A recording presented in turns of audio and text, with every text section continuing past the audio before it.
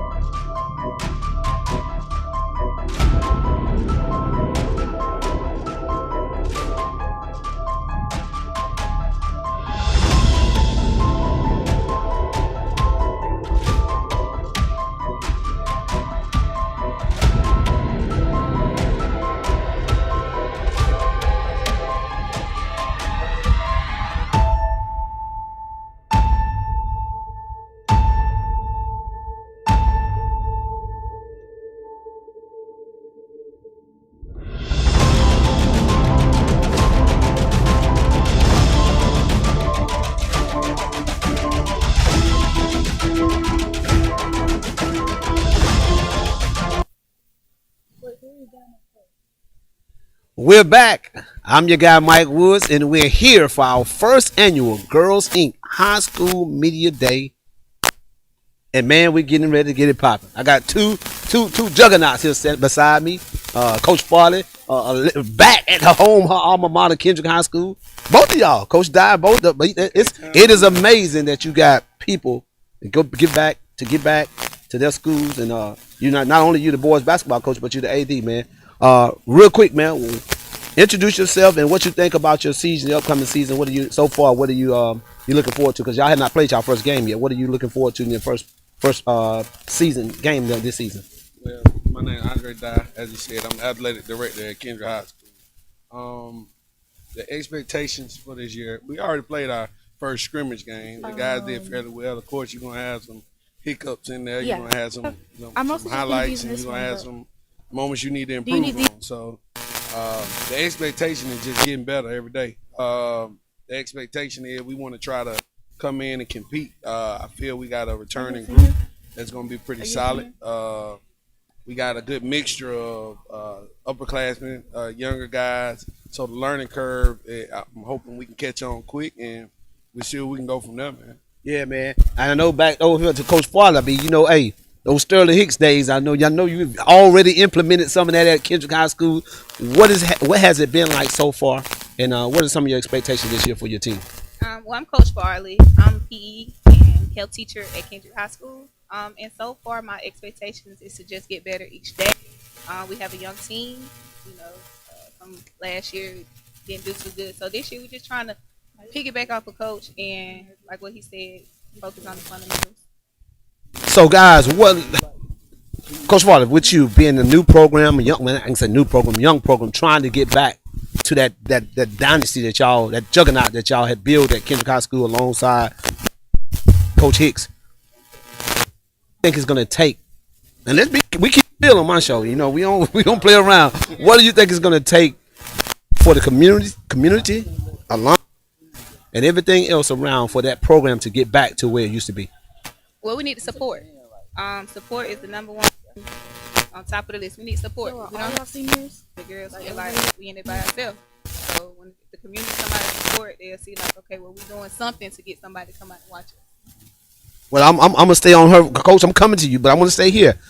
I want to go a little deeper. You have, because again, that's one thing that we have been successful with, entertaining, but in the same sense, keeping it real with whatever we do. You are surrounded by Ford Middle School, Rothschild Middle School, and East Columbus. What is the message for the parents that are watching this media today as far as giving you a chance? Because we know in this community people choose where they want their to school. what are you gonna what message can you give them now and say, hey, keep your baby here at home. We've done it. We've been the best in the past, but I need y'all to give me a chance to build this thing and get this thing back. What's your message to those parents? Don't look at what society is doing.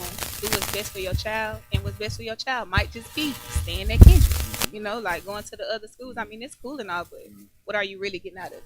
What are you really teaching your child?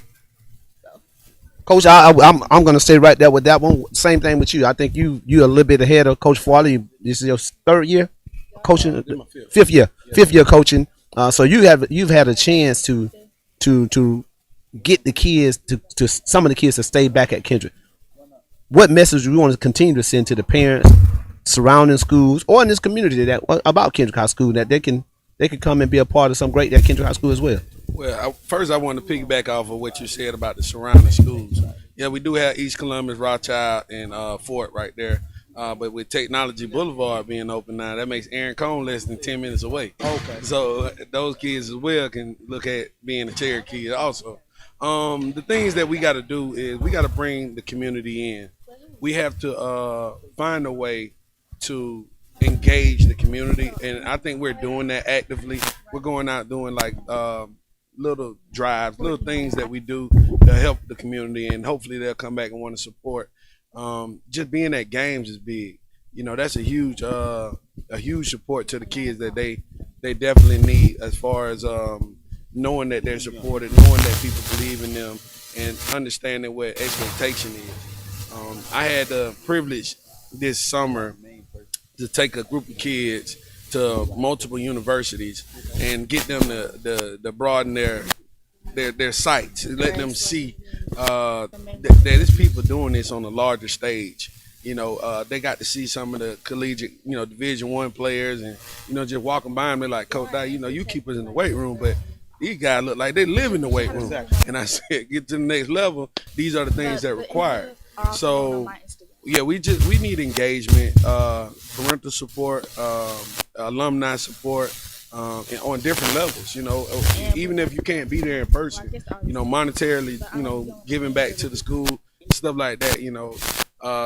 Donating supplies, those things like that, equipment, all those things, everything counts. You know what I'm saying? You'll be surprised. You say you donate a pack of socks. Man, these kids, they need it all. Socks, different things, detergent. It's just multitude of things that we need, that I feel that if our community were a little bit more engaged with it, we'll be thriving, man. We're halfway there. Gotcha. Coach,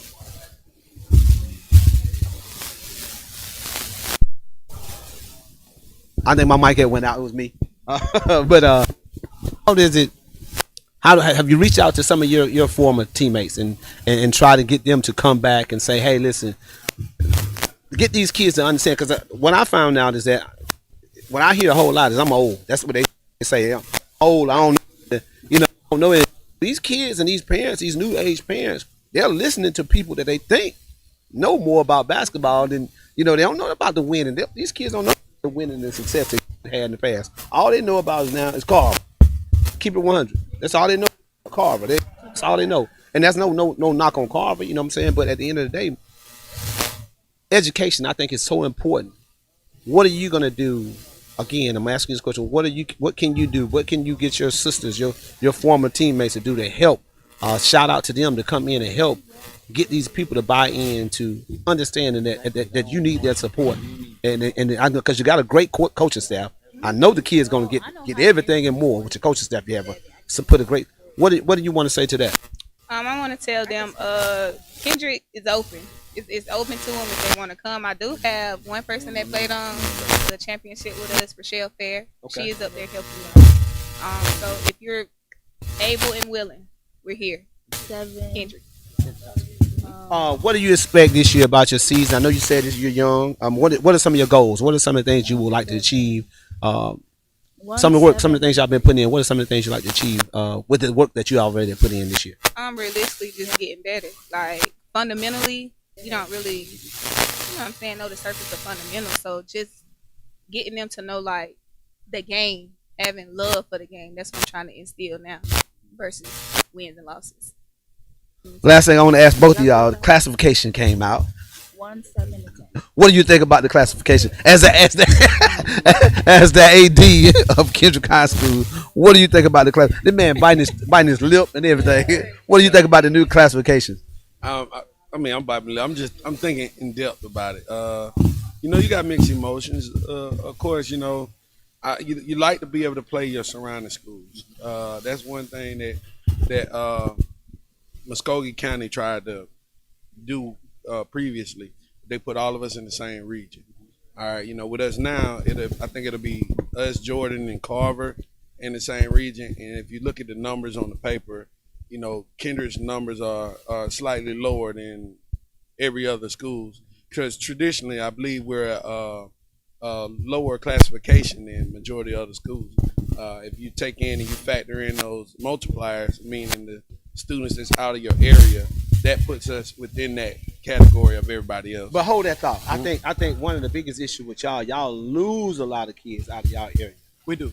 And because y'all have a good zone, a surrounding zone, but We y'all do. lose so many kids out of y'all area, and that hurts a whole lot when it comes down to people don't understand. I was talking to somebody in one of the other coaches at another high school. He was talking about they have 251 kids that are in the Magna program. Yeah, out of zone. So, Yeah. so that Magna play is count times 3. Yeah, them And that that's makes the multiplier. make that number high. So again, you're losing some of those kids that going to other schools that, to me personally, ain't counted for at the other school. And the thing is, I think we're working on that though, because Kendrick, since I've been there, and not to toot my horn, but I'm talking about the whole staff has got on the page of we got to push out our positive things we got. We got so much going on within our school. I believe you got our media over there, Exactly. a part of this media Great, day. great, Yeah. So like we have so many different aspects of education taking place within our school. Like we got our healthcare department in there. I mean, we got cosmetology going on. Of course, you know about the Mighty Martin Cherokee. That I know that's athletics, but they got their own little section of the building. We have so many different great things going on. Our magnet program, graphic art and design, it goes so much deeper than just graphic art and design. Our kids just came off of an overnight, a weekend camping trip. Different things like that. You wouldn't imagine that's really going on or taking place at Kendrick. But until you come inside those walls, we're trying to push them out. We got our film classes. They're trying to promote. We got different sections. I think we're doing a better job athletically by promoting social media wise. We're just trying to push out all the positive stuff we got going on. Once people start coming in and they start realizing, because one of my goals that I try to teach my boys is be able to stand here and tell somebody if they ask you a question, ask me what's my GPA. Yeah. You understand what I'm saying? Because they a lot of people I talk to in the community, they say, oh well, they don't have academics at Kendrick. I'm like, we offer the same things. We offer dual enrollment. We offer AP courses. We have different things going on within the building that we're trying to, like vocational, as far as, Jordan got their own program over there where we got wood shop and everything as well. So we have a multitude of things that we're doing that if we get the community more involved and want to promote it, and not just the negative that may take place around us. And when I say around, I'm not talking about within the building. I'm talking about within the neighborhood or There you go. or the There you area go. that all of us live Exactly. in. You understand what I'm saying? Because Exactly. we're all from the east side of town or the south side of town, and the thing is, they try to put that on one institution. That's not our Can you hear institution my that's mic? doing that. Our institution, we promoting higher learning. We're promoting next level. Whether you're going to the military, you're going to college somewhere, or you're gonna go get a career. We try to teach our kids that, and that's where I think the community may get it twisted a little bit. And if they can recognize the greatness within Kendrick, and we can keep pushing that out there, I think we'll start growing in that area. Well, I tell you what, man, that's a lot, and it was a lot need to be said because again, that's why we want to give you the platform to do those things and say the things you're saying. Because at some of the time, some people are scared to say it. Certain platforms, you don't know whether or not it's the right platform to say it. This is the right platform because I think again, I like balance. I mean, I can win when you got the best players. But if now we cross the table, now it comes down to X's and O's. So again, man, I want to say thank you guys for coming. Coach, anything else you want to leave off with? You got anything you want to add? Cause Coach said a whole lot. You got anything you want to add to that? Come to Kendrick. Simple as that. Simple as that. Well, we're gonna get ready to send this thing on over to Miss Tarashi, one of our broadcasters. So again, guys, for coming out. Thanks for having me.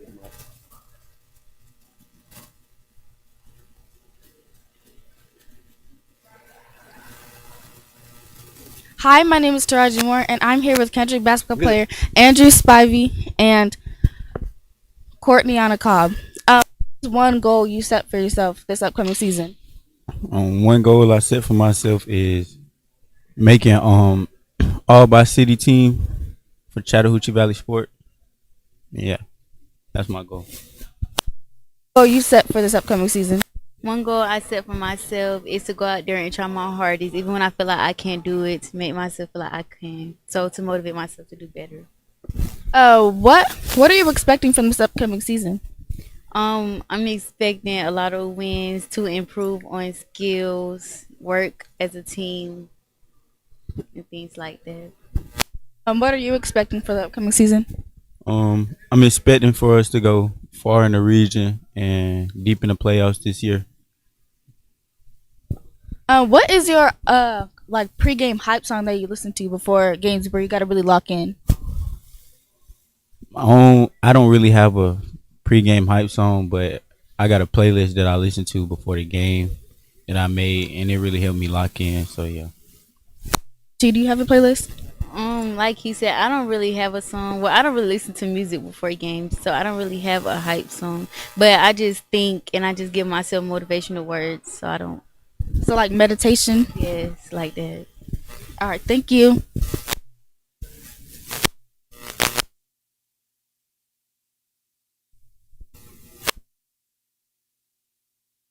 Back again. We're here at Kendrick.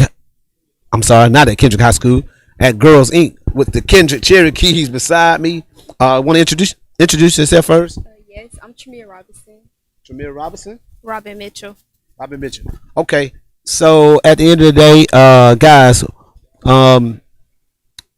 media day. We're here again. Excited, new coach.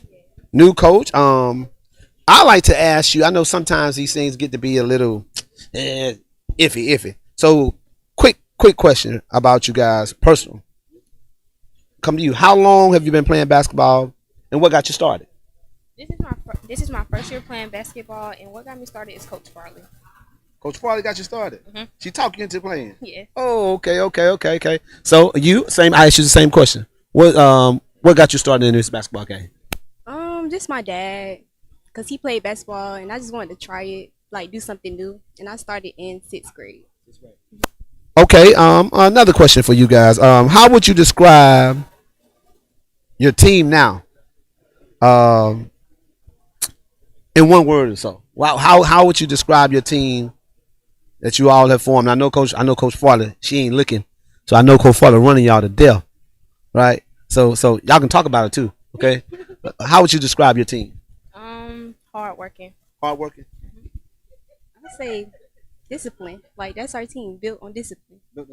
We have a little technical difficulties going on with me too right here, but that's all right. We're gonna get it popping. So again, man, what position do you play? Power forward. Power forward. Point guard. Point guard. What is the best part of your game? What are the things you think you have improved on since coming along with Coach Farley? I know things you're having another coach. What do you think, Coach Rob, Coach Griffin? What have you improved in most since y'all started in the preseason and up until now? Dribbling. What about you? I'd say attacking the goal. Attacking the goal. Kendrick, let's talk. We having fun. Remember, I told y'all we like to have fun, so don't feel so loosen up a little bit. So again, a lot of schools look at you all and they look at you all on their schedule and say, "Well, that's an easy win. That's an easy win." Not saying that you're gonna come off and be turn this season around completely this year. But what's going to be the difference this year and what they saw last year in Kendrick? Discipline. Discipline. Mhm. What about you? Just not giving up and pushing through the game. So all the teams that want to come and they say Kendrick is an easy win. I know for a fact, I believe this in my heart, and I have not been to not one of you guys practice. One thing you will do is play what? Hard. Hard. I know that because our Coach Farley is going to do that thing for y'all. Are there anything that you guys got that, as far as personal goals? What are some of your personal goals this year as far as what do you want to achieve for as personal goal and as a team? What do you realistically, some goals, I know y'all got the chance to be asked these questions, but a realistic goal, what is something personal from you and what is a realistic team goal that you would like for this year? My personal goal is I would like to graduate out of high school, and then the team goal will be to win most of our games this year. Okay. Same thing, same question. My personal goal is just keep going in life and just pushing through. My team goal is just keep going, like don't never stop, no matter what. So again, we're here with the Lady Cherokees. I'm excited about this coming year. I know y'all are legs are hurting and tired of running when all this stuff Coach Farley doing for you. But I'll tell you this, she's a great young lady. She's gonna hard work pays off. Hard work's be talent, don't work hard. So if you always remember this, if you go into the game and you give your all, you're always gonna come out victorious. Whether you win or you lose because you're giving it your all. So again, thank you guys. Excited about the year coming this year, and hopefully you will have a great season. And I know you're gonna graduate, so we ain't worried about that. But other than that, hey, good job. Looking forward for the season. And who y'all have y'all for your first game? Yeah, Carver Atlanta. Okay, at Kendrick or at Carver? Okay, so you're on the road. Okay, so what's the first home game? Y'all know? I'm not sure. Yeah, y'all got to start knowing that stuff because you got to look in that camera and say, listen, all the alumni. This is what I want. All y'all Kendrick alumni. Good point. All Kendrick alumni. Bring our tails to the gym and support us. Every night that we have a home game, we want that thing packed. That's it. So again, shout out, man. We sending good things out, good vibe in here. We're here at Girls Inc. for our first annual media day. Our first team here of the week of today is the Kendrick Lady Cherokees and the Kendrick Boys Cherokees. So again, thank you, girls, and we're looking forward to having a great season.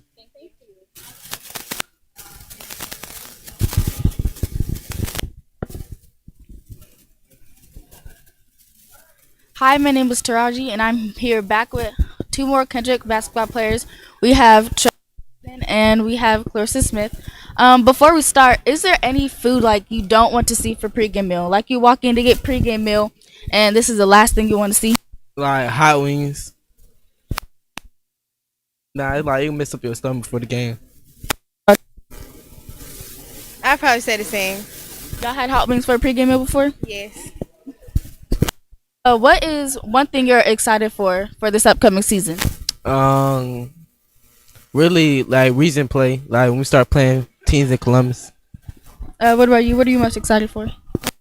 Excited to play Shaw. That was a real fun game last. Was there any plays that really stuck out to you when y'all played Shaw? Like for them. For y'all. Any role models do you guys have? Like any WNBA or NBA basketball players do y'all look up to? I would say Kyrie Irving. Kyrie Irving. Yeah. Do you use in the game? Not for it, like a little bit. That's you. I don't really have nobody. Thank you. Back to you, Doc.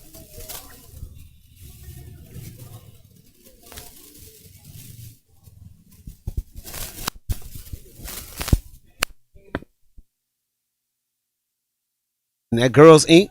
And this time we have two of the Cherokees, Coach Andre Dye Dogs, we're going to call them. Y'all getting ready for the season. First of all, I want you to introduce yourself. My name is Ravel Edwards, point guard. Name Andre Dye, small forward. Andre Dye, come on in, son, Andre. Start on in a little bit, man. Don't act like you're scared. I've been knowing you ever since you was a baby. Come on. So again, listen, man. Hey, quick question. I mean, I want y'all to loosen up. We talk smack on here. We don't listen. We don't play up. All that fakeness is out of the picture. You understand me? So let's talk. First game in this. Who do y'all have? Carver Atlanta. And the girls told me y'all going to Carver, Atlanta, right? What do you know who y'all first home? Brookstone's the first game No, yeah, yes, sir. Yes, sir. at Kendrick. Yes, sir. All right, so let's we're gonna start off by saying this. The girls message to the Kendrick, the student body, the faculty at Kendrick. What can you tell them for them to come out and support you guys this year? Oh, coming out to support Kendrick is big. Some people say a lot of stuff about Kendrick, but I feel like if y'all come out support, you'll get a lot from it. We'll give you a run for your money. Same question to you, Di. What question? I mean, what message could you send right now? The alumni, the faculty, the student body, your community about Kendrick High School. What message you want to send to them about coming out and supporting you guys this year? Y'all because y'all know y'all want to see us whoop everybody. We try and get our get back. Time to go. So time to go. The man says time to go. If you had to know the power rankings came out the other day for the girls side. I don't think it came out with the boys side yet. What do you see yourself right now as far as the region is concerned? What do you see yourself at right now? I know we hadn't bounced the ball and y'all hadn't played no region games, but what do you see yourself as far as the region? What are your goals as far as state playoffs and all those different things? My goal as far as state playoffs is to get deeper where we got last year. Last year we lost first round. We're trying to get better, bigger, and better, and doing that. I know we have y'all. How many seniors coming back this year? Like 5 or 6, 7. That makes a difference. That makes a difference for your senior leadership. How important to you is that going to play a role in the success that y'all going to have this year? For me, it plays a big factor. I got great chemistry with my teammates, and I feel like that's going to play a big factor. For some of the young guys, who are some of the young guys that you might feel gonna come and play a role this year and help y'all out? We have a lot of young guys like AJ Dot to my right. We have a lot. He brought some boys with him from East Columbus here. We have a lot of young boys that are gonna play a big factor.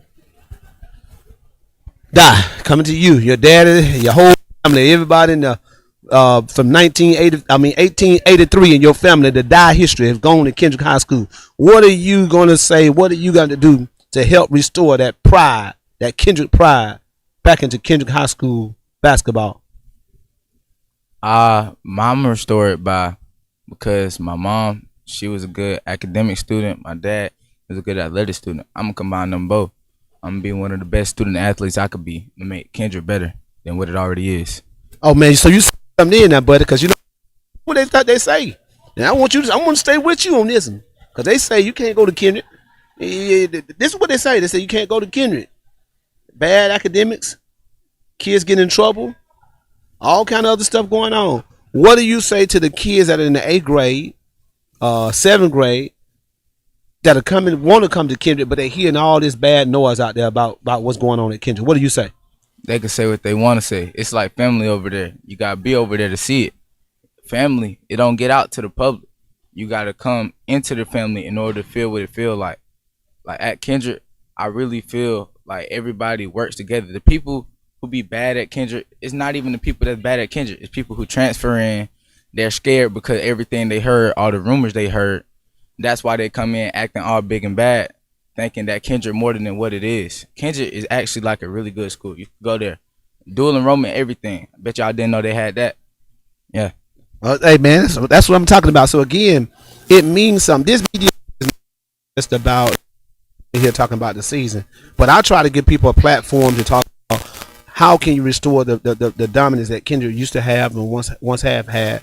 And again, you know, anything you want to add to that? What would you say to the kids that are at Kendrick, or not at Kendrick, that are at the middle schools that are being told that you can't succeed at Kendrick? What do you say to them, these kids? Oh, while I was in 8th grade, a lot of people told me the same thing. It was a lot of rumors about Kendrick. When I got to Kendrick, it was a whole different thing. It's a great school, and I feel like I picked the right school.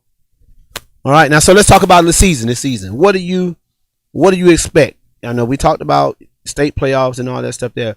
What have the off season done for you? What have you improved on the most this season? For me, I feel like I improved for a lot of leadership. Last year I didn't have a big role. This year I feel like I picked up a lot of stuff. And yeah. You got one of your leaders that is not here today, but What do you have to say about Noah? Noah has going to play a major role with y'all team this year, and what can you speak on him for his leadership? Noah is a perfect teammate. He been with me since 6th grade, since East Columbus, and now we here as 11th grader at Kendrick. I feel like we got a lot of chemistry. He's a great teammate. Just a great person to be around. My last question for you guys. I know you get this asked a lot. How does it feel to play for your dad?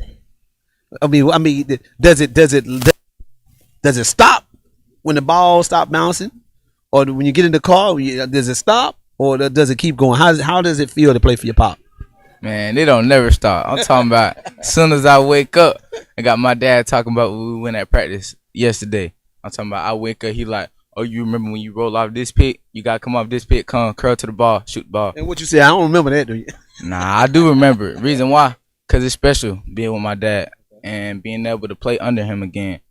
I haven't played under him in forever, and it really holds a special place in my heart to be able to come to Kendrick and play for my father. Hey, man, that's saying a lot. Again, man, thank you guys. So we are expecting big things from y'all. First game, again, is home game. We know you're going on the road. But what's your first game again? Or you know the date? 21st, first home game. What is it? 21st. 21st of November? Yes, sir. At Kendrick. Yes, sir. So we're going to do the same thing we did with them girls. We're going to do the exact same thing we did with them girls. Look in the camera. I'm coming to you, Doc. Look in the camera. And what do you want to say to the fans, all the fans, all the alumni, man, about on the 21st again? What do you want to say? I mean, pack the gym. Pack the gym. Now you got to talk smack, man. Come on. I don't do too much talk. I let the game talk. But come out to the Kendrick on the 21st. Come see us play.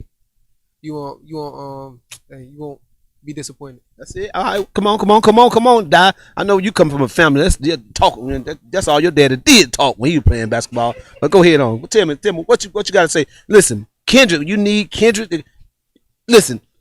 All the you want them to be all down. What's the street? What's the street Kendrick on? Georgetown Drive. They can't get in. You want them out. That's how many people you want. What do you got to say to the fans, the community, and all y'all student body, Kendrick Force coming out and supporting y'all? I'd love to see y'all come out. Can't wait to see that line all the way down from EC all the way to Kendrick High. Love to see the community. Hey, we're right here, man, at Girls Inc. for our first media day here at Girls Inc. for the Kendrick Cherokees. We're getting ready to sign off. We're going to send this thing back to Miss Taraji. Hi, my name is Taraji Moore, and I'm here with Kendrick coaches, Coach Griffin and Coach Richie. Okay. What is your biggest coaching pet peeve? Like, if any of your players do this, you're like, all right, no. My biggest pet peeve is when showing like a drill or giving instruction and people are playing, because that's important. And we have some people that's first timers, never played the sport again. So every detail is important, like everything we say. So the playing around on the sideline, on the baseline, not paying attention really grinds my gears. Yeah, relate to that. What about? I'm gonna say quitters. I don't like people that give up on a play or give up in general. So, what are you guys most excited for this upcoming season? Just being with a new group of girls and just like restarting, the program, just to see and watch how much they grow and pick up throughout the year. What about you? What are you excited for this? Showing the girls that we can win more games that they won last year. What is the funniest player has ever said to you during practice? Oh my God, these girls are clowns. I can't even think off the top of my head right now. What about you?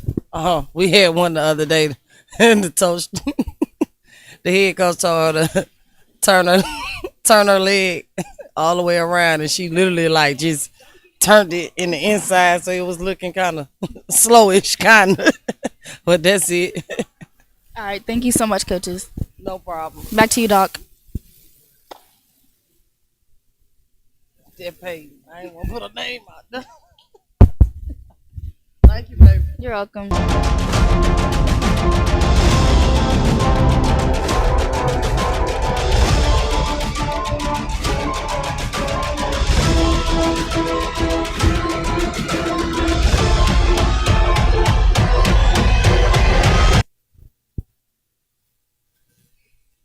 Hey, we're back.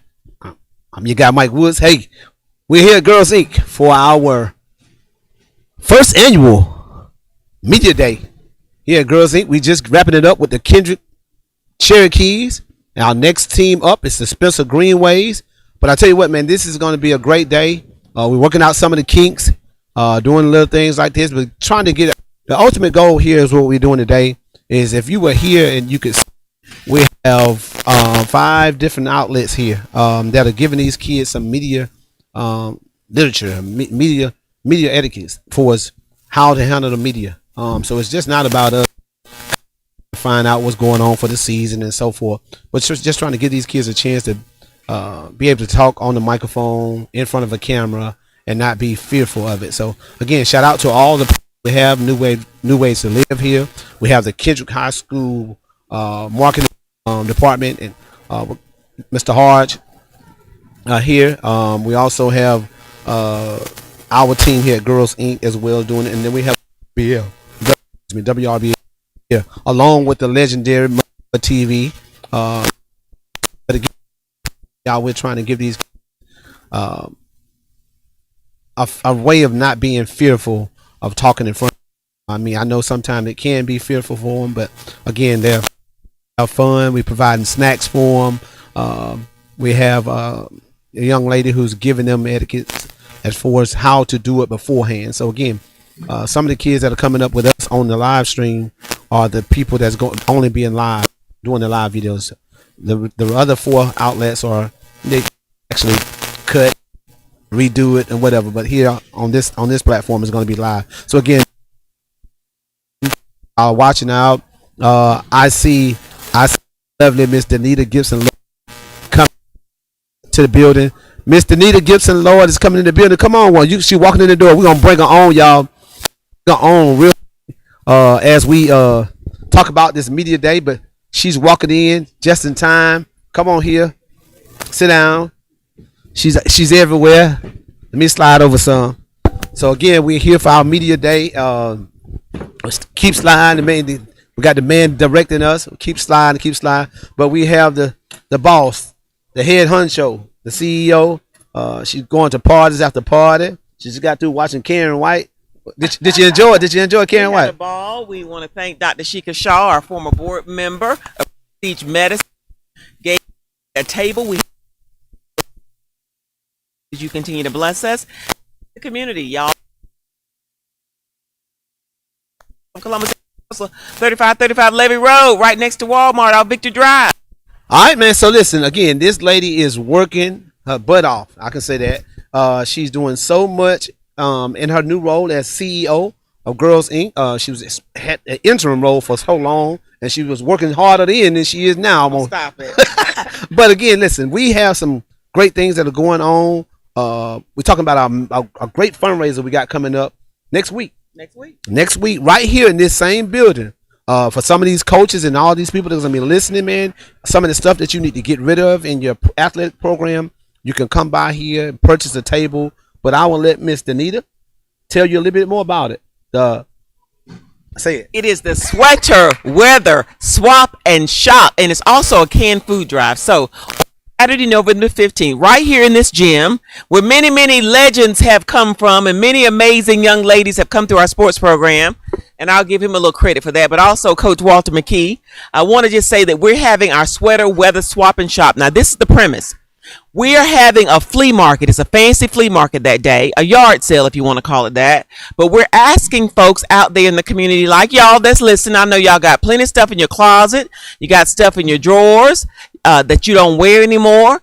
And we want you to just bring those items out, set up a table, and sell those items. Now, you pay us $100 for the table because that $100 sponsors a girl. Every single month, the monthly cost that our girls have to incur is their transportation, which is $25, and then their monthly attendance rate, which is $50, and then there's a $25 registration fee that they pay that one time. And so for $100, you sponsor a girl. Now you come in, you pay that amount, you can sell whatever you want to sell on your table. And if you want to, you can give us a donation, or you can just keep all the proceeds from what you sell that day. Also, on that same day, we're having from 7 a.m. to 3 p.m. a canned food drive. You know, in our community, a lot of people that's still very hard hit. Groceries are not going down, y'all. It's still expensive. These eggs, these groceries, bread, all those staples, it's costing. We know that there's food insecurity that exists. And so we want to do our part. So on that day, we're asking people to bring their canned goods, drop them off. We're going to be making that donation to various food banks around the city because we're going to do our part that day. And we're asking you to come out and help us with our girls, our community daughters, what we call them, ages 5 to 18 here at Girls Inc. of Columbus and Phoenix Russell. So again, we do so much here in Girls Inc. And people don't understand how important it is to give back. People don't understand how important it is for their donation, their contribution, not just for the fundraiser that we're getting ready to do, but forever. I mean, the continuous fundraisers that we need to do and the money that we need to bring in. That's right. How important it is for, let's say, possible donors or sponsorships or whatever, some of the things that we got going on. How important it is for some of the people who can, and this is a challenge I always say, for those who can deliver, for those who can give back, how important does that play a role in helping these kids out with what we do here at Girls Inc.? Oh my goodness, the difference that makes is phenomenal. I want you to understand that every year we have to raise from scratch a $2 million budget. And so we recognize that there are going to be different levels of giving. Some people have foundations and they can stroke a big check. Some people, there are organizations and foundations that we do get some funding from, and thank goodness we're able to get those funds.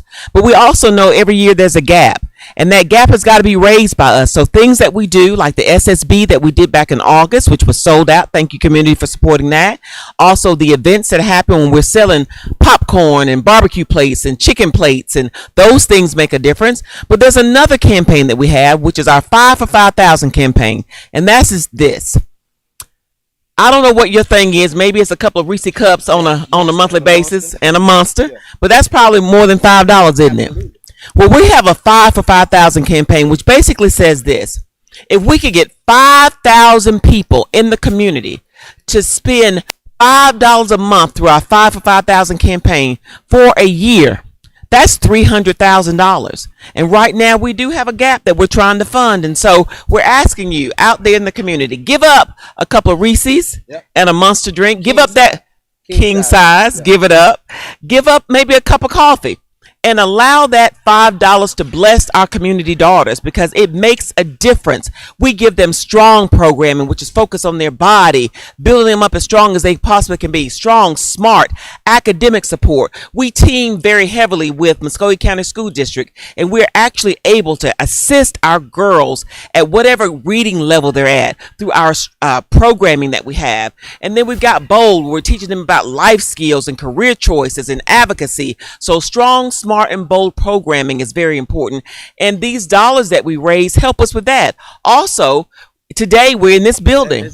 This building is 28,000 plus square feet. Well, guess what? We got lights on. We got water.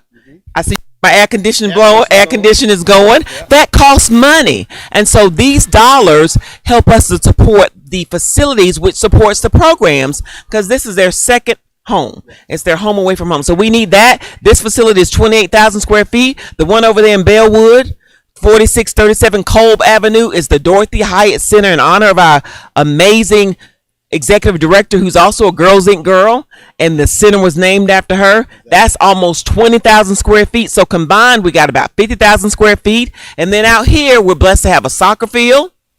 We got two softball fields. We got a playground out there, a pool. Tell them how much that pool costs. Oh my goodness, I don't even want to tell you how much that. But guess what? I'm gonna tell you this: when other pools in Muskogee County School District were shut down during the summer, we were one of the few pools that were up and operational, and so we take great pride in that. Our girls are able to come, they're able to have that swim time.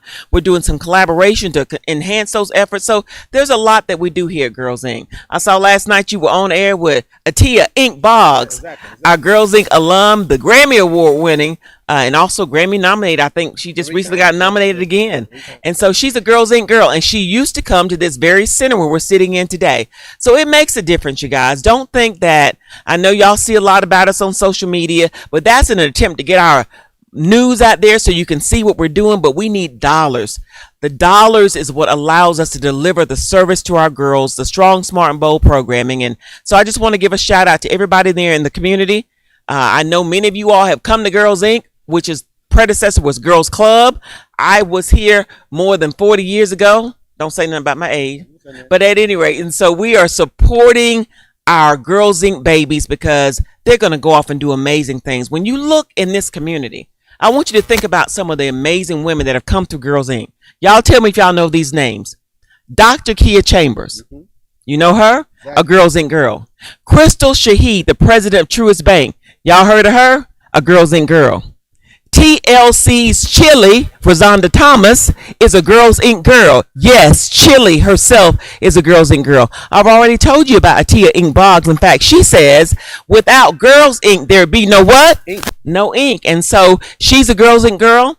I can look out here and I can see so many other amazing women. Melinda Talbot, you know, she's a tax queen. If you got some tax problems, she can help you out. Shanice Thomason, she is doing great things in the hair and beauty business. Girls Inc. girl. And her daughter, who's also doing great things in that same space. But when you just look across the landscape of this community and the folks that are not just doing things in our city, but in our state, in our nation, and internationally, many of them come right back here to little old Columbus, Georgia, the second largest city in Georgia.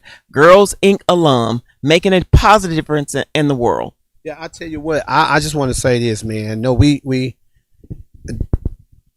she said a whole lot, but the point that we're trying to get to this community is that y'all, we need your dollars. There's no if, there's no ands and buts about it. We need your dollars. It's time out for us to talk about what our kids are not doing and what our kids can't be doing, or get in trouble and all those different type things there. If we don't provide safe places for them to come to, that's what we're gonna get. And I learned this from one of our friends that we had in common that passed away, Dan Menifee. Dan Menifee said this a long time ago.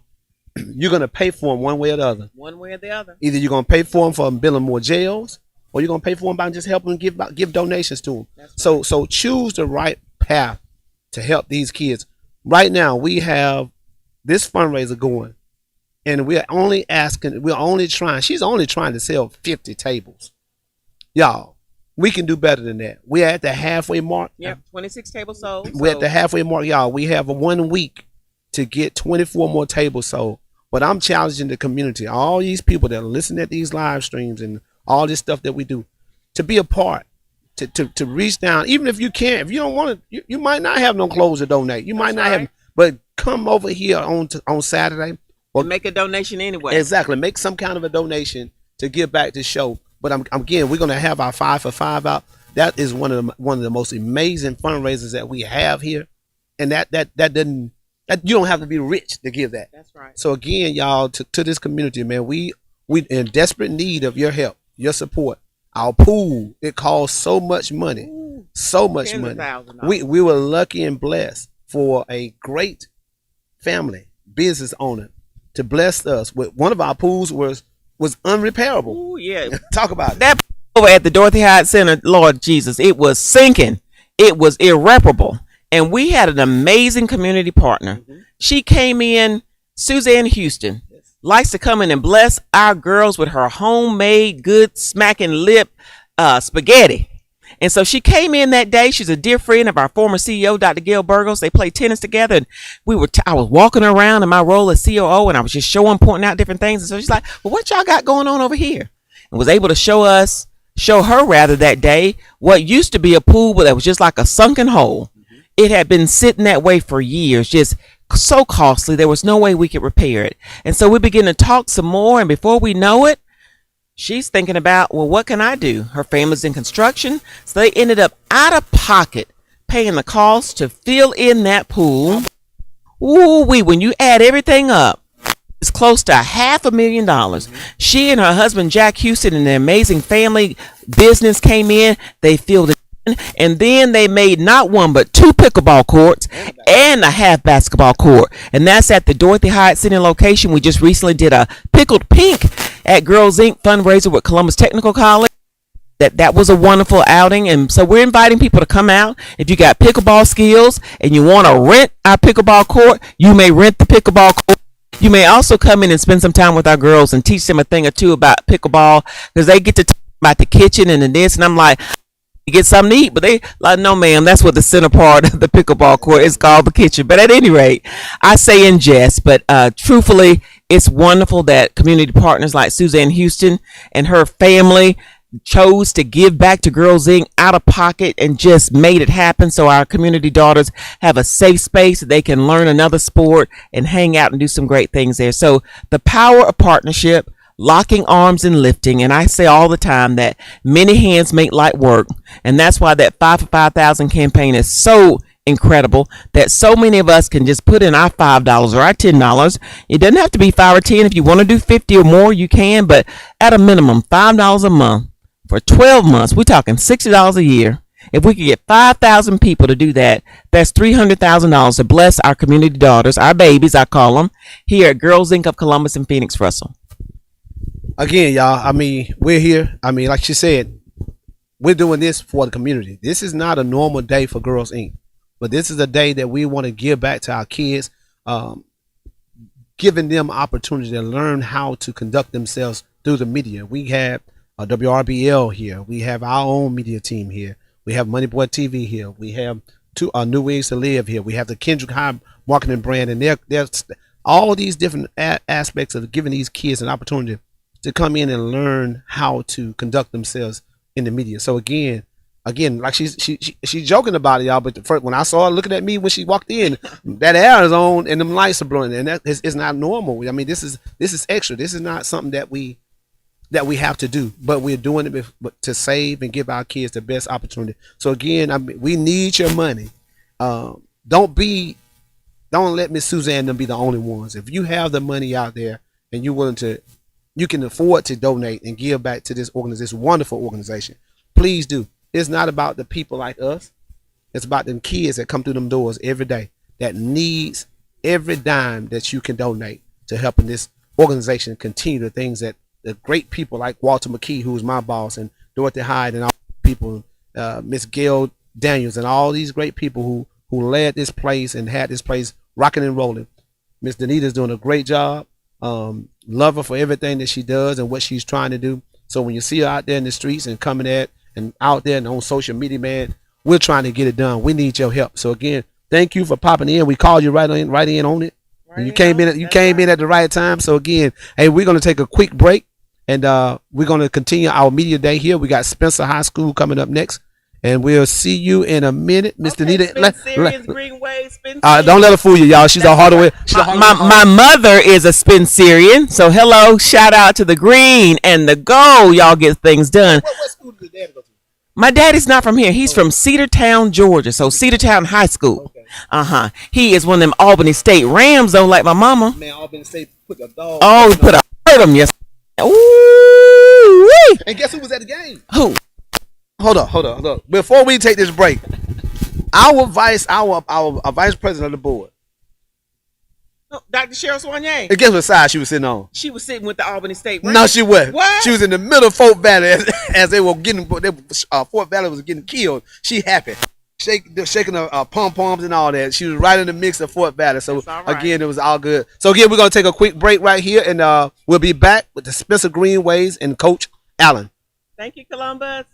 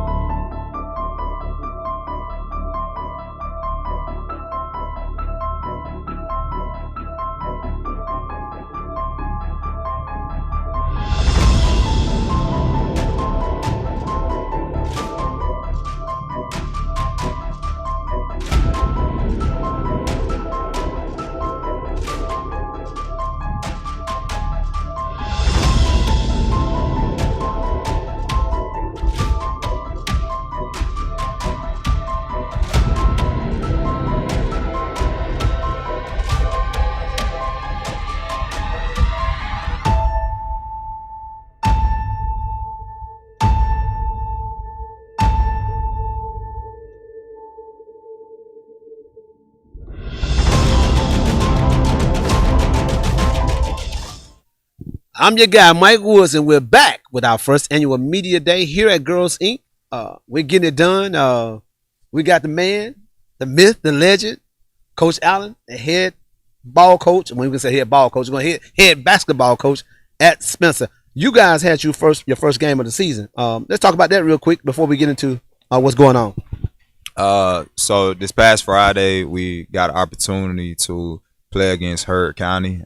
They have a really good boys basketball program. The coach is doing a really good job there. But it really was a good opportunity for our younger guys and experienced guys, just to get some reps going into the season. So it was a scrimmage game, but we opened up our regular season on the 22nd against Lamar County in a showcase. Would that be you're traveling on that showcase? Yes, we are traveling. Okay. So let's say this. What are some of the things your team you've seen? I know me and you talk a lot off air and all that stuff there, but knowing that you're young, what have you seen so far for your team that impress you and give you some confidence for the upcoming season? Thing that's impressed me the most, I guess, is how quickly they are improving on their skills. And even though we have a really young group, like, they are really committed to the game. They're making a lot of sacrifices, and the discipline is there. I didn't think that the discipline was going to be there this quick, but they're just showing that they want it. But just seeing how excited they are at basketball, how disciplined they are, and how quickly they are improving is amazing. As far as your team, some of the young, I know you're very young, but what do you have? I know you have some kids that are on the football field as well. Yes. What are some of the bright spots you've seen so far with some of your young guys? Like I said, they just came right in working. The entire summer, they came in, put in work. They bought into the weight room. We threw them right out there. So summer, we try to play a very competitive schedule. So they got an opportunity to get some good looks against, longer athletes, some Division I athletes, some of your top prospects in the country. We did participate in live period as well, but we kept them on the road so they can see that level of competition.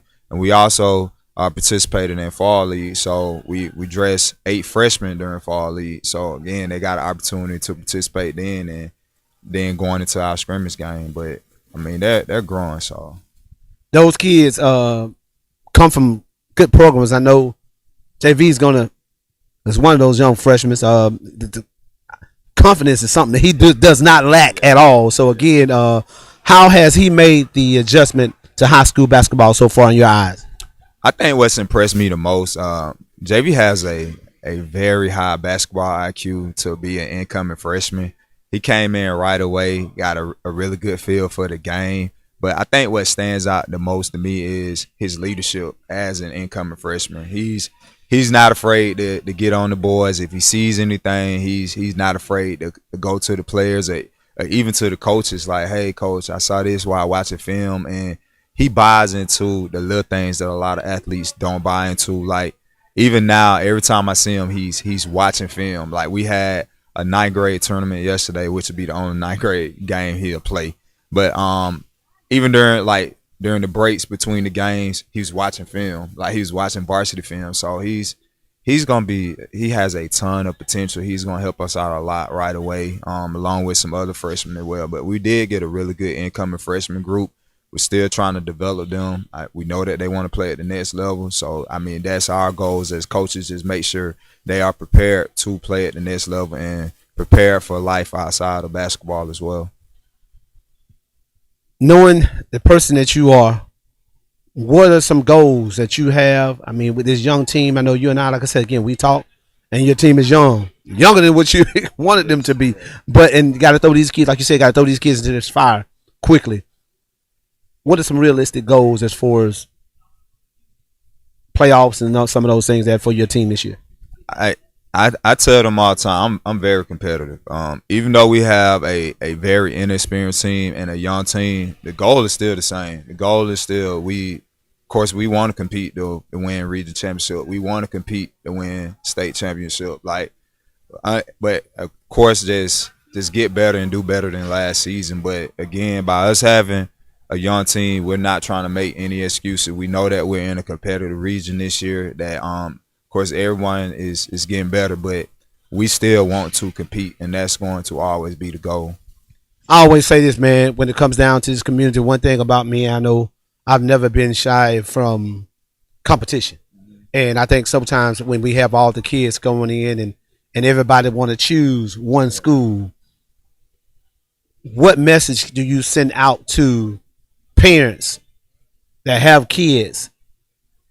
You know, because I will say this, Coach Mills has always said, he said the kids from middle school to high school, they're free game. Yes. But once they get into a high school, leave them alone and allow them to stay at the high school they are without anybody interfering with that.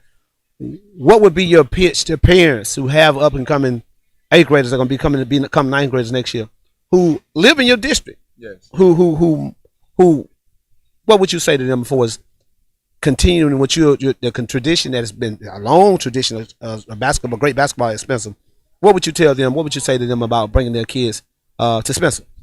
I would just say at Spencer High School, of course, we have a really good program. Our coaches really invest in our kids. We always tell them it is bigger than basketball. So we don't just care about them now. We're going to care about them after graduation. What you see a lot is once some of these kids graduate and they move on, like the coaches probably won't even communicate with those kids anymore. So again, this stuff is bigger than basketball. Like, we really try to build that family atmosphere here. No, of course I'm going to say this, but because I feel like it's true, but nobody's going to work as hard as for your kids than our staff is. Of course, we give everybody a fair opportunity. I ain't answering. Go ahead. We give everybody a fair opportunity, but again, we do invest in these kids. We are trying to prepare them for the next level of basketball if that's their goal. If it's not their goal, then again, we're still trying to prepare them for the next level of life. But I mean, these kids come to our program. They are family. Again, it's not going to be easy nowhere that you go. We're very realistic with our kids. Again, we go out the way. Right away, coming into that 9th grade year, we tell them, I mean, how it's going to be, how you're going to always have to work for stuff in life. We don't make any promises that we don't keep either. I mean, we try to be men of our word because we want our young men to grow up. We try to be that figure, that role model to them. So we don't want to shoot them in their lives just to get them to our school, and then they kind of think that that's okay. But again, we're going to continue to build something special over here, and we do get a lot of kids that have never played basketball, and we invest in them. But we do believe in and building great student athletes and young men. My last question to you: the classification came out. Yes, sir. I know it's going to be I know some people are going to probably appeal and try to get some things going on. How do you feel about the reclass and the classification that you guys are going to be going into? I mean, it's one of them things. It's just life. I mean, we know every 2 years classification is going to change. GHSA rules are going to change. I mean, next year, of course, the power ranking rule is changing. So it's not like this year the top 4 teams from each region, they're automatically going to get a bid for state.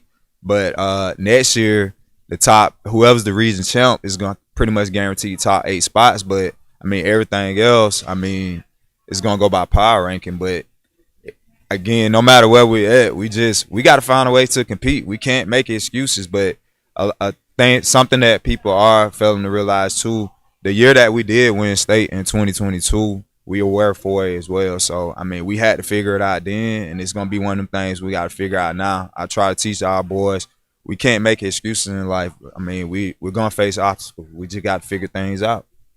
Well, Coach, man, I know you're going to do a great job this year with your boys, and we're excited about the upcoming season, man. Excited about it. I know you're going to get out and watch a lot of middle school basketball because that's what it's all about, you know, and that's the most important thing, man. You know what? My door is always open. Anytime you need me for anything, I'm always here. Thank you again for coming out and showing your support, because you didn't have to do this on a Sunday. I know y'all just did it last Sunday. So again, we just want to say thank you for coming out, and I'll end with this. I'll let you end with this. What do you say to your community, to your schools that you service, to the kids, to the parents, to the parents in this community that have a chance to choose where their kids want to go? What message you want to send to parents about you, your coaching staff, and Spencer High as a whole that their kid can be just as successful at Spencer High School as they could at any other school in this system? It's so much I could say about that, but I mean, at the end of the day, I am not a selfish person. I mean, of course, for some people, Spencer might not be the right decision, but I say do your research though on our program. We are working hard to get these kids to the next level. I mean, last year, all of our student athletes got an opportunity to play a sport at the next level. We had a lot of seniors. Half of those seniors ended up going to school for football, and we had 5 that went to school for basketball. So, and even that year before that, we still had a lot of athletes that went to school for basketball. And of course, we're gonna always have a lot of football kids in our program, but they always get an opportunity. But do the research, do what's best for your child at the same time. Because sometimes some people are gonna try to feed you and tell you stuff that you just want to hear, but just do your research. And I do want to say I really appreciate y'all putting on this event for the community and for these student athletes, just giving them an opportunity to kind of speak and learn too, like you say, speak in front of the media, because they're gonna get this opportunity a lot with the news outlets and everything. So really appreciate you putting on this event as well. I appreciate it, man. Hey, we're going to get ready to turn this thing over. We got some Greenways sitting at the table with Mr. Roger. We're going to send it over to Mr. Roger with the 2 of the Greenways boys basketball players. Hi, my name is Roger Moore, and I'm here with Spencer Basketball. Devin Gap. Kyden James. Is there a hype song y'all listen to really get you, or Probably Blow Hold On. Probably Free Minds by Thames. I hear, whenever I ask that question, I hear a lot of people say Blow. Is there anything you like about that artist? Nah, he just fire. He hard. Is there a personal goal you have for y'all before y'all go into the season? Really just make the championship. That's it. What about you? Get most boards as I can on the court. What do you think you need to do to execute that goal? Just work harder in the gym, and yeah, just things of that nature. Is there anything y'all are most excited for, like any games or schools that have to play? Nah, really just beat everybody, for real. What about you? I'm kind of excited to play Carver this year, because since it's my first year playing, so yeah. Thank you so much. Back to you, Doc.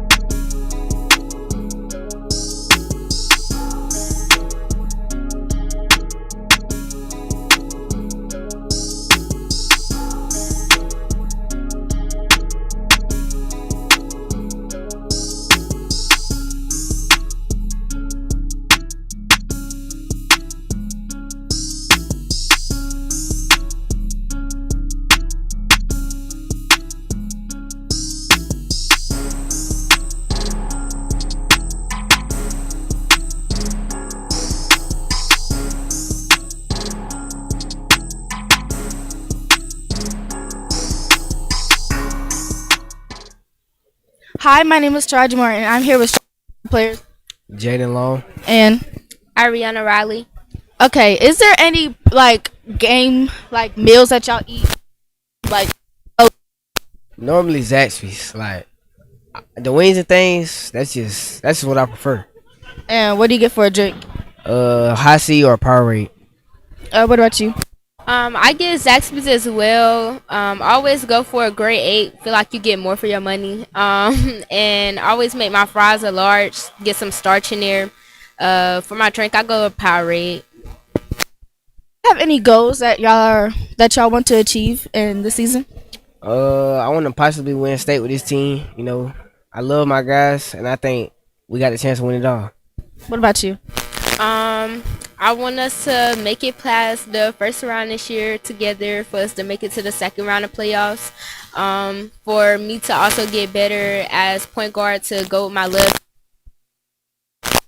What do you think biggest obstacle to be able to make that goal? Actually putting in the work and taking out the time to use my left, even though I know my right is my dominant side, to sometimes take that chance to go left even when I'm not confident. Your biggest obstacles going into the season? Mainly I would probably say my attitude, but I've been working on it lately. It's been pretty good, you know. And probably my left. Yeah, I'm gonna go with that one. So much. Back to you, Doc.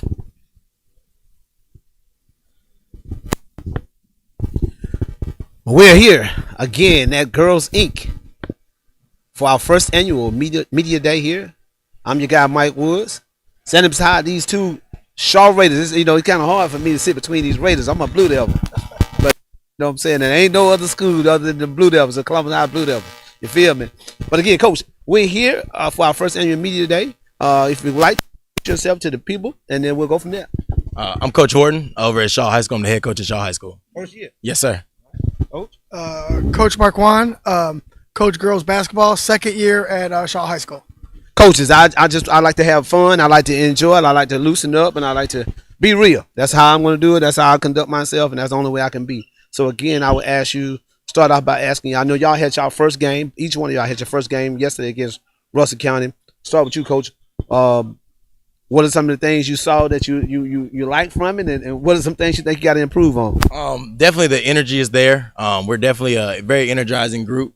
So we're our defense is getting there. It has a little couple corners that we got to clean up, but I want to we executed on the offense end perfectly. So just knowing that we're able to execute on our second basketball game, we played Brookstone Thursday, and being able to see the improvement each game has been a big thing for me.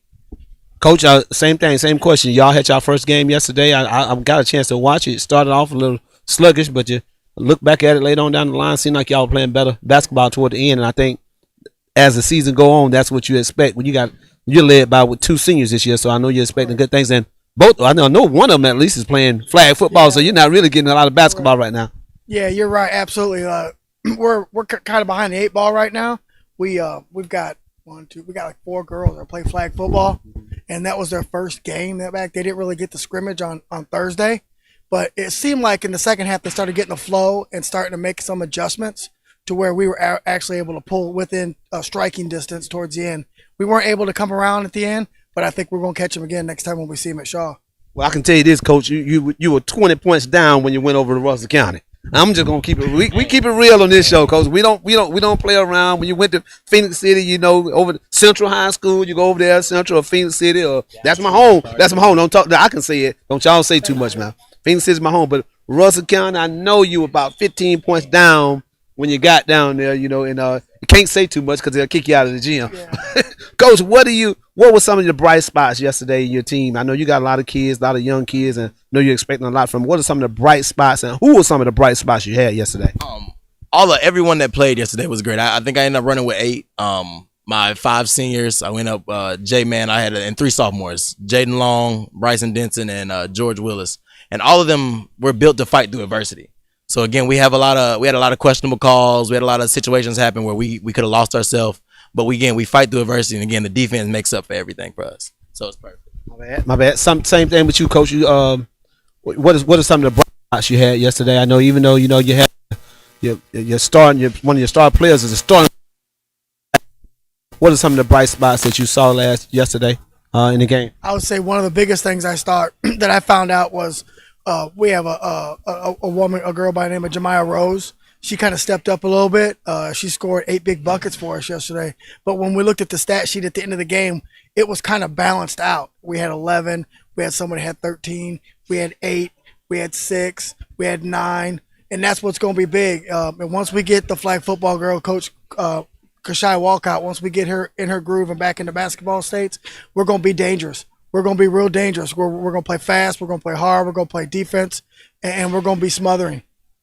Well, you know, again, our everything that we do with the midweek hustle and all the things we do, we rile up people around here.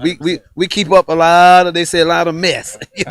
We're truthful. We're not one of these people that's going to be the politically correct thing, but in the same sense, we want to give you an opportunity to talk about the things that people really want to talk about. I know that I'll go back to you, Coach, on the girls' side, because I haven't seen it on the boys' side. On the girls' side, there was a power ranking came out a couple days ago, and had a lot of people kind of, I just want to know, Coach, were you one of those people that was upset where you were in the power ranking? I looked at my wife when that came out, and I really probably can't say this with the mic here, what I said, but I talked to Coach Crowell, and I told him, I go, and just like I said to you earlier, it looks like they just threw our names in a hat, just pulled it out. So we told our girls in the locker room, like, you know what, take this to heart, because this is what they think about you in the beginning of the season. Let's change their minds real quick right now. Oh yeah, and I tell you what, man, the boys hadn't came out, but I know after all the heat that they got from the girls, they're gonna really think about when they make the decision on the boys. With that being said, Coach, what do you think you are when it comes down to your first year coaching? This is not your first year coaching; you've been your first year as a head coach. I know you've been on the sideline with these boys, but what do you see yourself finishing in this area, in this region? By the rank for me, I'm one. I don't like putting myself or putting myself behind anybody, and that's the way our mindset of my boys have. I think they had us ranked at 5. Today they came out, we were ranked 4. Again, all that don't mean nothing. I think the message I send the boys, I wish we weren't ranked, because I want that fuel that everybody's on the list. It's the first game and everybody is stamped. We want everybody. Well, I can tell you this, you got 2 of them on your team, Brian and not Jason, they all played in our travel program here, and I can tell you, they were talking cash junk all year. So you might not say anything, but those 3 I know gonna talk smack, and they really excited about the opportunity to get a chance to go against the schools like Carver, who's projected to be the best team in the city. 100%. George against Brookstone had 18. Bryson had a double yesterday with 14 and 10. Jaden Long does everything I need him to do on the court. He's learning the game of basketball, and it's good for them to learn the game as well, especially with them being a sophomore. I get them for 2 years, and they're already animals on the court. I just got to get them to learn the game of basketball to win it. That's all. Coach, again, I'm going back to you. I know I think this is probably the most balanced girls basketball has been in a while. Not talent-wise, I'm saying, but just balance. I mean, balance up in everybody. What do you see yourself when the smoke clears this season? I see us fighting for a number 2 or number 1, number 3 seed. It's going to be a jungle mess. It's going to be all together. It's going to come down to who's going to make plays when it matters. It's going to come down to who's playing defense. Who's going to step up when we need our seniors to step up. That's what it's going to come down to. I know there's not a lot of power kids. We had a lot of kids in this area who've gotten hurt, especially on the girls' side. The girls' side had a lot of injuries. You've had a lot of great, big, and not only just any girl. These are some of these teams' best players on their team. I think with that happening too, that opened up the door for teams, because you have the best seniors guards in the city. If I had to say right, I would give Carver the edge because they have so many that to floor at a young age. But when I turn around and look at Brooke and look at your other guard, Wolcott, am I right? Yes, for sure. What kind of season would they have to have, or year that they have to have for you to eclipse or to become region champs this year? Well, I'm not big on putting like a stamp on how many points or how many things they need to do. I think I need them to work together. I need them to be side by side. I need them to be the 1-2 combo that we're looking for, because I'll tell you right now, I would put those 2 guards up in the city against any 2 guards that we have. Those are the best 2 guards in our city tandem duo that we have right now in Columbus, Georgia. Well, I know what I've talked to your assistant coach, Coach Curtis Crowell, and he's been saying that all year. So again, we like to put the bullseye on people's back, and they have to. I mean, we want these kids to step up to the mic and step up to the court, the challenge that they need, that people put in for them. So again, thank you guys, man. I'm so excited about this coming season. We will be covering a lot of games. I always end with saying this. I'll give all the coaches a chance to say this, and I'll do the exact same thing to y'all. What would you say as far as kids coming to your program? Why? What is your selling point for kids to come to your program? Because I know for a fact that it's really important when it comes down to recruiting. But what would be your selling point for these kids that are 8th graders now to come to Shaw? We got a whole different program now. It's a different person in the chair. Where I care about every part of the program, whether it be the varsity, whether it be the JV, whether it be the freshmen, and just knowing that it's a team full of development. When your time is ready, when your name is called, you'll have the opportunity. When it's time to learn, you'll be able to learn. We have the good schooling to be a part of your student athlete first. So I know we have the student part done. So the athlete part will come easy over here at Shaw High School. Coach, same question to you. What message do you send to all the parents of young ladies who are athletes, who are pursuing and want their kids to go to a good program and get a good education? What's your selling point for them? Why should they choose Shaw? Well, I'll tell you right now, I got a great assistant coach, and it's like having 2 head coaches on the sidelines. And when we get together like that, we both watching film. We don't care if you're a freshman, sophomore, junior, or senior. If you can play, you're going to play at Shaw. I drive to the parents out there. I drive grades. We have study hall. And the biggest selling point I could say right now is a lot of the girls are going to different schools right now, and they might be sitting a bench down there on the end. If they come to Shaw, they're going to have an opportunity, instead of sitting at bench, they're going to have an opportunity to play at Shaw and still get the same looks as everybody else. Hey, he said it. And, at the end of the day, that's what it's all about. So, again, man, thank you guys for coming out. We are looking forward for this season, and we're going to send it over to one of those other Shaw Raiders, Miss Taraji Moore. Hi, my name is Taraji Moore, and I'm here with Shaw basketball player Antonio Reese and Michaela Clark. What is your most embarrassing moment that happened to you on the basketball field? Maybe last season, the first 2 games y'all played. One game, I was going up for a rebound, and I got pushed and fell. Yeah, that was bad. That's really all. So how? Everybody in the gym. I had messed up my leg, and bench was laughing. But yeah, that's all. To Michaela, any embarrassing moments on the basketball field? My first JV game, and 3 seconds left. We're down by 1. No, we're up by 1. I shot a 3, missed it, and they went and got a layup, and we lost the game, and it was because of me. Do you feel like you could think that's not that from happening? Not shoot the ball. What is one thing y'all are expecting from this upcoming season? One thing I'm expecting us to win regions and go deep in the playoffs for state. That's all. Are there any teams that you really want to play this season? I'm excited to play Spencer because I know people on that team, and I just want to beat them. What are you expecting from this upcoming?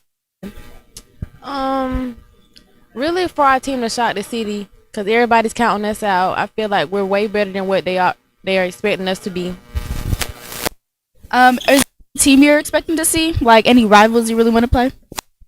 You could say Northside because rival team, basically. Thank you so much. Back to you, Doc.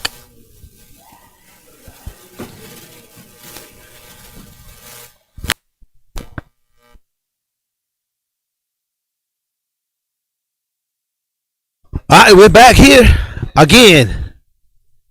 The one and only Mike Woods. I'm your guy, Mike Woods, here for our first annual media day here at Girls Inc.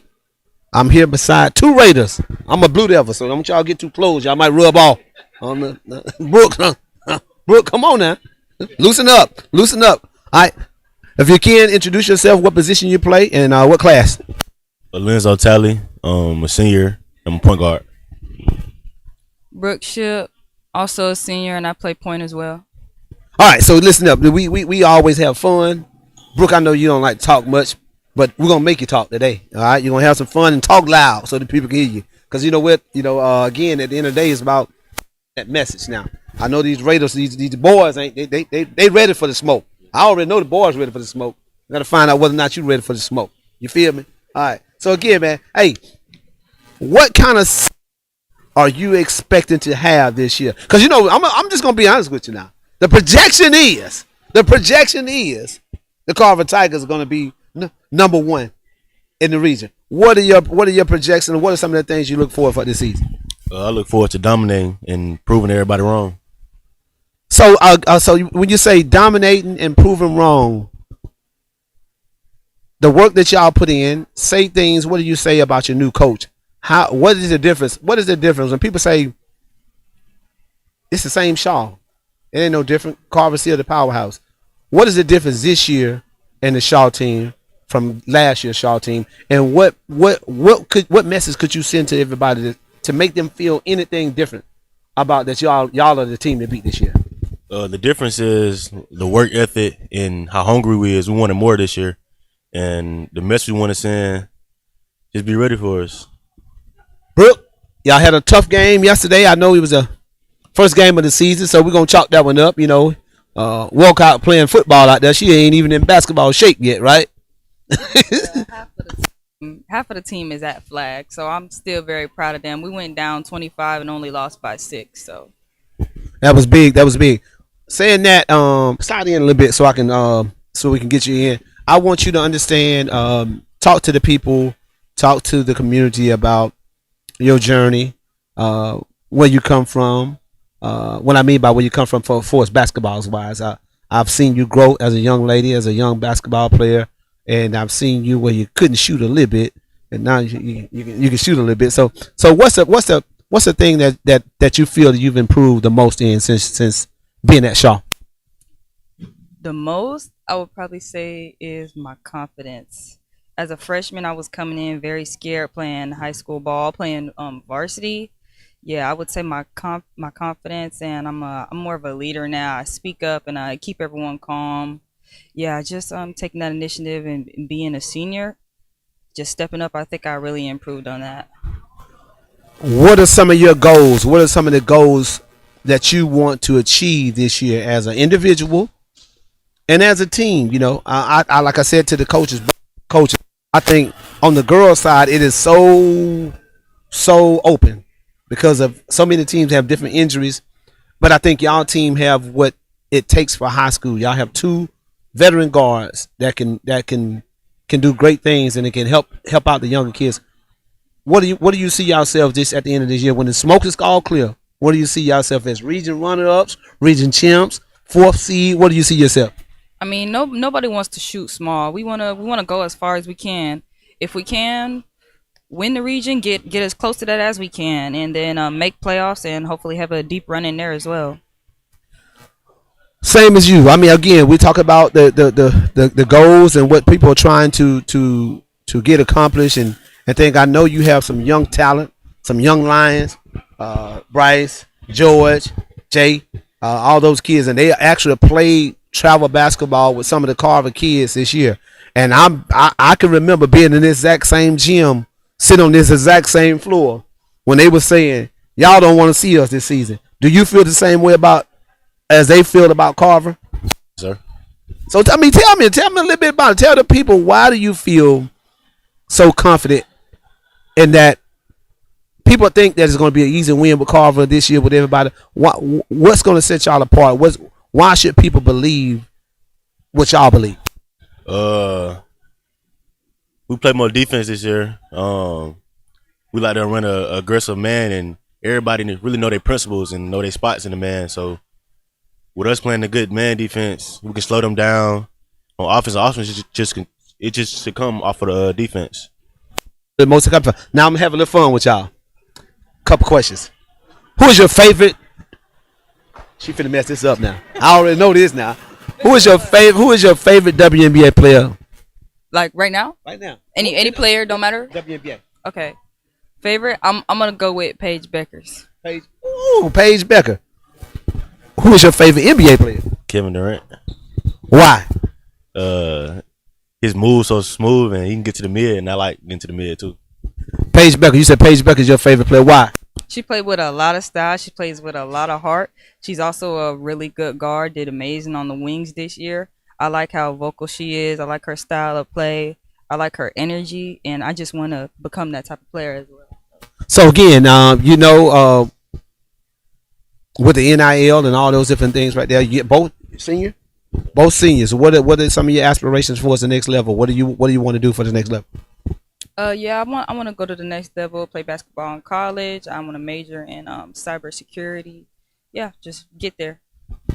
Same thing. Well, yeah, I want to go to college and hopefully go to the pros.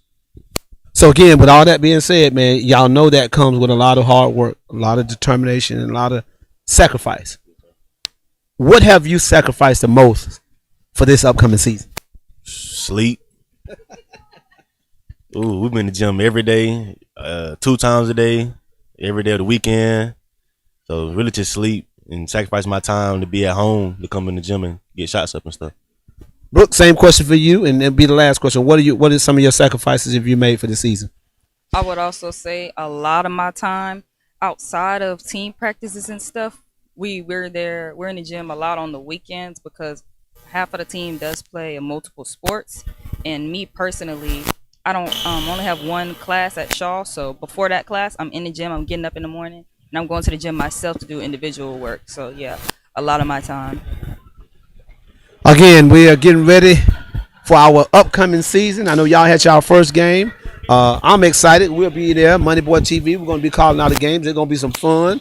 And if you want to hear the truth, tune in to Money Boy TV because I will be telling you the truth. If you shoot a brick, Brooke, I'm going to say Brooke is trying to build a whole nother school out here. So again, I'm going to talk trash. Again, we're going to have some fun. Y'all enjoy, man. Have a great season.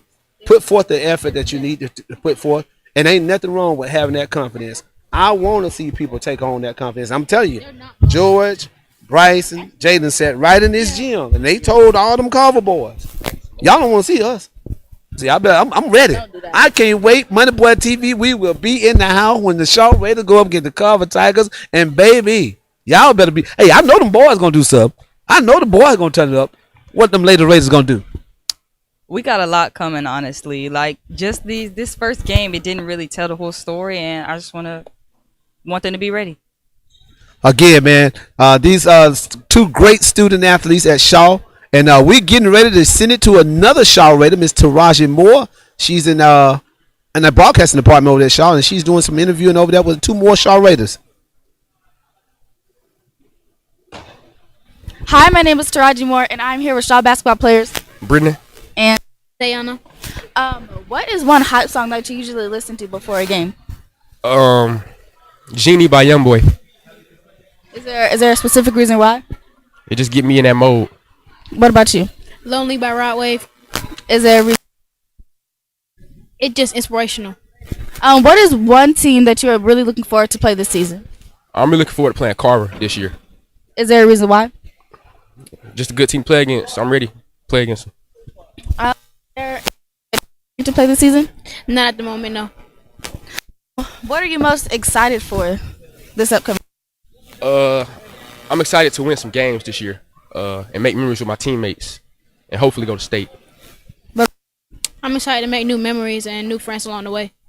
If any NBA or any celebrity at all could come for a day, what celebrity would he be and why?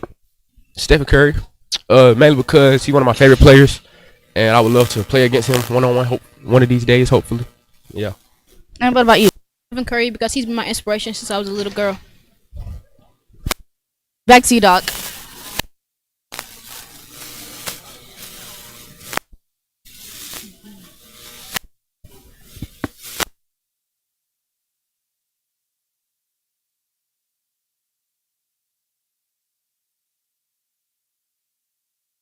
And we're here at Girls Inc. for the first annual media day, and we get ready to bring up 2 people, man. We bringing up 2 people. Come on in. We live. Bringing up 2 people, man. We're here at Girls Inc. putting on a media day. Slide in a little bit. We live. But at the end of the day, we're gonna get it in. We're doing something great here at Girls Inc. And we could have not pulled it off without the community, like we always talk about our community partners. These two people beside me are some great folks from Kendrick High School. I'm gonna allow them to introduce themselves, and we'll talk a little bit after that. Go ahead. Hi, I'm Miss Jones Harper, or Nicole Jones Harper. I'm the film teacher at school. And I'm over your charge. I'm the graphic communication instructor, but also the matinee coordinator at Kendrick High School. Guys, again, I want to say thank you so much, because calling you and telling you why we want to do this, I think is paying off. These kids are getting a chance to interview and find out ways how not to be afraid of the camera.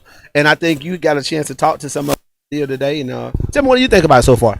I think that this is amazing. Like, that doesn't even, I'm just in awe of how important this is. And these are like some of the small pieces that some of us as a community forget. How to get these students pre-art trained, how to like as athletes. Just like I tell my son, if you want that D1, you gotta be, do you know how to talk in front of the camera? Story about how one guy, he blew a deal because of something that was on his Instagram. So we train in this area. So it's awesome. And I know that's what you guys do in y'all everyday job at Kendrick High School. So tell the people, the parents, because again, you know, they say people like me are old now. So we get a chance to tell them the truth. They say you old. So again, y'all are a little younger than I am. So could you tell the parents who might be watching, and we always have a lot of people tuning into what we do.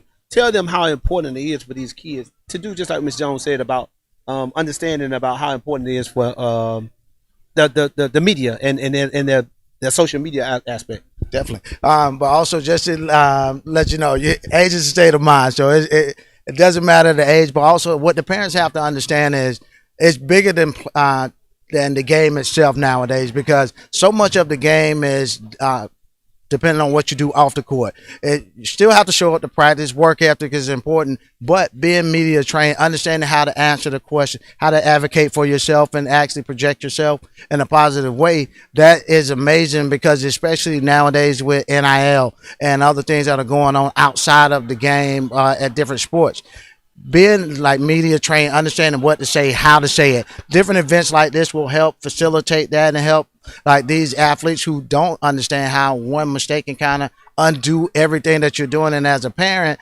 hopefully the parents will kind of like jump on board and like get their kids more involved in activities like what you're doing now. And it's great what you're doing, because I've talked to several students today as they came in, and some of them didn't realize some of the little small things that they're doing, how to be more confident, how to believe in self, and that what has to be conveyed to the athletes. So kudos to you guys for what you're doing, and parents, don't give up on them. Help them understand. Look through the social media. Make sure nothing's getting posted that it will show them in bad light. Again, I think that's the most important thing. Again, I'm going to say this. I'm going to go out and say this, because again, you know, I like Keisha. I like to look in the camera and I like to talk to the people. And I'm going to tell you, people, sometimes it ain't always the kid. Sometimes y'all parents got to realize that these coaches and all these people look at your social media as well as the kid. So it's important for you to understand not only to keep your kid on the right path as far as their social media outlets and all these stuff, and knowing that they got burner accounts and knowing they got 2 or 3 accounts, but for the parent to understand that how important it is for people that are watching them and some of the things that they're posting on social media. That's right. It's very important. And even when you interact with educators, you don't want to send an email to the teacher that says sexyred@gmail.com. We don't want to see that, because not that we want to marginalize or put anybody in a box, but you have to be mindful how you are reflect your, that's a reflection of, your child. So it's just, it takes a village. I know that sounds very cliche, but it's those little things that we're not mindful of, so, and then like in our community, like the grandmothers, the matriarchs, they are kind of gone on. So now the parents are kind of younger and younger. So we need to instill those deep roots into our young girls that we are molding into women, if that makes sense. It does. I feel like this, again, at the end of the day, it is so important for our parents to understand that they have to be students of the game. We tell kids all the time about being, you have to, you can understand. You can't teach them if you're doing the wrong thing. You're not there. You telling me not to smoke, but every day I come home, the house smell like weed. That don't make sense. But see, and that's is so important because a lot of time I know I grew up in a household, do what I say, not as I do. But nowadays it's polar opposite because when they're younger, they're gonna listen to the things that you tell them. As they get older, they're gonna watch the things that you do, and that definitely has an impact. And parents don't really realize how much your kids need you, especially in middle school and high school, because those are some really important years. That's when they're finding themselves, they're making decisions. They're kind of exploring the world, and that's a lot of the time that they get lost and they make that decision that looking back years later that they regret. But parents, keep your kids close. Have those difficult conversations. Maybe you'll hear what you want to hear. Sometimes you're going to hear what you don't want to hear, but always keep the lines of communication open because they need you. Because especially as they start narrowing down the choices that they're going to make career-wise, educational-wise, and also just understanding like the people that they come in contact with every day. Everybody that says that they're your friend, they're not your friend. And one of the most important things that I've learned from my journey is understanding that it's not what you do, it's how it can be perceived. Because once you post it on social media, it's out there for the world to see. And you can't hit delete, and delete won't make it go away. And so it takes a moment to make a mistake, but it takes years to kind of go back and fix that problem. And you don't want, as a player, to have all that hard work that you put into fine-tuning your craft to be erased by one mistake that you did in the heat of the moment. I want to ask this last question. I want get a feel from both of you guys. We talked about the social media. We talked about these kids got Instagram, they own X, they own with all these different platforms that y'all probably know about that I don't even know about because again they say I'm old. but how important for the parents again? How important it is for them to know how critical they need to be informed with these kids' social media because we're here for a sporting event, for promoting our media day for our athletes. But how is it they don't understand that their kid actually can lose a scholarship based off of what they got on their social media? Some of them be faking the funk. They ain't nowhere near doing what they say they're doing on social media. But just because you said it, it puts you in a different light where this is all about business now. I ain't investing in my job. I ain't fixing to lose my job for you coming here doing this. So how is it important? What message would y'all send to these parents and the athletes about if you have something, try to start making it starting from today, making sure that everything you do with your social media outlet is clean and is done in the right way so that when people go and look after you, you're not one of the ones that somebody can say, okay, he lost a scholarship because of what he had on social media. I tell my students, if you don't want to put it on a billboard, don't put it on your social media. And as far as parents, you need to be promoting positive imagery for your child. Go to their game. Build a highlight reel. That student more than likely know how to edit. Just go out there and just use your smartphone and record that student on the field because who else is going to do it? We have the media outlet that go out and shoot games, but we have technology. We're privileged enough to do just about the same thing that they do, and hold on to those things. But just be mindful of what you put out. Like I said, the whole billboard thing, And I saw something online that I want to mention as well, as far as like the company that you keep. They said if someone in your circle doesn't inspire you, then you're in a cage. So that's something that I think is very important as well. Center yourself with people that are maybe outside of your norm, explore diversity, link up with other people that are articulate and maybe just a little bit out of your spectrum. You can learn so much from each other. Cool. Now, like they call it name, image, and likeness for a reason.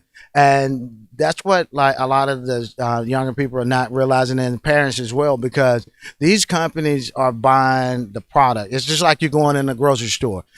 You pick the products that you pick based on the perception of the product. Not you don't know already if that's going to be a good product. You don't know if that young man or that young woman that you're investing in to give that scholarship to give that NIL deal to, that will change their lives, how they are as a person. The first way that you research is you go online. You look at the social media. You reach out to former coaches. So the companies are doing their research, so parents need to do their research as well. Go in and research your kids' social media. Look at their social media.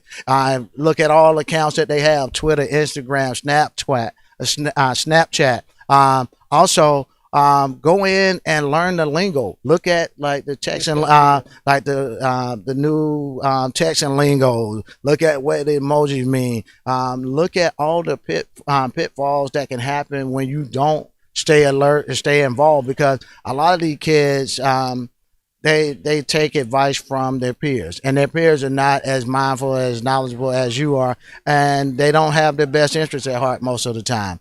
And parents, I can't overemphasize, they need you. If they tell you they don't, they need you anyway. I asked the student, what would you rather have? An expensive gift from your parents, or you want them to be connected and always show up for you? And 98% of the time, they say they want their parents to show up. Again, man, thank you guys. We still got a little bit more to do here. I'm appreciative of what y'all have come out and given us and giving these kids more so than anything, because again, they need it more so than anything. And I think we can continue things like this to help them get better. And when we look at the days when they're on TV and say, okay, hey man, listen, we were a big part of getting them started, and then some of the things where we noticed the kids that were having their heads down and all those different things. So again, thank you guys. I know you got to get back to your station, and we got another group coming on. We're gonna get ready to send this thing back to Miss Taraji Moore, Shaw student who's doing a great job. Taraji, back to you. Hi, my name is Taraji Moore, and I'm here with Shaw basketball players. Tristan Sneed. And Jada Lee. Okay, first and foremost, are there any NBA games you feel like you want to make this year, or like your dream game you really want to go to? Oh yeah, for sure. I want to go see Dallas Mavericks play. I don't know who they play, but I want to go to one of them games. Is that your favorite basketball team? Yeah. Probably the same thing, but the Mavericks versus Laker game to see Lucas and Cooper. Are there any teams that you're really looking forward to playing in this upcoming season? Carver. Is that like a rival type thing? Or are you just really, is there somebody on the team you want to play, or is it you just really want to play that basketball team? It ain't no rival team. I just want to go against like the competition. I think we're gonna beat them. And what about you? For me, it's probably Spencer. It's always a really good game when we play Spencer, and it really gets like the adrenaline rushing when we play them. Is the thing you're most excited to do this upcoming season is play Spencer, or are there other things looking forward to? I mean, it's my last season, so like I'm looking forward to everything really. So, is there really looking forward to this season? Win the state championship. Do you have any personal goals you're setting for yourself? To get my first posterizing dunk this season. I want to dunk on somebody. I'm going to dunk on somebody. Great mindset. Since you are a senior, you really want to go out with the big bang? What do you think you need to do to achieve that? I probably just need to get in the gym more for basketball, because I'm kind of in flag football season right now, so I'm not in the gym for basketball more than I'm at flag football. Do you do any other sports in flag football and basketball? Yes, I also play volleyball, but our season ended. But take this off 1 second. Now I'm in my other two sports. So, do you have any personal goals you're setting for yourself? Really, like win, lose, or draw. I just be happy because this is my last season. I don't want nothing to like get me down for the rest of this. Tristan, you are a sophomore, correct? Yes. So this year is your sophomore campaign. What do you really want to show and tell people through you playing basketball? I want this to be my breakout year because I ain't get to play last year, so I'm coming forward all this season. Thank you so much. Back to you, Doc. Okay. Yeah, they are next. So back to you, Doc.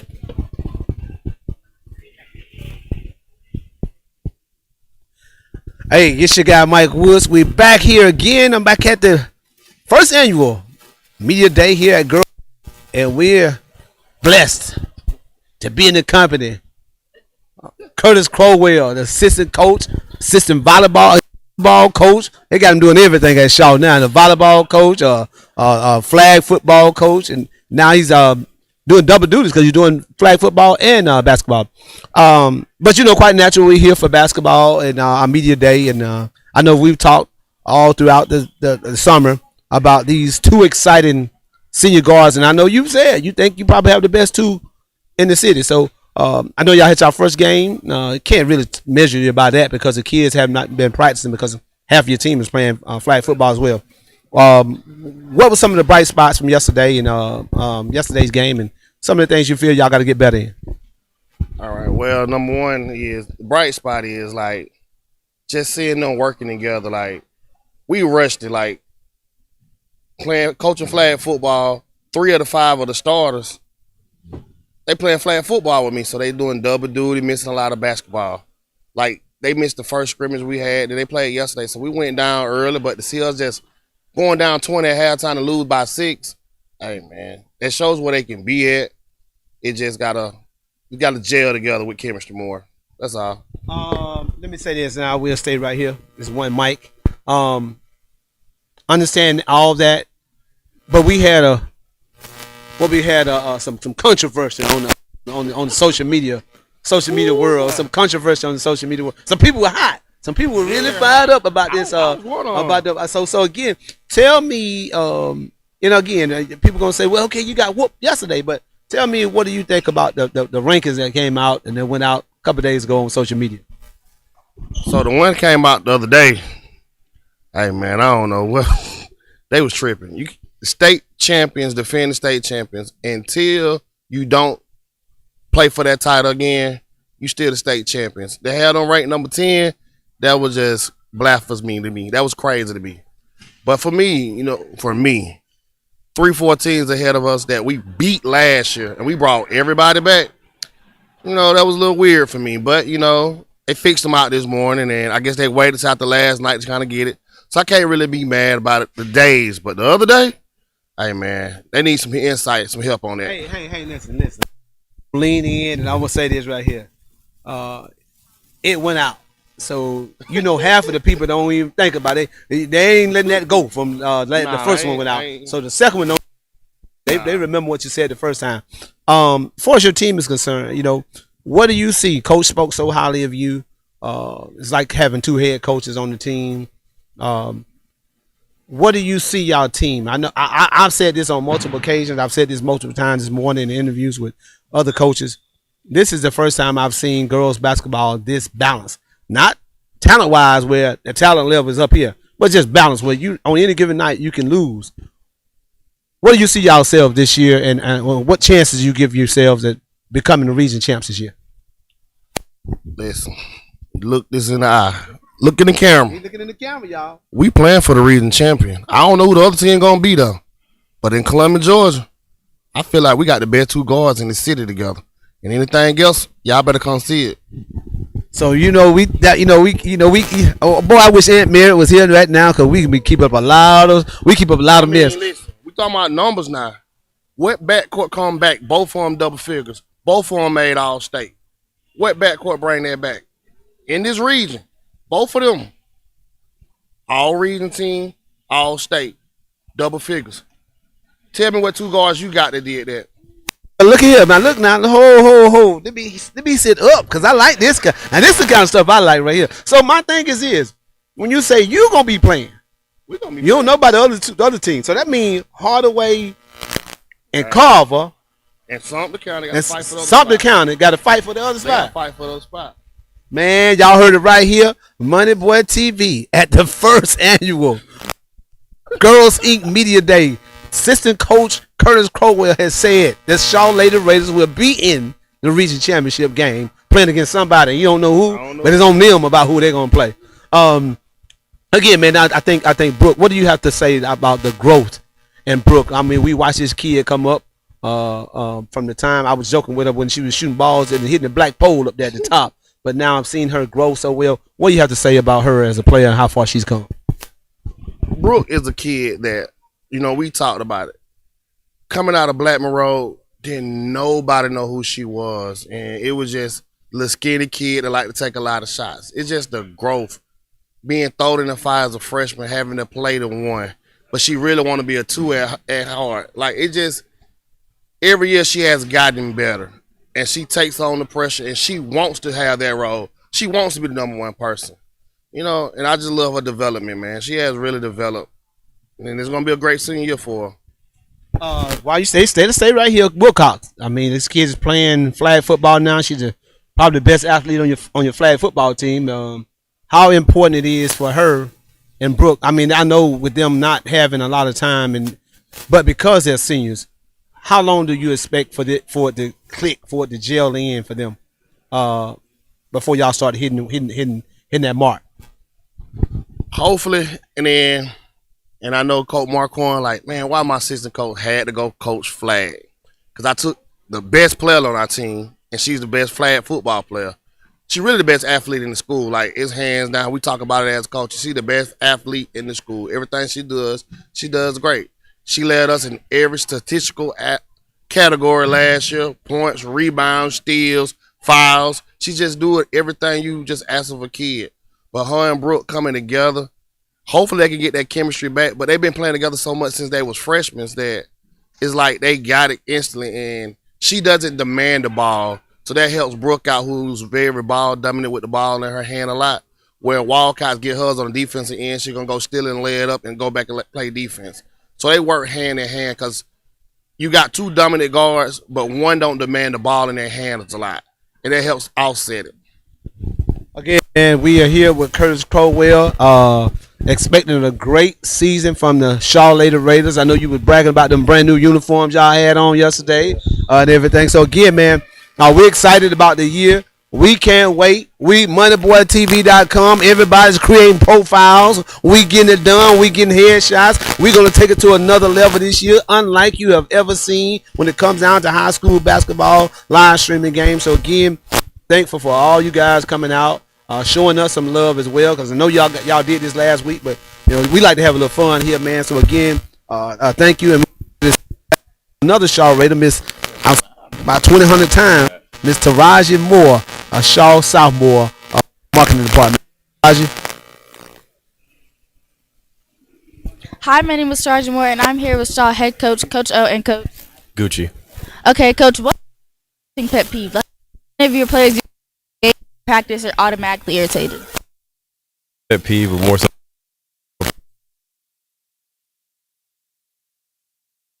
What about you, Coach? When they don't. So again, I'm big on body language. Again, this next play mentality for me is always fun to do that for them to do that for me. What thing that you love that your players actually have, like as a Gen Z team and your team coming into this season, what part of the generation do you love so much? About the way my kids run is we fight through adversity. So bad referees, bad calls, there's no attitudes. We get back and make up for the next play. So that's probably my best thing about them. Coach, are you most excited and looking forward to the season? Just having fun, winning games, just the experience of being around people that I love. I love them. We're all a family here. So just being around the team. Are there any teams that you're really looking forward to play, or a rival team that you're looking forward to play? Go ahead. Yeah, all of them. Everybody on the list is a stamp. We wanted it for a reason. We want to beat everyone. And is that where it goes? Everybody. I wouldn't say yes, that's a goal, but it's more so just making a statement every time we walk in their gym. We want them to know that Shaw High School is here. Because again, basketball, that ball can bounce anyway, but I know you're going to respect Shaw once you leave that gym. And Coach, I know you're really in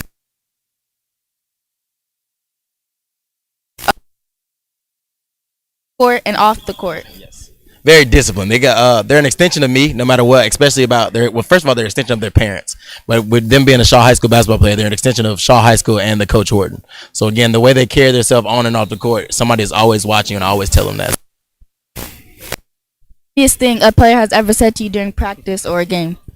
Funniest thing, maybe Arnez. He falls a lot in practice, so maybe just somebody catching him. I remember one instance of somebody catching him, so just something like that would be what I would say. Coach, countless. Right now, everything he could dunk yesterday, so I think that's the funniest thing on my mind right now, and I can't skip over that right now. So again, we're waiting for Arnez to dunk the ball game. And I'll be waiting. Thank you. Back to you, Doc.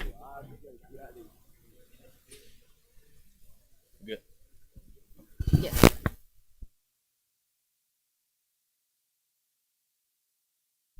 We're back here again. Girls Inc., our first annual media day. getting in. The kids are getting so much in today. They're getting a chance to learn how to conduct themselves in interviews. I know we've had things like this in the past, but we have so many media outlets here that are giving these kids an opportunity to practice and do stuff live as well as, recorded stuff. So again, we're so thrilled and so happy to have the coaches to take another day out of their busy schedule after just doing a media day last week to come back in. And again, man, this guy here is a living legend at Alabama State University. Again, man, for the people that don't know, introduce yourself and tell them where you are. I am. Good evening to everybody. I'm Steve Rogers. I'm the head coach at Central High School in Phoenix City. I'm from Montgomery, Alabama, and Alabama native. And I'm an old person to Alabama basketball in this region, so I'm very excited about being here and our team at Central High School. I would do this, and I know we're passing the mic, but we're gonna share it till we get it done. We always making some adjustments, but I would say this: coming into this community, Central coming off a great season that they had last year. You're not inheriting that same talent that they had last year. You got to have a lot of kids to graduate and a lot of kids, some kids to leave. So again, what have you seen in this Central High team that the city of Phoenix City, my hometown, still going to be proud of when they come to the of us lit up? Okay, I'm gonna take you back probably about 3-4 years ago. Those guys that left out last year, and they were very much decorated with Final Four appearances, all-state guys. They were in a situation where they were young and they were thrown in the fire when they were, 9th and 10th grade. They struggled. They struggled mightily, and they picked themselves up. They worked hard, and they continually build on success each and every year. And that's what you saw the results over the last 2 years of guys that were thrown in the fire when they were 9th and 10th graders. And we still have those type of guys in our program, and I'm excited about the guys that we have. We have some of those same guys that I anticipate being the same way within the next couple of years. Coach, I want to ask you this. The big rival is Auburn High School when it comes down to football. I'm football or basketball at Central High School. But again, I would love to see. I know you have probably not got a chance to understand or hear about it yet. But we'd love to see the big rivals, the big games where Central come back across the water and started playing against some of the top teams across here. I remember back in the day, me playing over here in Columbus. I'm, like I said, from Phoenix City, but the Christmas tournament, it was labeled at one point in time Red Devils, the Red Devils Invitation. So again, I think that the new citywide AD is fixing to get back to that format of playing the Christmas tournament form versus showcase. How do you feel about your team, you becoming the new coach, coming back into this area and being a part of tradition that had happened where Central played against the best schools over here every year? Their season was loaded up against the Carvers and all that. How do you feel then, about coming back over here and playing against some of the teams in Columbus? I'm ecstatic. I encourage it. I like the fact that we can come over and play good competition right here on the border right here in Georgia, and that can help us. So I'm excited about it, and I look forward to it. I'm already in the talks about it with my athletic director and principal, and I'm pretty sure that we'll get some things going and get the things back to where they used to be. My last question for you, Coach, is what do you feel? I know I heard you say about some of the guys you named are going to be a surprise to some.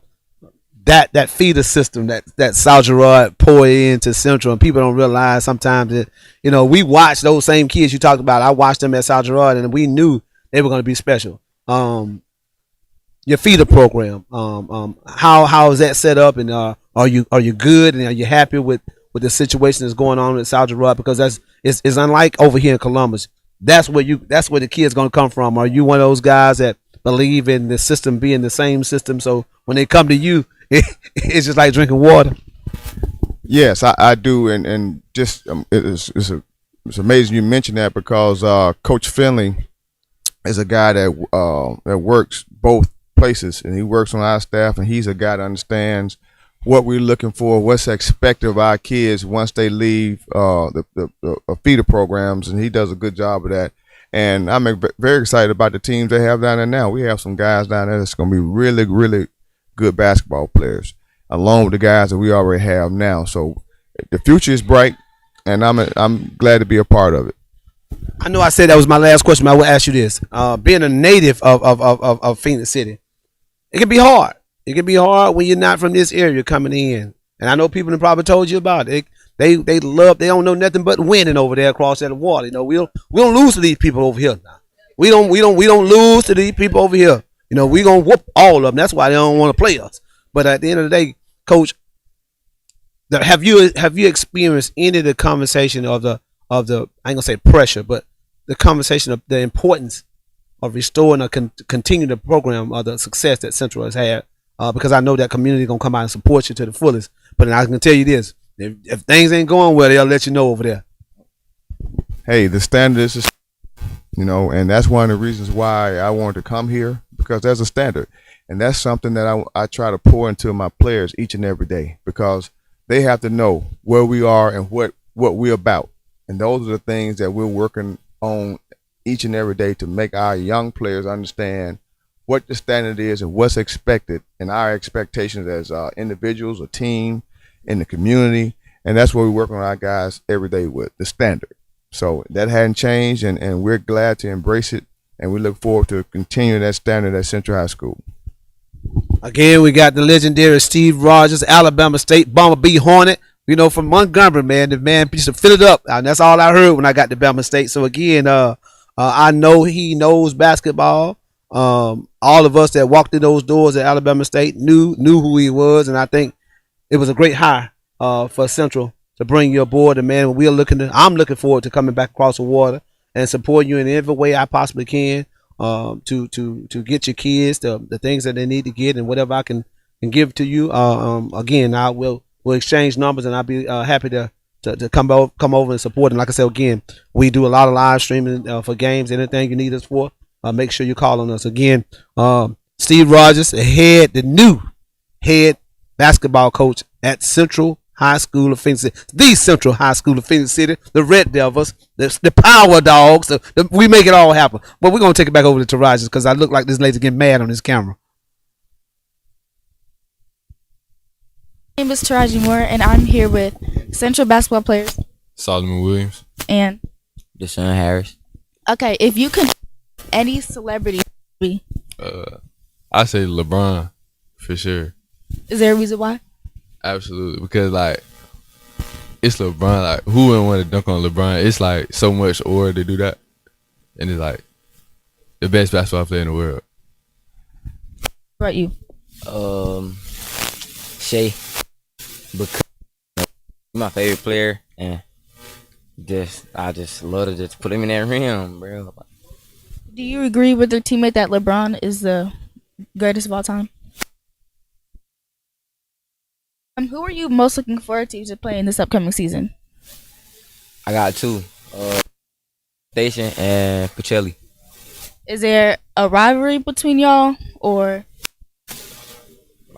Nah, it's just like, we've been knowing each other for like a long time. They my homeboys over there, so it'd just be a great time to play them. That's really it. And who are you looking most forward to be playing in this upcoming season? I say both of the same teams, Smith Station and Pacelli. Like he said, our homeboys play for both of those teams. You are a senior, so this is your last year playing Central basketball. Is there any message you want to leave behind? Just for the younger guys to get out there and go after it every day at practice. Don't take it for granted, because it does fly by real fast. Senior basketball player at Central too. Do you want any memory of you to be left here, or something this school to remember you by? Sure. I say anything he said, you know, like when we leave, you know, I like people to know remember us, you know.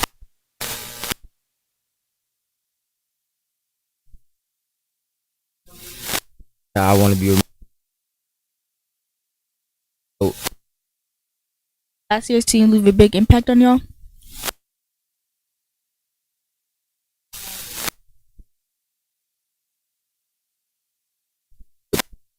a lot of good players,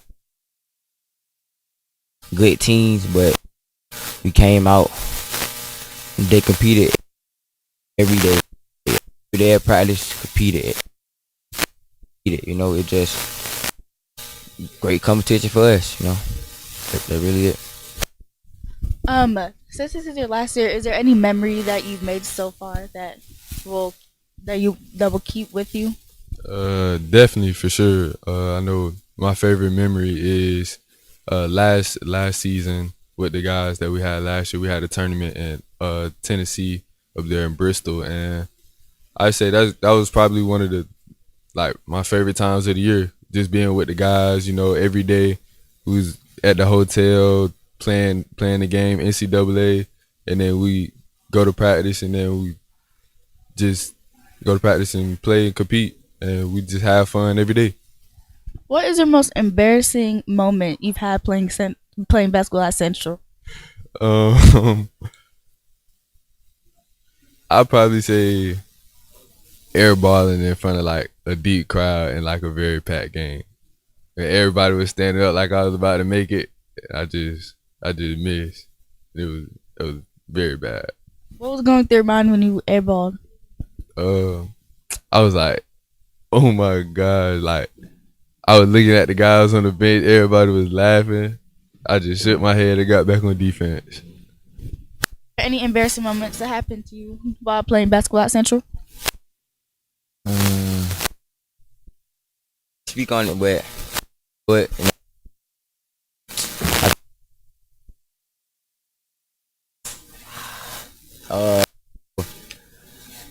my homeboy over there, you know. So, but he hit me with a little crossover. I went stumbling back. I mean, but it basketball, it happens, but that'd probably be it. Thank you so much. Back to you, Doc. I'll introduce you to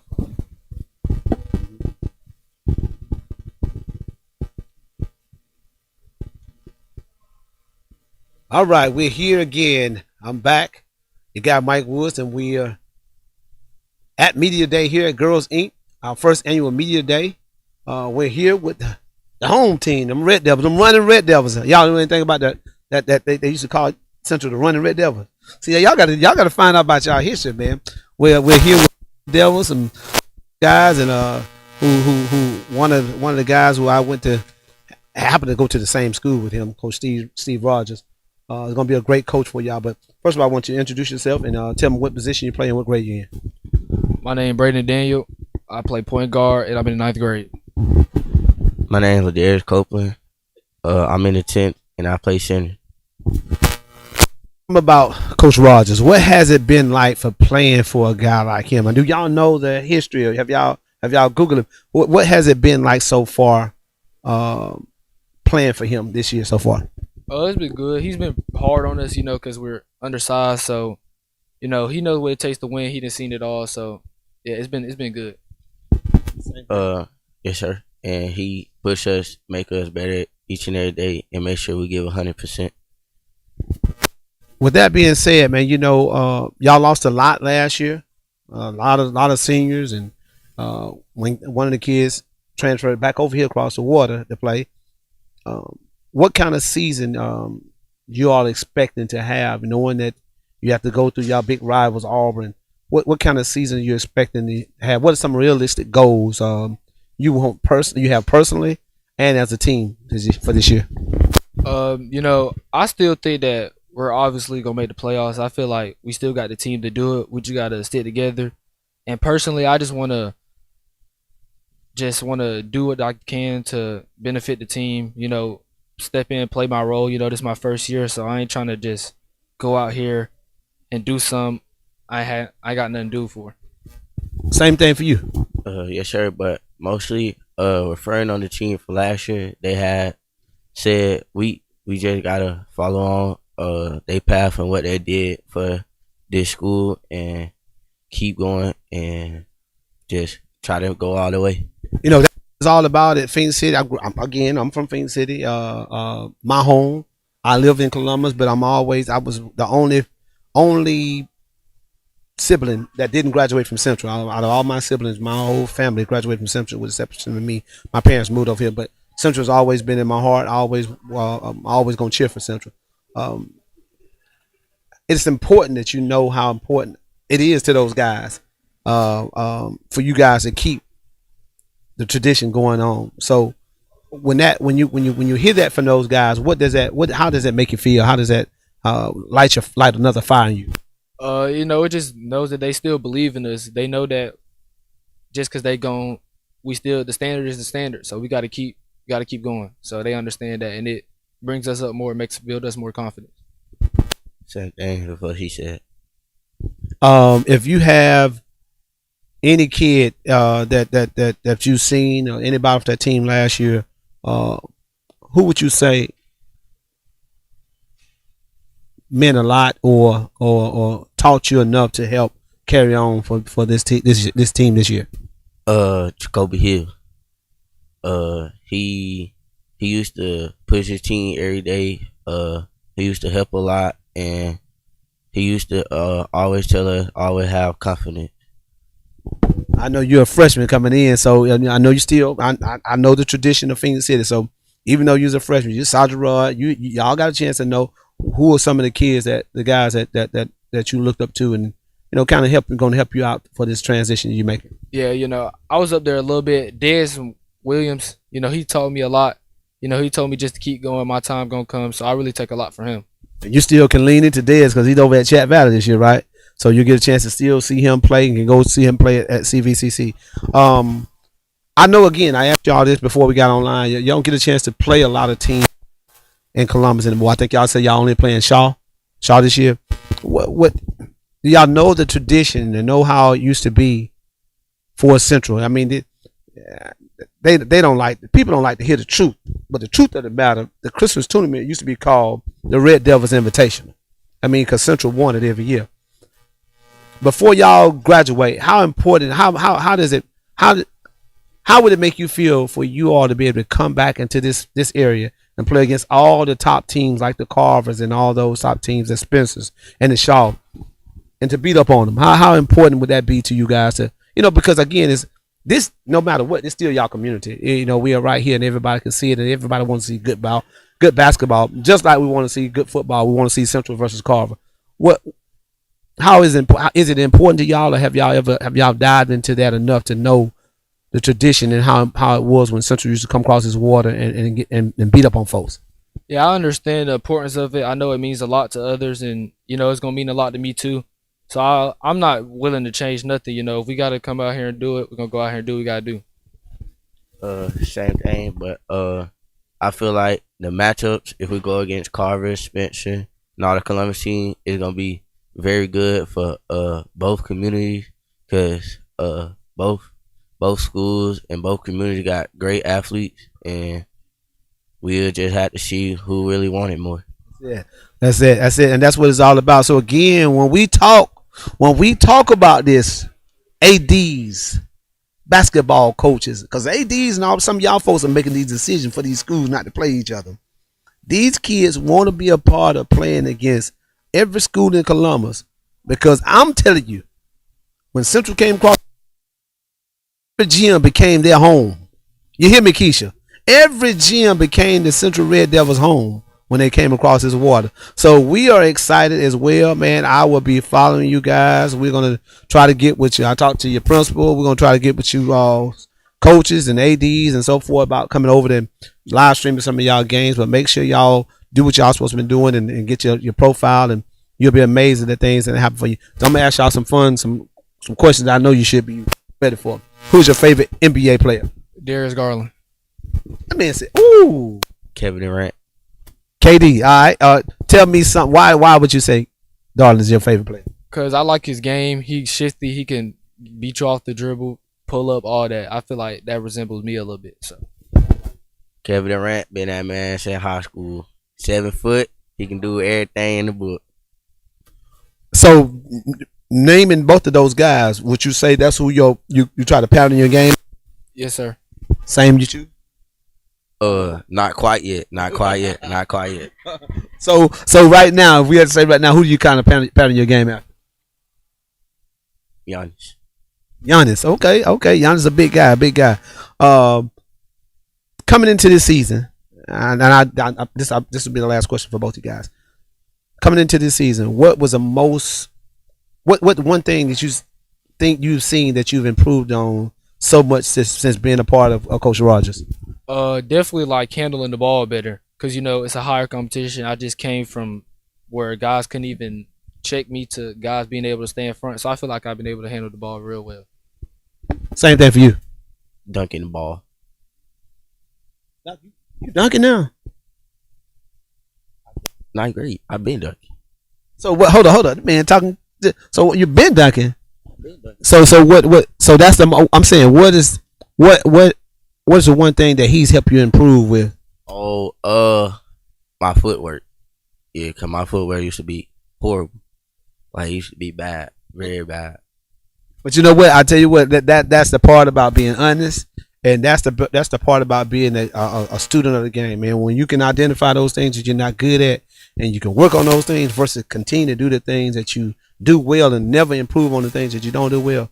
That you're never going to be the kid that you need to be or the athlete you can be. We are so engulfed with the NIL and all the things that you get now. Whereas when y'all coach coming around and when I came around, we didn't have these opportunities in NIL and being able to make money. So it's important.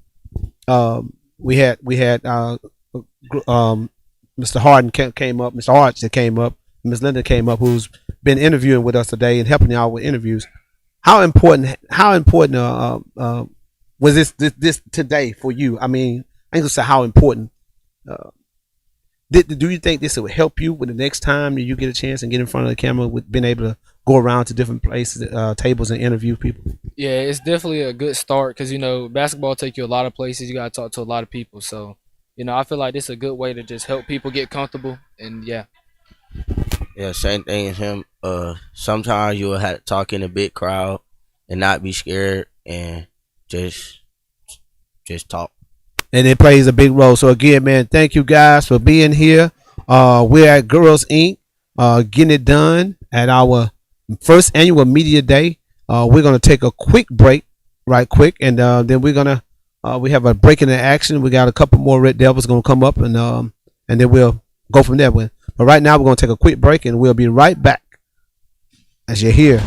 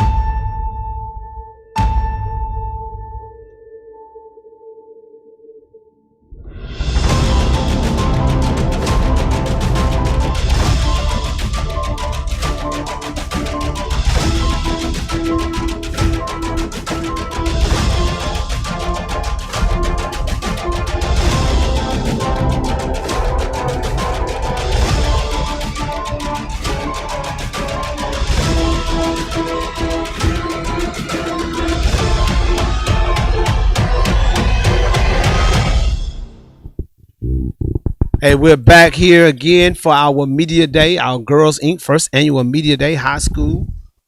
Having a lot of fun right here so far. We have had so many kids that come through. If you only knew of the opportunity that the kids got today or getting today, we still have a little break. So if everybody who's tuning in, we have a break. We have a couple of schools that could not be here. So we're going to have a little bit of break in the action, but we're going to talk to one of our Girls Inc. kids now, Miss Taraji Moore, who's also a student, sophomore at Shaw High School. She comes in, she does a lot of you see the camera work that we have for high school football games and the videos and the interviews that she's doing. She's in the broadcasting program at Shaw High School, and she's been doing a good job interviewing. How has today been so far for you?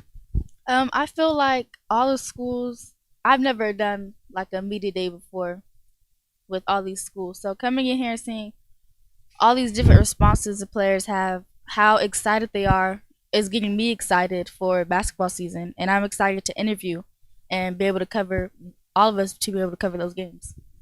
As far as you yourself as an interviewer and the kids, the athletes, student athletes, explain to the people who might not have seen this or can't get a great vibe or a great feel for what we have going on here today. What has it been like for you, and how do you think this has played a role in helping some of the kids with the interviewing process, and how do they interview with social media? I mean, on social media or the platform that we're giving them. I feel like most kids, they come here to play sports and they come here to do what they love. And I know they probably really want to talk about what they love to do, which is sports here at Girls Inc. And I feel like this is a great opportunity to be able to express how much they love playing here and the new friends they're able to make.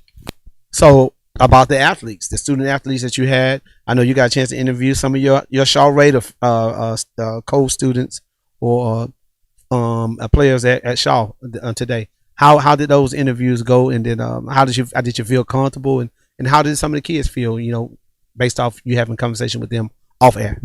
I feel like I got to see a new side of like my fellow some teammates and some classmates that I have, because in school they're really talkative, but when they're on camera they sound like robots. Like they usually are a lot more talkative. I'm like, this is gonna be a great interview. They have lots of energy at school, and then when they get on camera they kind of freeze up. So being here today, I was mostly comfortable with the schools, surprisingly not Shaw, because I got to experience like new people to interview, and you never know what you expect. When you say you got a chance to interview a lot of kids, and again, we've had Spencer come in this morning, we've had Shaw, we've had who else? We have Shaw, Spencer, Central, and we had somebody else, Kendrick, this morning come in. Just getting a chance to interview these kids and them waiting and seeing the camera. Before you went on, what were some of the conversations that you guys probably was having as far as them? Because I know somebody had to ask you what kind of questions you was going to be asking or whatever like that. What kind of conversation went on before you all actually went on air? And again, did those conversations make it easier for those kids to interview? Most of the conversations with Kendrick, it was about their rivals and who they're going to be playing, and all the other schools, it was mostly about who's the GOAT basketball, Steph Curry or LeBron James. And hold on, wait a minute. Now I want to know what some of these children said, because at the end of the day, I know some of them they ain't too bright when it come down to this stuff right here. Yeah, they ain't too bright. So just give me an idea of what majority of them said who. Steph Curry. I knew they were wrong. I already knew that. LeBron James is the best player in the whole entire universe. He's the king of all kings. The man 41 years old and still doing all these things. And you're going to say Steph Curry because, you know why? Nobody says Steph Curry, right? No, because he can shoot the ball from half court. That's all they want to do. They don't know nothing else about the game. Want to shoot the ball from half court. Kick the leg up in the air like Steph Curry. Kick the leg up in the air. You see that? You got that on camera, dog, how they kick the leg up in the air. That's all. So majority of the kids said Steph Curry was the best. Yes. I don't agree. Oh, you don't? Oh, that's right, because you're an Ohio girl. That's right. My mom's from California and my dad's from Ohio, so him playing on the Lakers is just even better. Y'all heard that, didn't you? On the Lakers, the king, the one and only LeBron James, the best to ever play the game. So again, back to today. How much do you think this has helped you out when it comes down to the things that we did this season for football and going into playoffs? How can this prepare you for your next journey? I feel like when I interview for football, I'm more familiar with football. My whole life has been football. So I feel like questions at halftime or after the game, they're easier to come up with. Here, this is basketball. I'm not really familiar with it, but still, my dad and my sister, whole life of basketball. So being able to get questions from the top of my head, I had questions prepared, but then I realized it was much easier for me to get questions from the top of my head because the conversations we had, the icebreakers were really helpful. I was able to build questions off of their responses. And I feel like if I knew I was able to do that during football season, I feel like my interviews would have been way better. So again, we did. Like I said again, this is this, and we're going in a different direction with this young lady. I can promise you all, this young lady is going to be somebody you're going to be looking on the sideline and ESPN and doing some great things. Not only she's this is what she loves doing, but she's actually a great athlete. She's a great soccer player and plays volleyball as well at Shaw. But I think growth and learning different things and being able to go through things, I think it helps you out a whole lot. And again, this moment, now you being the one in control of the mic, it's been so much fun today and different at the same time. Yeah, I could really tell which players put like which players really care about basketball and which players they just do it for fun. Like being an athlete and going through those phases of, I don't want to play anymore, or if I want to be pro, I really got to put in the hours. You don't get better at practice, you get better in the hours you put at home. So I could tell by the responses by the players here today, I could tell who had drive and who was hungry to go pro and who's just doing it for fun just to pass time in high school. Great analogy, great adjustment, being able to see things and understand things. So again, I'm gonna ask you a question. I promise. I bet you ain't gonna have the answer to this one. Bet. Who was your best interviewer today? Who was the person that you think you had the most fun with today and interviewed well today? If you can remember his or her name. Coach Richie and Coach Griffin from Kendrick and Coach Gucci and Coach O from Shaw. Hold up now. What we quite natural. We know they were going to interview well. What about the players? Give me a player that you think you probably didn't think they were going to do well, but they actually did pretty well as far as interviewing today. I would say probably. That's hard. Yes. What about any of the boys from Shaw? You remember anybody from Shaw? How did they do well? They talked like robots. So again, yeah, I'm glad you said that. That is the reason, y'all, we're doing this today. And again, we have for all the ones. People, if you are tuned in and you need to take a break. We still have Columbus High, we still have Northside, and we have Carver boys today. But if you need to take a break, fine and good, take a break. But again, the reason why we did this is because of what she just said. Kids tend to look into a camera and they get afraid of being who they are, and it puts them in a robot state of mind where they and stuff like that. So yes, ma'am. The players that freeze up on camera, I feel like this is a great opportunity for them to learn because some of them really want to go pro, and to go pro, the cameras are always going to be on you, so they have to watch what they say, they have to watch what they do, they have to be a good player on the court and off the court. So I feel like us being here today and being able to interview them to give them a little insight of what their future may look like is really beneficial for them. Well, I mean, it's, hey, listen, I come from a 15? How old are you? 15?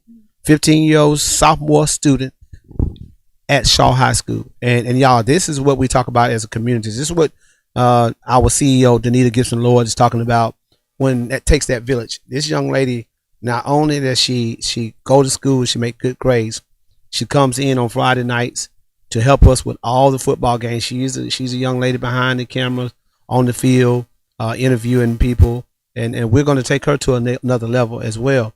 Just like all of us are growing. I mean, this is only my second year of doing radio and now doing these doing these games and interviews. This is not natural for me, but at the end of the day, I've become comfortable. I know everything that I'm doing is not perfect, but I'm comfortable. I'm more comfortable in doing what I'm doing now. So I think it's only important that parents, you see, if your kid missed out on this, we invited hey Doc, I'm looking at this camera again, Doc. We invited every team in this city, and plus Central, all the public schools.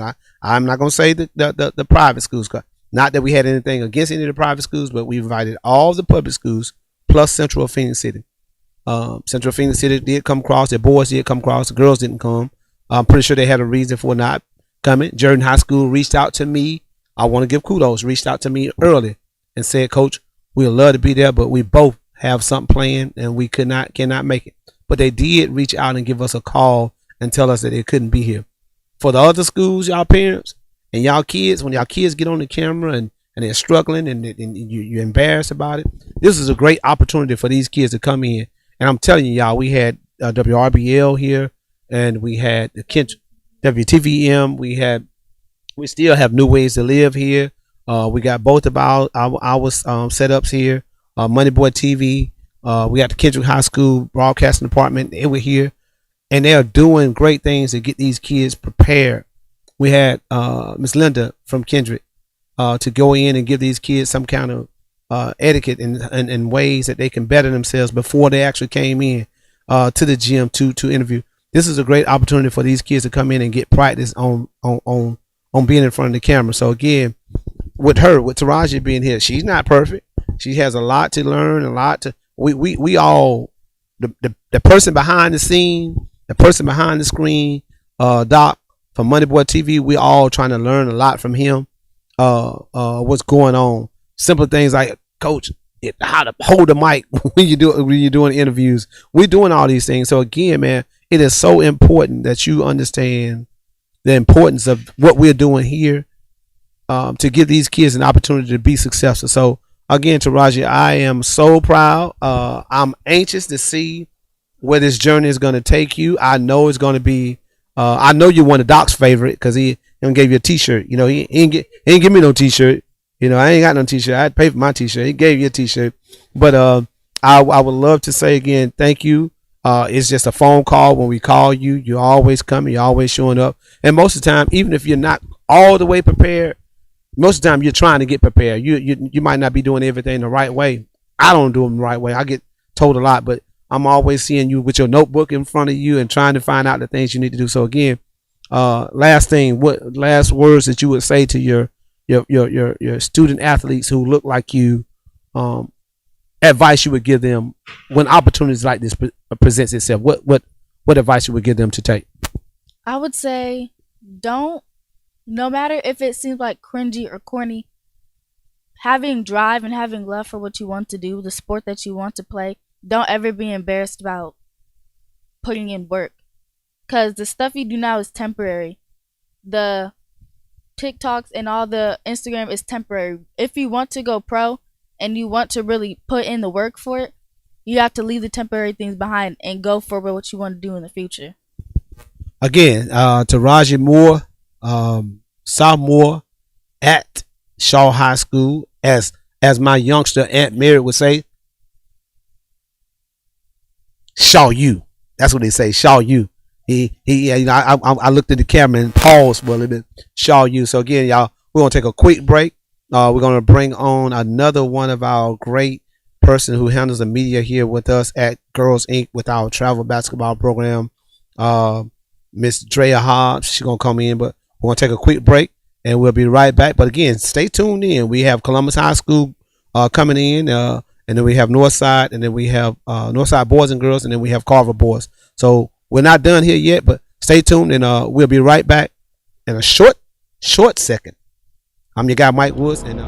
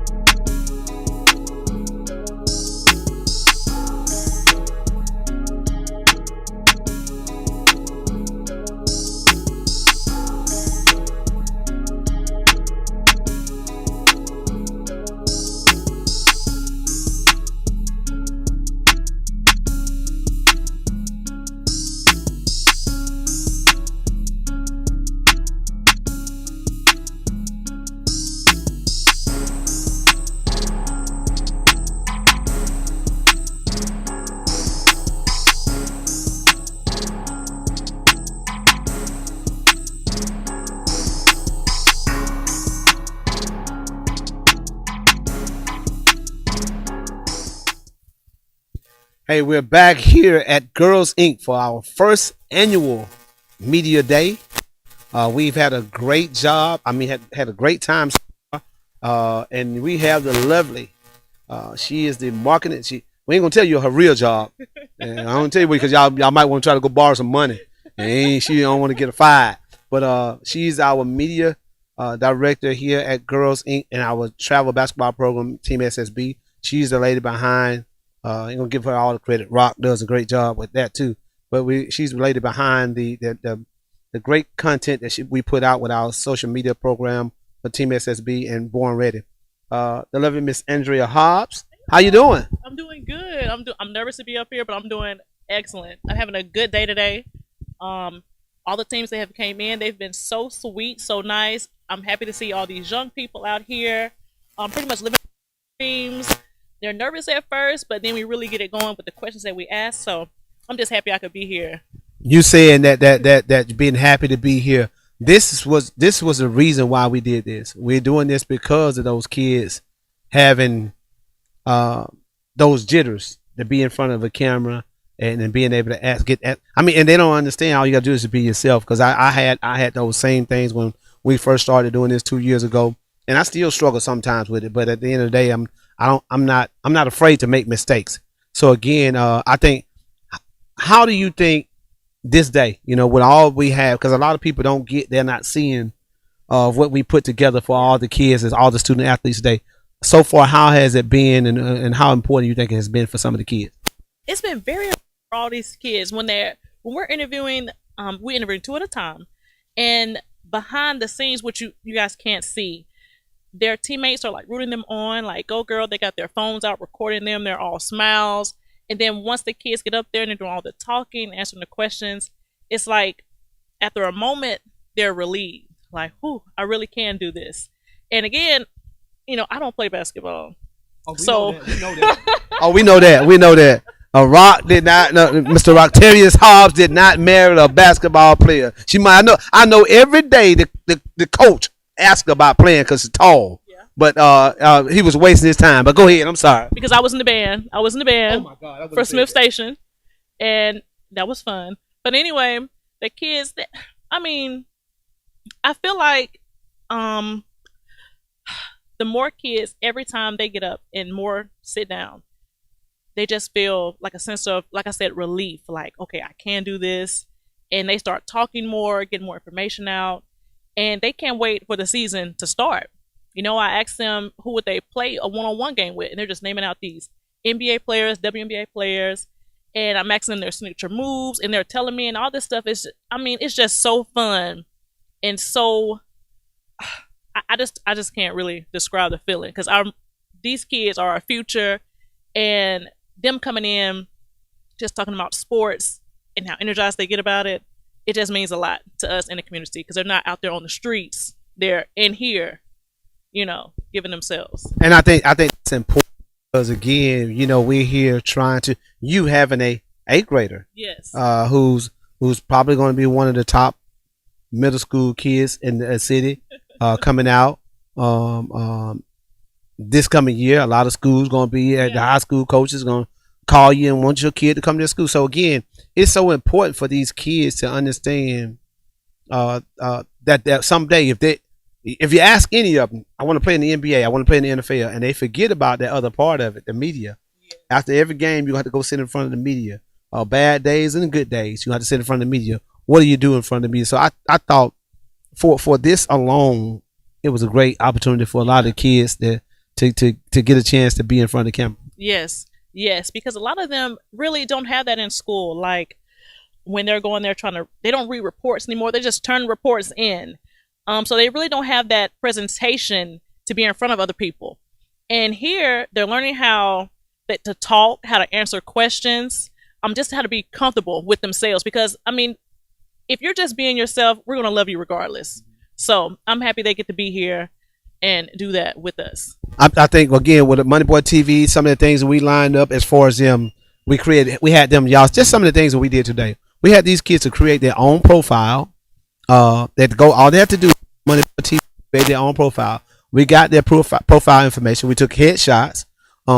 We gave them interview practice. We gave them in interview. We had someone to come in and prep them on how to interview before the interview started. And some did well, some still didn't do it well. But you, like you said, you can see the confidence level in them. Maybe the next time that they do it, it's gonna be even better. But we was able to provide all this stuff for them, for these kids today, and I'm so excited to see when the next time we come around and we do this, how would they respond? Because these they don't understand how important the NIL is about marketing. Right. You know what we do and how we try to sell our program and how I push you guys and pushing us out there towards the social media world. Right. So how important I asked Mr. Harsh this earlier. How important is it to you for parents, being a parent, to know what they need to be looking for when it comes down to the social media world? Because so many times our kids have their own TikTok. They have a burner account. Let me see your TikTok. They give you the one they want you to see. Your X account, your whatever Twitter account. Right. How important is for what we're trying to get parents to understand? How important is it to what message would you send to them and saying, okay, you need to know what's going on in your kids' social media? Okay, so with social media, it's very touchy with social media because kids want to go on there and just have a good time, but also they need to know how to do business rather. So all that cursing, the music, that plays a big role when coaches, even other teachers or students are looking at that. That can get you in a lot of trouble. That could get you, if you're looking for NIL deals, that can get you, scratch that off, because if you can't control yourself on social media, how can we brand you, with all that content on there? And so I'm sorry, I'm gonna cut you off right there. Yeah. That's when I think that's what parents don't understand. I was talking this earlier, and I say this because I know some people gonna look at it and they're gonna say, well, he was talking to me or he was talking about me or whatever. Yep, I am, because y'all don't realize how important it is for you to not carry on crazy on your social media as well. Right. If I am a coach and I'm recruiting your kid and I see you cutting up on social media, I'm not recruiting your kid. Right. It ain't fixing to happen. So I try to pass on information to people who connected to people, because sometimes people don't, you know how it is, they don't want to hear it from you. Right. They'll listen to others. So I try to pass on information to others and say, hey, listen, you might want to tell this person, right, or you might need to tell this guy, hey man, you need to calm down on social media, because them folks ain't just looking at your kid, they're looking at your social media as well, so it's important. Right, because it goes also as far as basketball, well, further than basketball. If you're even trying to get a career, a job, I'm looking at your profile as well. Like, okay, I'm scrolling through, and if I see you're on there acting crazy, doing crazy stuff, you, your kids, somebody in your family, whatever y'all got going on, I'm moving on to the next person, because that's not what we want. We're trying to do something positive for my brand. And so you got to be real careful when you post stuff like that. Yeah. That's just like I said I wasn't going to say where, but you work at Kinetic, right? And again, we have people that sponsor, and again, some of these kids can get NILs locally. When you start talking about NILs, you want to start, and that's the field I'm in now. It's amazing, man, that the things that fixing to happen, that I can help out so many kids in this community, that people will shut the doors and say, no, don't listen. But an opportunity is going to come and that can possibly open and help you out along the way. Sometimes you don't want to hear the message because of the messenger. And I think sometimes that's some of our people's biggest mistake that they make. You don't have to like me to know that I'm telling the truth about something. And so again, for all the parents that are out there, man, we keep talking, we keep pouring it in. If you are a parent, or if you have a cousin, or it might not even be the parent, it might be the cousin of the kid. You might have the uncle of the kid going to the game, acting a fool, cutting up, cussing on social media. My niece ain't, that. We see you in the stand. Exactly. And I've been a college, and I've been a college coach on the JUCO level. I know for a fact that we're not going to recruit that kid, because again, you're talking about now, it's about branding. If it's not just about you, the kid, if your kid and you go out there and slap and rob somebody, it's just like the kid did. Am I right? Just like it. It's just like it. You are correct with that. I wish these parents would understand that it's more than, I want my kid to be D1. I want them to go pro. You have to also know how to control yourself and to help your child build that brand about themselves, because it is a business deal. And again, we can harp on and go over and over about it, but again, man, I'm telling you, we're trying to do great things here. I am so excited. I'm disappointed in the gap that we have, because we have some teams that could have came in, but at the end of the day, hey, we saved some others. We helped some others today. We helped all the coaches that came about. They said thank you for the things that we did. We got some great things going on here. We had the lovely Miss Danita Gibson Lord, who is our CEO here, to come on and talk about the things that we got. And it takes a village to raise and help these kids along the way. So again, man, I just want to say, man, thank you. For people don't realize the time that we spend in these gyms, and y'all spending these gyms, with the investment that you're putting into your child. Y'all get it. Yes. You and your husband Rock, who works, y'all get it now, and y'all still got a ways to go, but you get it. You understand the process. So I'll hush my mouth, but I'll let you in with, if you had to say your last pitch to parents, to kids, about what's going on today, what they missed today, for the ones that couldn't be here, and when opportunities like this present itself again, how important it is for these kids and these parents. Even if a parent was just wanting to sit up in there and watch their kid interview, you had the opportunity to come in here to do that day. We didn't shut it off. You could have had your parents come in here. But what's the last thing you would want to say to parents and the kids about how important is branding, because that's what it's all about. This social media, being able to talk and branding, because sometimes you might be on the interview and you say something and you say about 12 more other things. But they took that one thing you said, and now it's exactly. Yeah, so go ahead. Yes, it's always, you can do a million good things, but it's always that one thing that you do bad that can set you back so bad, years and years, all that hard work just gone. Ask some of these kids that one mistake. You might hang out with some friends and somebody has it on their social media and they're posting it because you were at the wrong place at the wrong time, and there goes your scholarships. There goes everything that you worked so hard for.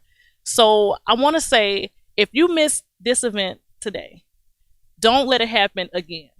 Even if your parents can't bring you, find somebody who can bring you, because this right here is going to help mold you and build you into that D1 or whatever you're trying to be in life. It's going to help mold you and create that space for you, because what God has for you is for you.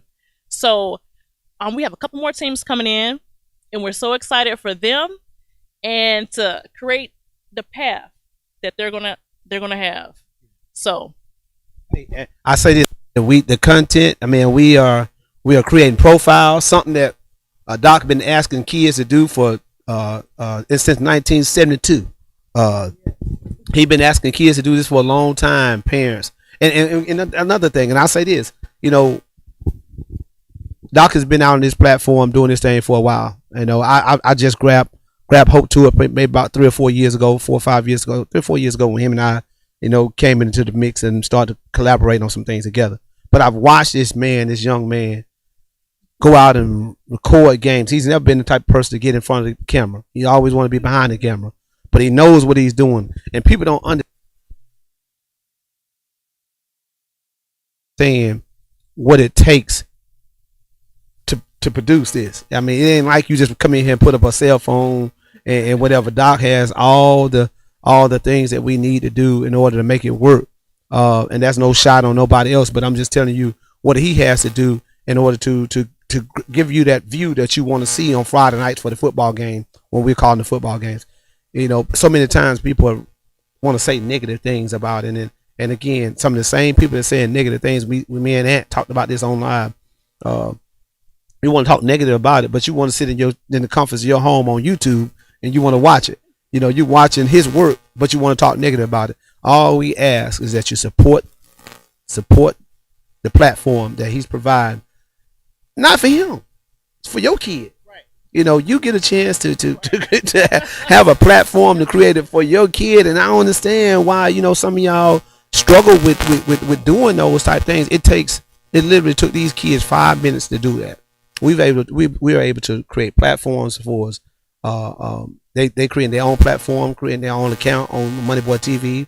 As they come in here and do their own headshots. We did headshots for them. We did all those different things so that when we come to the games and we cover a game, we're able to put starting lineups up. And that's what we want to do. So when we come to your game and your team is not listed, you're going to know why they're not listed, because you didn't come and be a part of it. Right. We had one coach send some other kids today because they couldn't be here, but they sent the kids. So you could have done that as well. So again, just want to send a shout out, thanks to Doc and all the other outlets, but especially Doc for all that he do.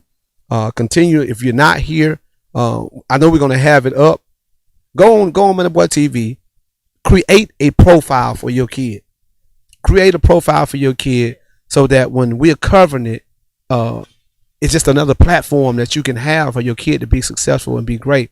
And there's so many other things that we're going to partner with that's going to come about this thing. So again, man, we're going to take another quick break as our team, the Columbus High Blue Devils, is coming in. We're going to get ready to get started with our second tier of our media day. And like I said, we have Columbus High still. We have Carver boys.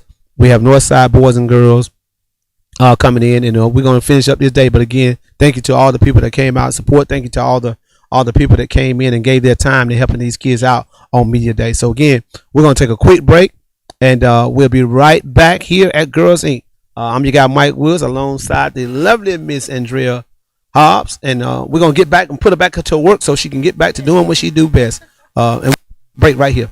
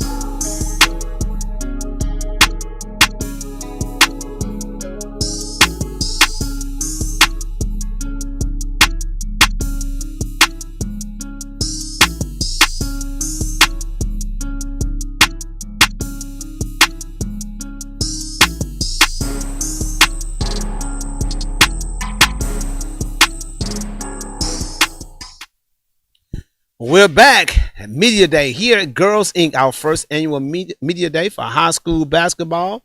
Boy, I'm surrounded by the Blue Devils, the best school in the whole wide world. You know, feel me? Y'all some hate. We got the Carver Tigers and all them hating people around there. We in the playoff, baby, for the first time in about 8 years. We in the playoff, you know, but we ain't talking football right now. We on the basketball right here. We got these great this new regime at the Blue Devils. You know what I'm saying? You know that's some pretty color too, man. I know y'all got some fresh uniform too.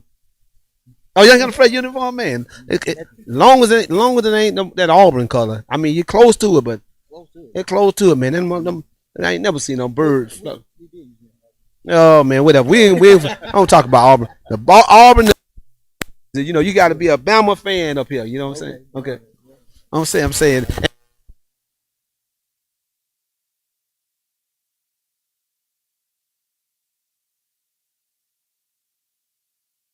Back on now. Hey, I'm sorry about that, but listen. Hey, yeah, that's okay. But I tell you what, did the Falcons lose this morning? Not as usual. They went all the way to Germany to lose. Hey, come on, man. You could have stayed in Atlanta to lose, man. They got this is Scanlon, Shantina, and Tracy, and they be cutting up all their t-shirts. They go buy a brand new t-shirt and cut it up every day. I'm looking for what? That's our team. But I'm sorry, but look, we're here talking about some basketball, man. I know you're excited. Your first year being the head man in charge for these Columbus High Blue Devils, and I know you got a three-headed monster at the guard spot. And I know in high school it's real important that you have that guard place. What do you expect? So what have you seen so far this year that was different from last year's team? Well, as far as leadership wise, putting in extra work. Because now it's with losing 4 seniors, everybody got to contribute now because we're very young. So everybody got to put in for a good effort. I know some of the kids you have on your team. I know the twins are in harmony, but I know you have to deal with the fact that these kids play flag football as well. Are they still they're still in flag football? So how has that affected you as far as being a new head coach? How has that affected you as far as what some of the things you want to get done with them, but I have to share them? Because I don't know how y'all practicing at different times. Because I know at one school their kids come in and practice early in the morning, so they won't miss practice in the afternoon. So, well, I got with Coach Greer, flag coach. So we're working together because that's what it's all about. Because with girls participating in so many sports, then we all got to work together, to try to get them better. So, whatever time I had with them, I just made use of it. What is the second chair? Got the second chair, huh? So what that second chair, I think to me is the most important chair, because people, the head coach gonna get all the credit. He gonna get a credit when it's good. He gonna get when it's bad too. Gonna get it too. He gonna get all the credit. But I think that second chair is so important. What role do you think you're gonna give, and the role you want to play with this lady? First and foremost, it's more of a support system. You fill in whatever is needed. You're the encourager. You're sometimes the person that picks them up. But most importantly, I consider it an honor just because we have a program that is going to do something different for this city and for the school. So being the second chair right here, all I can say is just watch. Have y'all played your first game yet? A scrimmage game. We did a scrimmage game Friday in Upson. Don't mean a whole lot. Don't mean a whole lot. What did you get from that scrimmage game at Upson? Well, I got a learning experience. We went back to the drawing board and we had to figure some things out. So Friday scrimmage game was just basically what we got to go back to practice and work on. Had a chance to. I know you. I'm gonna say you had a chance to because you was there last year. Have you seen any growth in some of your kids that's gonna have to leave with all this? I think Winchester's your own. Have you seen a lot of growth in the kids? I know Harmony. I know it's sometimes it's a curse to be so good. Those kids where you're so good, you playing everything, but kids. A chance to be pretty special for you How is it? How is it? Her season. How have you seen her season? Her mental becoming different from what it was last year. Yeah, but Winchester or Harmony. Harmony. Well, now she has to learn more now at the position she is because people are looking at her to lead the team because of her experience. So right now, I think she's taking on the challenge pretty good to lead her team from the point guard position because that is your captain on the basketball team, point guard position. That's where it starts from, and she's capable of handling that role.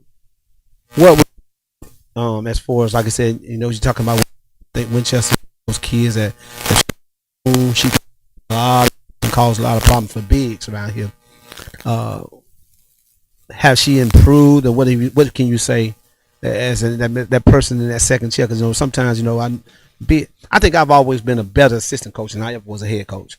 I got a chance to see things, and I get a chance to analyze things, and I get a chance to pat him on the back when coaching yelled at him, "Hey man, hey, come, don't worry about it." So you had to, just like you said, you had to play all those different roles. What kind of growth have you seen in Winchester? Right now we're building, and what we're building in her is a leader. She's never experienced something on that level, so I'll say we're grooming her, and it's a shock right now. It's a shock for her to be in a position as such, and you've never had to lead. So we have a lot of confidence in the fact that from now to, you know, maybe a couple games in the season, you're going to see a totally different player from game one. I mean, the region, we're going to talk about that, you know. Yeah, this I think I talked about this to just on the girl side, not necessarily the boy side, but on the girl side. I think this is the most balanced it has been in a long time. A lot of it coming because of injuries with a lot of teams. And a lot of teams that got major injuries on. I know a lot of people some got injured, but the truth of the matter is some of these kids got injured, and it's gonna be their team's gonna look different. To me, I think that opens up the floodgates for anybody on any given night. Have you got a chance to look at that, and what do you think your team? I know they had a preseason ranking come out, and I know a lot of folks on social media were kind of mad about where their team was ranked at. How did you feel about that for your team, and did it matter to you, or what do you see your team at right now as far as being one of those top 4 teams and going to the next level? Well, we try not to look at that too much. As far as right now, our main goal is to get better as the season go. I don't want to put pressure on them trying to do things that you have no control of. Because right now, we had a process of getting better and getting good chemistry together. Because it is a new team, and like I say, they're up under new coaching staff, so we're working on that right now. I know for these kids, man, because of, you know, especially with, you know, you the numbers are small, so you not just you, but I was talking to Shaw coach earlier. His best players are playing flag football as well. So it makes a difference when you can't get that time and you don't get that time in it. Last thing I would say to ask y'all, man, is that when it comes down to again, like leading into the last question I had this season, I think on any given night, anybody can get beat. I don't think America's is going to be, well, I think it's America's. Sumter won't be as good as they've been in the past. I think Carver's had a major injury with one of their top players. Hardaway lost a lot when it comes down to their team, their player, their best team. She's going through some injuries, and she'll be back some in the season, whatever like that. That affect you guys placing yourself. What do you tell your kids? Do you tell your kids about the chance that you have at setting the tone early? Because sometimes people can dig themselves so far in the hole they can't come back. But you want to take advantage of the opportunities you have right now with some of these teams not being as strong. So what are you telling your girls? Well, I think Coach mentioned it earlier. We're building, and so you mentioned, you know, them being out with flag and things. It helps us build on the things that we need to build on. Truth be told, our stronger athletes are playing flag. So it gives us an opportunity to work with those missing pieces to build them, because we have something that no other team has. And we have a solid 5, and we have a bench. So again, Friday night. You know, I got a little, you know, I got a little dog in the fight on Friday night. Now I'm kind of in the middle on the Friday night because my daughter coach Northside. So, but that's gonna be a huge night, Friday night. I mean, the only game in the city. The only game in the city. Up on that hill. Now that not the other hill they talking about. You know, that's the other hill. Columbus High got the real hill. You feel? So on that hill, Friday night is gonna be the only game in the city.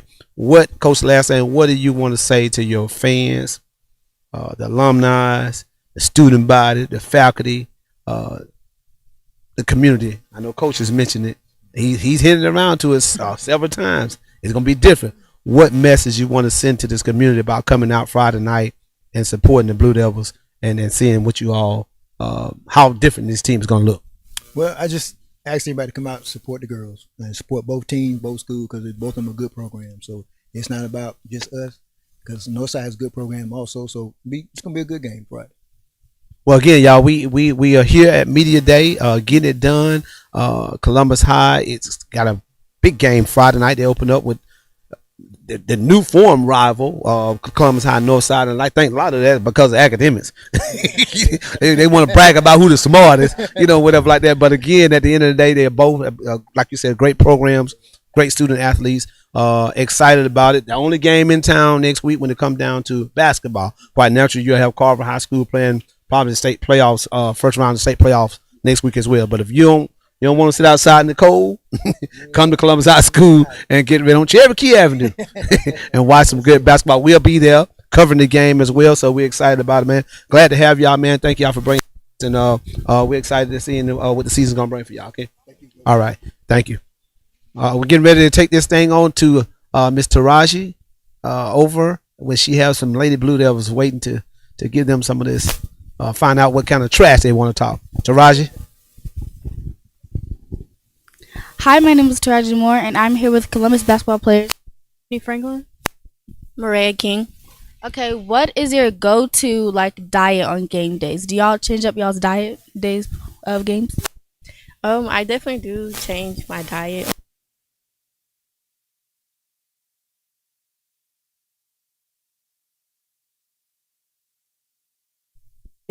And I'm not a fan of so I eat some cereal at home. I try to eat all just so that I'm ready for the game. And right before the game, I usually don't eat as a team we eat Chick-fil-A or we go to fast food restaurants, something quick and easy, especially if we're on the road. So I tend to just bring my own. We had a game the other day and I bought a Publix sandwich, and I just like to eat something a little fresh and healthy right before the game just so I don't feel sluggish. Yes, I can agree with that. I the Chick-fil-A on my stomach. And what about you? Do you change your diet up? I don't really change my diet, but I try to add more fruits and veggies during the week. So, yeah. Any goals that you really want to achieve this upcoming season? I would like to be more vocal and using my left hand more. So those are some goals I want to achieve. Are you right-handed? Yes, I'm right-handed. Do you have any goals that you want to achieve this season?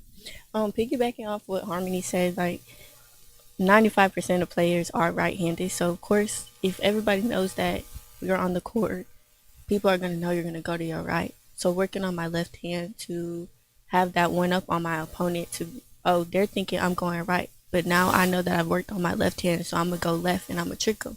So just working on my left hand and also being more vocal on the court, talking to my teammates, telling them what I see on the court, and actually producing. As a junior, if I'm on a varsity team, I feel like I should be producing as much as anybody else.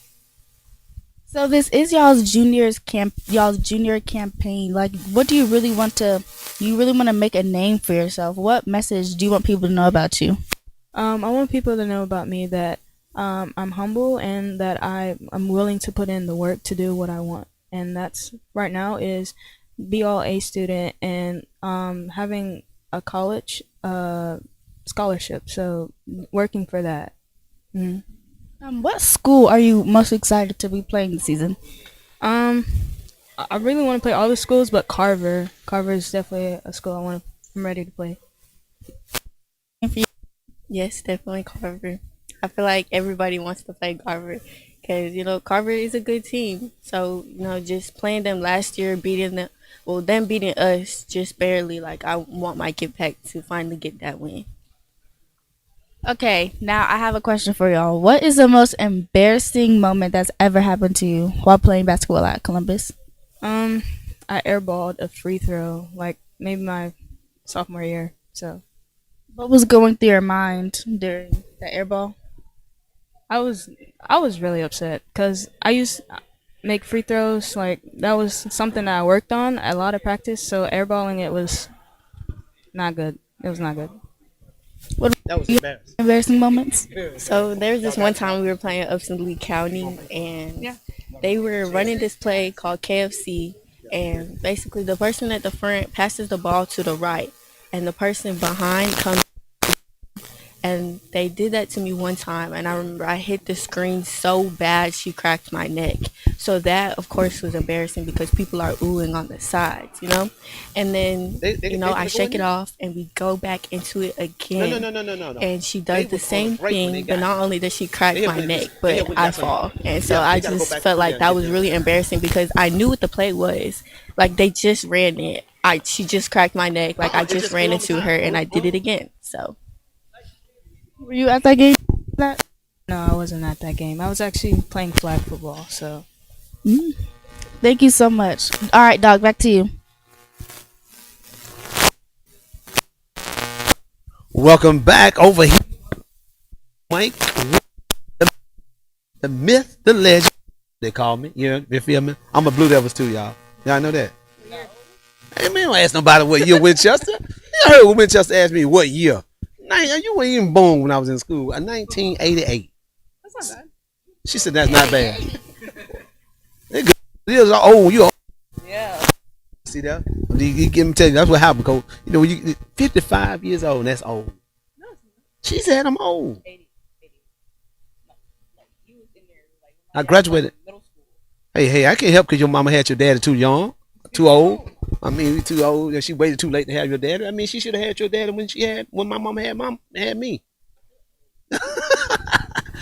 Listen, man. We're here again. Introduce yourself again. I am Cadence Nelson. And you are a freshman at Columbus High School, and this is the. I'm Lily Winchester, is senior at Columbus High School. All right, real quick, ladies.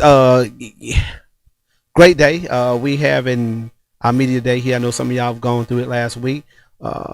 Played your first scrimmage game. Didn't go as well as you wanted, but what can you say you learned from it, being that you're the only senior here on the team this year? How difficult is that for you to be around a bunch of babies? I mean, I wouldn't say they're babies, but I just I'm definitely working on setting a good example this year and being vocal in the court, which I think could have been helpful in our scrimmage game, and I don't think I was as vocal as I could have been on Friday. But knowing you up because you got a big game coming this coming Friday. This Friday against one.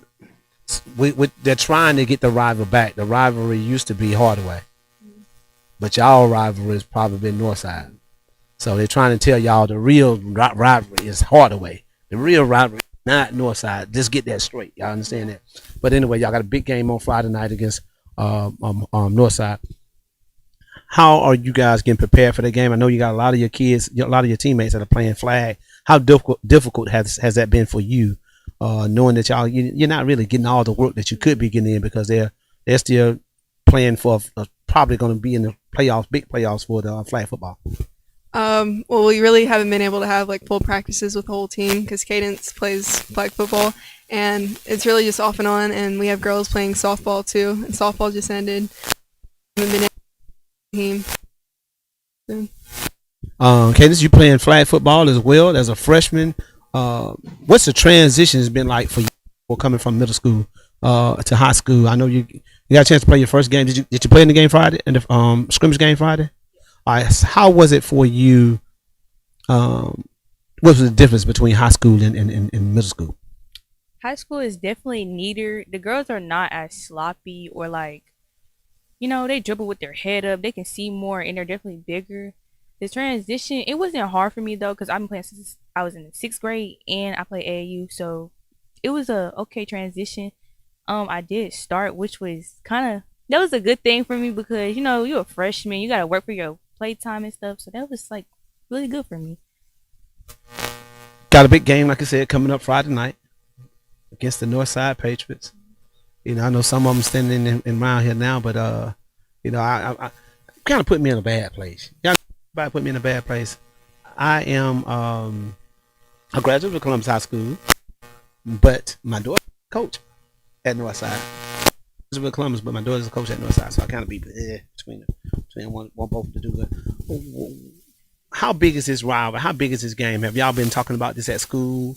Has the student body already got it? Because I know the teams but ready for basketball. Been a big talk at school so far this year. Well, considering it's our first game, it hasn't really been talked about. But this week, I will try to get the word out so people will come to the game. But a lot of people really haven't said much yet. Well, it's going to be a big game. I know you'll be out of school Monday and Tuesday, or just Tuesday, just Tuesday. So you get a chance for 3 days to gonna show up for Northside. So again, make sure you understand.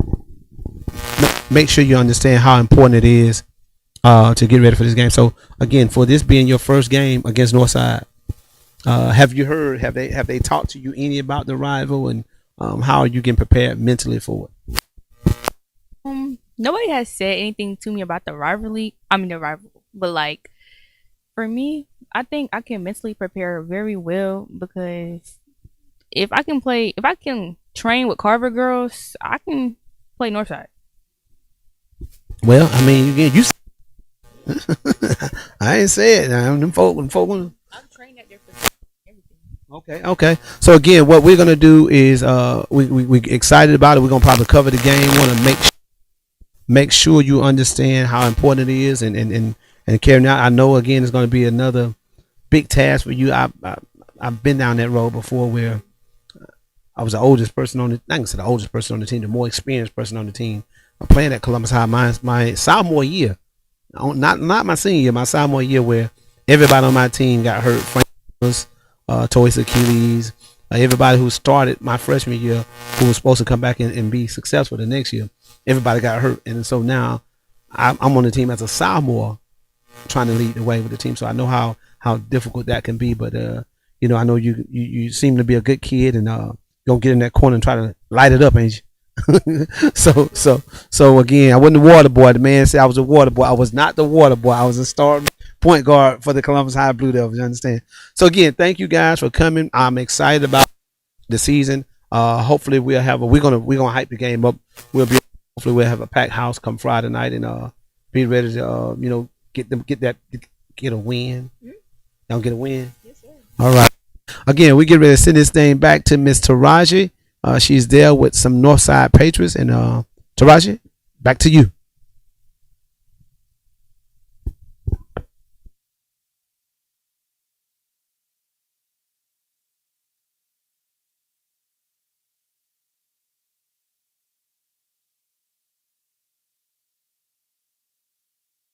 With this new team.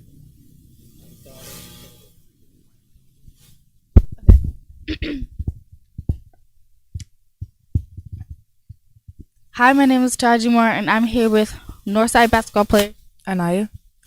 Kayla. If you could pick one cartoon character to do a one-on-one basketball game with, who would you pick? Starfire. Is there a reason behind that, or? No reason. Just I would just pick her. Cartoon. I really don't know. Any like superheroes? No, I don't know. Actually, I don't know who I would go against, but I probably would pick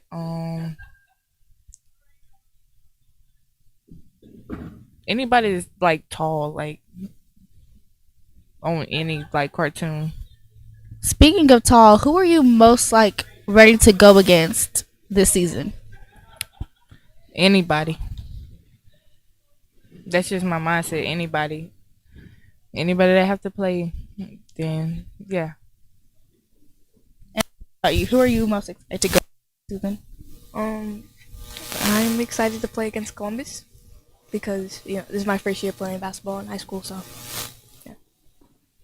And you are a sophomore, and you are a freshman. So this is your freshman year campaign. What do you want to know about you? I want them to know that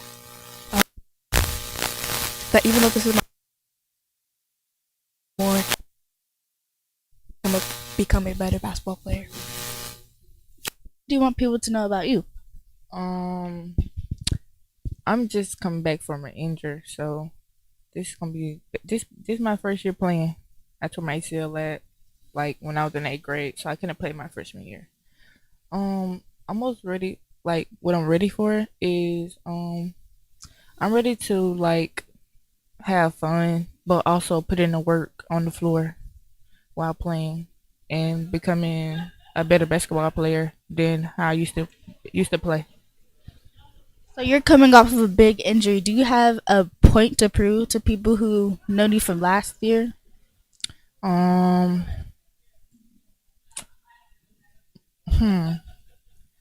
I feel like that should be shown on the floor, but like I wouldn't have to say that and to their face, but I would just have to prove my point on the floor. Is there a personal goal that you want to achieve this season?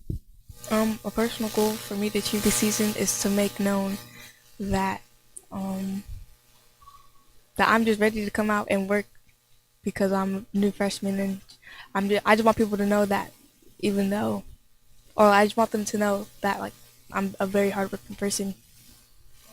Yeah. Is there any personal goals that you want to set this season? Continue to play basketball, push through, never give up. Just become like better and better at what I do. And what mindset do you think you need to have to achieve that goal? Stay focused. Get your mind right first, and like just keep going over the goals that you wanna prove or whatever, and just focus. Thank you so much. Back to you, Doc.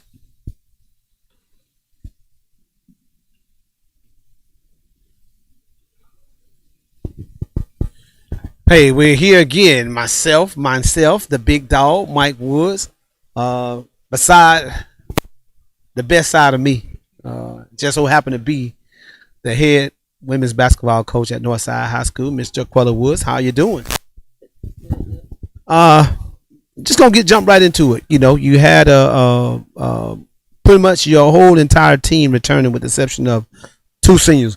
And I'll say 2 seniors, really 1 senior, because you lost Sky Taylor early in the season, so she didn't play as much. So you returned your whole entire team. What's the difference in this team this year compared to last year's team?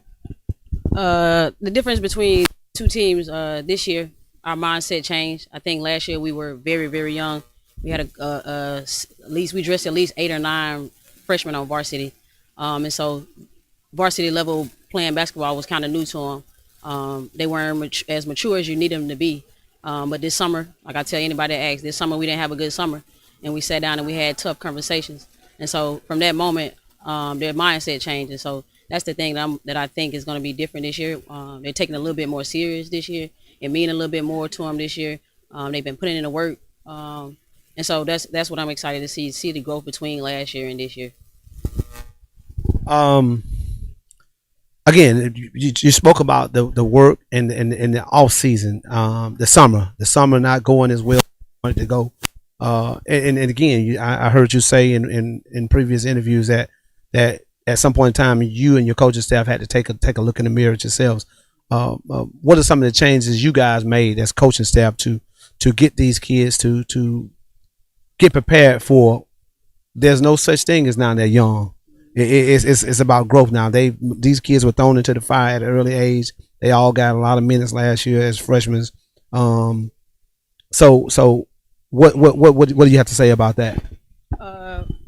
Just for the piggyback off the young comment, I think a lot of times coaches get caught up in, you want to use phrases like your team is young, you're rebuilding and all that. At the end of the day, nobody cares. Your opponent does not care that you're young. And so for us, just instilling that in our kids, like even this year, we'll still be young, but nobody cares. Your opponent does not care that you're young. They put their pants on the same way you put your pants on. Nobody care that you are a bunch of freshmen and sophomores competing on the varsity level, especially during the game. We trying to oppose a team trying to beat you, whether you're a team full of juniors and seniors, whether you're a team full of freshmen and sophomores. So at the end of the day, for us, it was just getting them to understand that nobody is coming to save you. Nobody feels sorry for you. You have to put the work in to kind of close the gap where we lack in experience. Putting that work in kind of covers some of that ground for us. So again, just making sure they understand that at the end of the day, don't get so caught up in people telling that you're young, you got time, y'all got time for this. Nah, it really doesn't matter at the end of the day, because again, your opponents do not care about your experience at all. I want to piggyback off something. I know we had some commotion going on social media about the ranking. How did it affect you, your team, if it did at all? And if you did, what kind of message did you send to your team by looking at the rankings and seeing where some of the teams, what the preseason local ranking had you guys ranked at? First thing first, the ranking, I just think it's opinion. It's based on opinion. So that's the first thing, making sure our kids understand that that's somebody's opinion. And then understanding that where they had us at, how do we use that? Do we use that as fuel? And for us being the type of kids we are, yes, we're going to use that as fuel. Yeah, we saw the rankings. We saw that we were placed at 7, which is fine. We're not complaining about it. We're excited to prove ourselves. We're excited to match up against some of the teams that they had ahead of us. And then again, at the end of the day, we're just trying to control the things we control. We can't control how these teams, these people that rank teams and all that stuff, we can't control how they feel or what they see. We can only control what Northside girls basketball team control, and that's how we perform on the floor. Allow our work, the product we're gonna put out on the floor, allow that to do the talkings, and then the rankings and all that type of stuff will take care of itself. You have a sophomore that I think got a chance to be very special, and that's Jelena Stewart. How have you seen the growth in her game, both physically and mentally, change, if any, from last year? Her mindset, again, I go back to mindset, because I think that's the first thing you have to change when you're trying to make a change. You have to shift the mindset. And so the mindset that she has now is, I want to be great. I don't want to be good. So I have to do the things that it takes to be great. Coming in, being a little bit more aggressive this year on the offensive end, not sitting back and waiting for somebody else to do it, taking it upon herself to be the dog for us, to be the one that asks for the ball every single time. That's what I've seen so far. Hopefully it carries on to the season. If it do, she's looking to have a very good season, breakout season for a sophomore year. I talked to her earlier, and she said some of her goals were to go farther in the state playoff, and for herself to be player of the year or first team, make first team all region team again this year. I see so much potential in her and the things that she can become. Another leader, another person that needs to step up and have another great year, being that she's a senior. Kiki Hunter. Kiki Hunter. I think she needs to. She's going to step up this year. She's been asked to play out of her position for the last year and probably again this year. How has she improved in those areas, and then what do you expect from her this year? I just expect her to be Kiki. This is year 4. I also speak to her loyalty. Stayed with the program for 4 years. Could have jumped ship at any time, but stayed and have put in the work. With this being her last year, she's understanding that it's no next year, it's no tomorrow. So every time I lace up, I gotta play my hardest. I can't expect or think about next year, because as a senior, it's no next year in high school basketball for you. And so hopefully with her hard work, this being her final year, all of those things taken into consideration, she just leave it all on the floor. I think she leave everything out on the floor this year for us. We talked about Jelena Stewart being in the running for player of the year. In our case, I think we're special enough to we have 2 kids potentially could be player of the year out of our regions if they take care of business, they doing what they're supposed to do. My last question for you: classifications just came out. How do you feel about that? Because I know, being a former player yourself, experience some of that things of playing at I think your freshman year, getting a chance to play in 5A, in 5A basketball and get a chance to play how unfair it was to play being Carver at that time, 1,300 students playing up with team playing against teams that had 3,000 students. So knowing that Northside is big on academics, a lot of the kids that come through y'all program, y'all school, that are putting y'all over that hump when it comes down to the magnet program, what has that looked like, and how does that get you mindset wise for possibly being able to go play in one of the highest classification in the state of Georgia? I think for me personally, as a player, I did it. The downfall to it is the traveling. I think it's not fair for our kids to have to travel on a Tuesday night 2.5, 3 hours away to go play a varsity game and then get back and try to go to school the next morning. Like you stated, our school has a magnet program. 75-85% of our team are magnet students. And so these kids, academics are first for them as well. And so when you put things like that in perspective, them getting back late and kind of losing some of that education time, those are the things that kind of keep me up at night when we think about jumping classifications. Not so much as the competitive part of it, just the other parts of it, like the kids getting home, traveling, and have to travel back and forth, those type of things. I as myself, freshman, required far like that during the week, and so that's my main thing about it.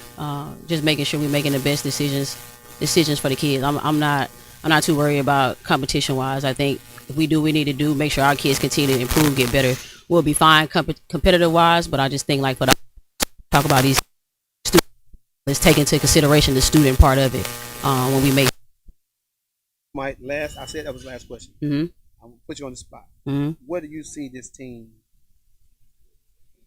achieving, and what are the things that you feel like that you can achieve, and what do you see this team going this year? I know I heard you say some things on the other media day, but what do you see this goals that this team can achieve for this year? For this year, I think for us, we finished third in our region last year. A lot of people didn't see us finishing third or fourth, even making a state with the team that we had due to our lack of experience. But I think we got hit in the mouth last year. We got hit in the mouth this summer. We shifted our mindset. And so with all those things changed, I feel like we'll make a deep run in our region tournament. My goal is to be in the region tournament championship again.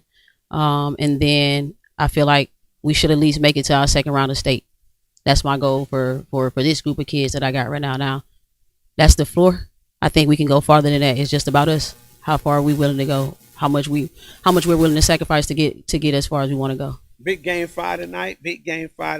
All the people in Columbus. There's only one thing going on outside of this game. That's Carver High School going to be playing their first round of state playoffs. Mm-hmm. What do you say to the student body at Northside, the faculty, the alumni, and the rest of the community that might not want to be outside watching the football game? What should they be Friday night? Columbus High School, Northside versus Columbus High School. Great game for the kids. Great rivalry. I know they say Hardaway they're a real rivalry, but it's a good rivalry game. Get the kids something to get excited for. If you don't have anything to do, come out, pack it out. Teachers, students. We got the #1 student section anyway, so I know they'll be there. They'll be present, and hopefully we can give them a show. Again, man, we are here at our last, our first annual media day here at Girls Inc. We're wrapping it up with Coach Jarquella Woods, the head girls basketball coach at Northside. We're going to pass it on to Miss Taraji Moore. She's with 2 other Northside players. And Taraji, it's on you. Hi, my name is Taraji. Here with Kiki Hunter, Alyssa Aljamal. If you had to play a basketball game in one costume, what costume would it be? an inflatable dinosaur. What about you? Same, an inflatable. Do y'all think y'all get lots of work done? Yes. Same for you? Yes. Most excited to play for the season? I say Russell County. Do you have a reason behind that? Yes. Because when we played them the last 2 times or 3 times, they were competitive games, but I want to win. So you're hungry for that, right, huh? Yes, yes. The same for you, Russell County? Yeah, I would also say Russell County because it was really heated games and we played them really good and they played really good, so it was just competitive. It was competitive game. Do you have any personal goals you want to set for yourself? Yes, I just want to be able to improve mentally and physically with the game of basketball and be able to help my teammates out more than I already do. What do you think you need to do to achieve that goal? Work harder. I need to focus more on the mental side of basketball than more the physical side of basketball, and then just put in the effort, put in the work. How, Kiki, do you feel like you need to develop mentally, physically, or both?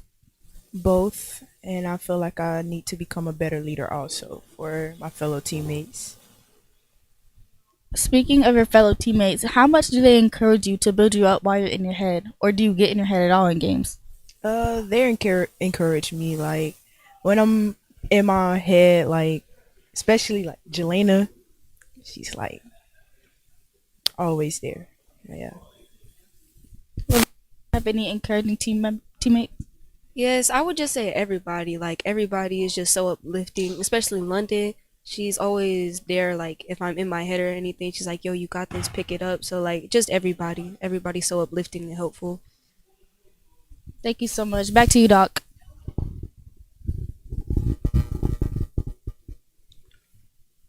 All right, we're here back with the head basketball coach, an icon, a legend in this area, Greg Johnson, the head boys basketball coach at Northside High School.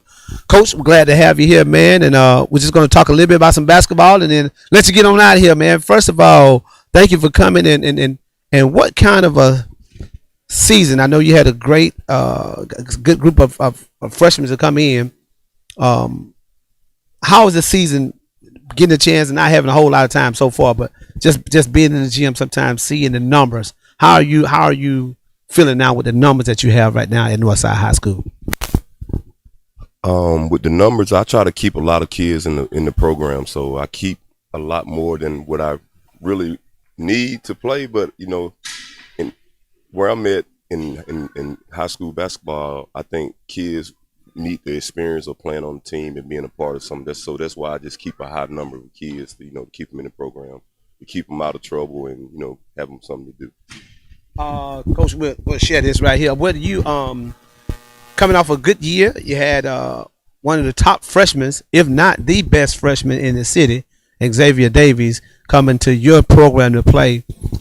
Speak on the growth that you've seen in him, if any, from last year now, just until I know there's a short period of window that you had now, but just the growth that you've seen in him so far this year. X last year, he wasn't real vocal because he was new and he didn't want to, step over any toes or, with the other guys that had been there. So he wasn't real vocal. But this year, since this summer, he been real vocal about, talking to the team and getting them together and get them ready to play. Bringing back, I know you have another freshman coming in this year from that same school, Tamir is coming in this year. Do you expect him to play a role, or he's gonna have to go through those? I know you had to throw X into that fire real quick last year. Are you looking to do the same thing with Tamir this year? With Tamir, I don't have to throw him in, but he definitely gonna be there. He's gonna be there just in case I need to throw him in the fire. But Tamir's a great kid, man, laid back, real smooth, can get his own shot off, can curate his own shot. He's a good player. Last question for you. This season, again, the depth you have, we talk about the classification and jumping up. I know you and I had a conversation about that. That can be huge for you all because, again, a lot of y'all students that y'all get are students. You're not getting that big number of kids that are coming there to play sports. Those kids are coming there to get an education. And when you look at the Magnum, I asked Coach Woods this question right here. You look at the situation where you and I talked about 251 kids in the Magnum program. Well, 251 kids ain't all of them ain't playing sports, but that counts as three for y'all, and that puts you in that number. How important it is, that message you want to send. Like Coach Woods just spoke on. How important it is for those kids not to be, if possible. I know y'all don't have no control of that. For those kids not to be in that big, traveling that 2.5, 3 hours away, because you got to come back home and you still expect them to be what? Students. So if you had that choice, what would it be? What would you say to Georgia High School Association about, consideration of these kids when it comes down to just moving up in class based off of a number? I don't really know. I'm the type where wherever you put me at, we just gonna have to work hard and find a way to like play basketball and compete with those schools. So I guess it's gonna take our kids working harder, staying focused more and working on their game outside of just practice. I guess we're gonna have to just get used to it if it don't happen, because right now it seems like we're gonna be 6A and it ain't too much you can do about it. Yeah, but listen, keep that mic. Friday night, the only game in town outside of the Carver football game. Y'all gonna be the only game in town. Northside versus Columbus High School. What do you say to your student body? What do you say to the faculty? What do you say to the community about what you want for the Northside side? What do you for us coming to this game? Because I know it's gonna be a big game. It's a big rival game. We've been working real hard, and if you want to see it exciting basketball, good basketball, safe basketball, just come out to the game and see us play. It's gonna be a good one. All right. Again, Greg Johnson, the head coach at Northside High School. Looking forward to some great things. I've been up to the gym and watched these guys work so hard, and I'm excited for Friday night. We're going to cover the game Friday night as well, so we're excited. In the community, again, if you don't feel like going out there and sitting in the cold, because it might be a little cooler for that Carver game, go in the gym and you can see the game on Friday night between Columbus High and Northside. We're going to send it over to Taraji. Taraji, it's yours. Hi, my name is Taraji Moore, and I'm here with Northside basketball player Layla Pope and Jelena Stewart. What is your songs really get you hyped and pumped up for the game? A few artists listen. Lil Baby, and just people like that. And what about you? My favorite artist is Drake, so anything by Drake. Western Road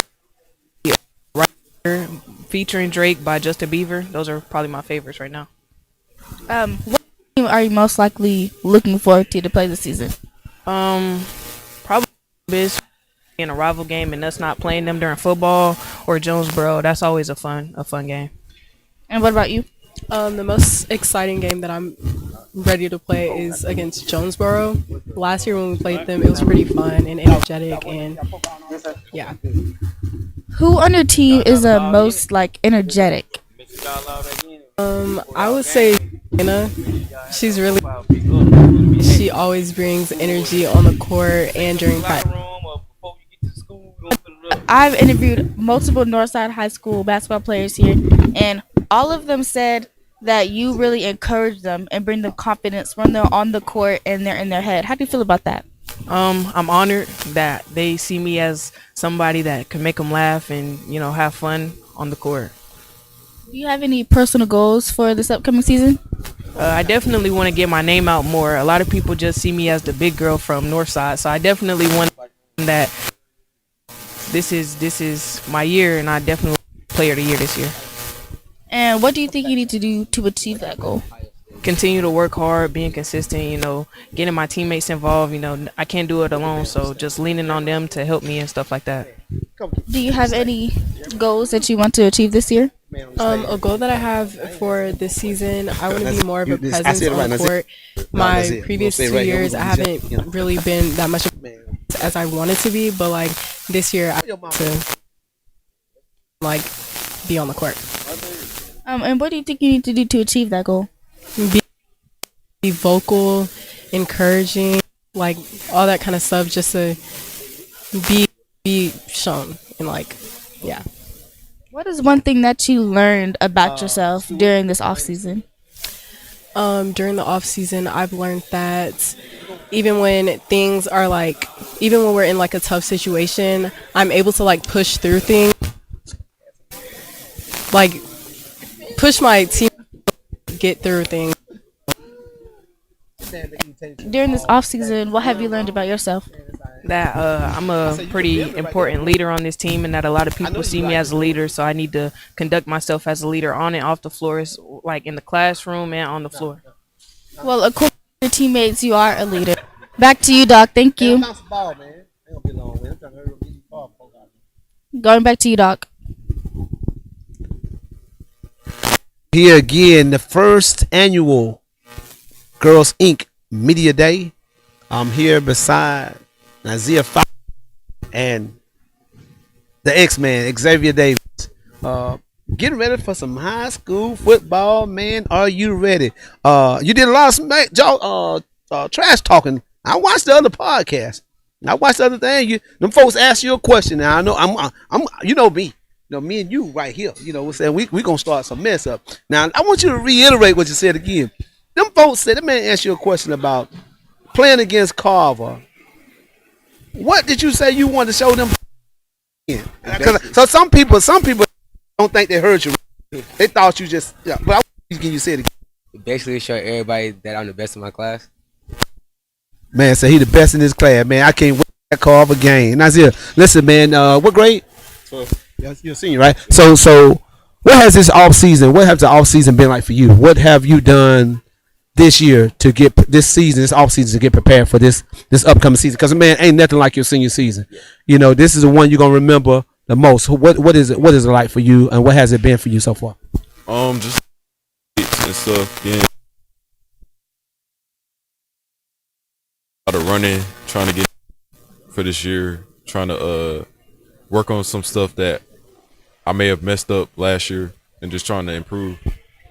All right, let me. I think something went wrong with the mic, so I'm gonna ask that question again. What have you done in the off season to get yourself ready for your senior season? Because again, your freshman season, your sophomore season, but that senior season is supposed to be something special. What have you done to get yourself prepared for this run and this opportunity you have? Just lifting a lot of weights, focusing on my body, getting bigger, getting stronger, focusing on getting in shape, running the court, and just preparing my body for this year.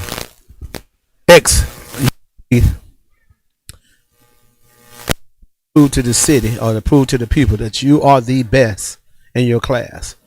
All right, we think bigger than that. We think of being the best in the state of Georgia, then bigger than being the best in the country. What are some of the things that you've gone through this summer to help elevate you to showing the people in Columbus that you are that guy?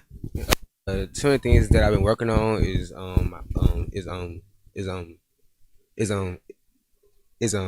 me jumping, getting stronger, being able to absorb more contact, and then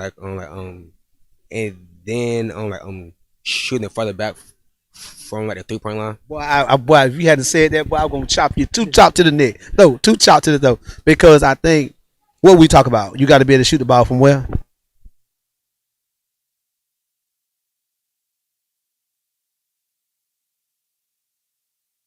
I messed around and hit the button.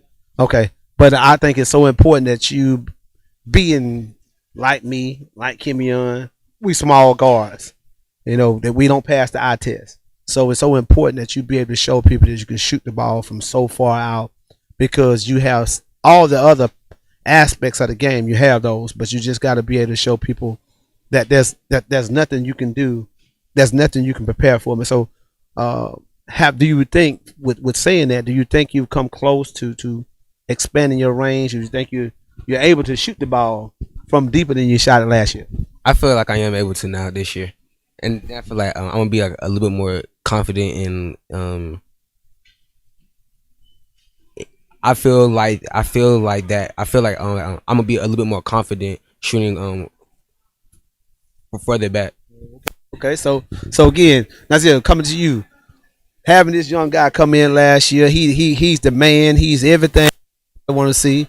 You know, we talk a lot of smack, and you know, folks talk about how good it was. How exciting it is to play with a kid like X?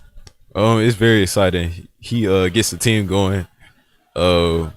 We have some good moments, and he pushes us to be the best that we can be. I would say this, y'all getting ready to play a big game on Friday night. It's not a really big game, but it's a big game. You know, I graduated from Columbus High School, so I kind of But my daughter coach at Northside, so y'all know how that is. Y'all know how I feel about that. The only game in town outside of the Carver playoff football game. That's the only basketball game. What do you say, Nazir, to the community? What do you say to the Northside Patriots student section? Because I know y'all got the best student section in the land. Columbus High said their student section y'all ain't gonna have no place to stay in. Cause they don't think y'all gonna show up. The student section. What are you saying to y'all Northside student section about Friday night? We gonna show up and show out. We gonna go out and we gonna put on a performance out there. X-Man, you got something to say about that? Hey, hold on, wait a minute. Cause the last time you was in Columbus High School, you got whooped. You know that Richard whooped y'all at Columbus High School. Now I want to bring you. It's on. But the last time I don't remember what happened last year in high school. All I remember when last year in Richards, the last game you played at Richards and Richards played y'all, you lost. That's in the past. That's in the past. That's in the past. Got it. That's past activity. That's my boy. We don't want to talk about that old stuff, do we? That's old. That's old stuff. That must say that old. We ain't worried about that. Again, man. Hey, man, I'm excited, man. I'm excited about y'all getting ready to play. Coach Johnson, a man of few words. How is it that's here to play for Coach Johnson? It's great. He pushing me to be the best every day. He just teaching me more about the game and teaching me how to be a better player on the court. So again, y'all, hey man, we get ready to get out of here. Friday night, the game at Columbus High School. We're gonna pack it out. Who gonna come out victorious? Us. What? Northside. All right, give me a prediction. I'm putting y'all on the spot. You know what I'm saying? I want to make the folks from Columbus mad. I want y'all to make them mad. Because we want it to be a real good game. That's the only way it's gonna be a good game. Y'all make them mad. What's the score gonna be? I'm saying 70 to about 61. Oh man, that's a cold game. I feel like we're gonna beat them by 20. My God, that's what I'm talking about. Hey, listen, man, you gotta learn to talk. What you gotta do, be willing to back it up. I think hey man, listen, again, at the end of the day, it's gonna be a great night at Columbus, Georgia, at Columbus High School, the other school on the hill. Hey, y'all gonna be there. If you're not going to the the Carver High School football game, and you want to stay inside, go to Columbus High School on Cherokee Avenue, where Northside will tip off against Columbus High next Friday night. Hey, we're gonna send this thing over to Miss Taraji. She has 2 more Northside Lady Patriots. Taraji.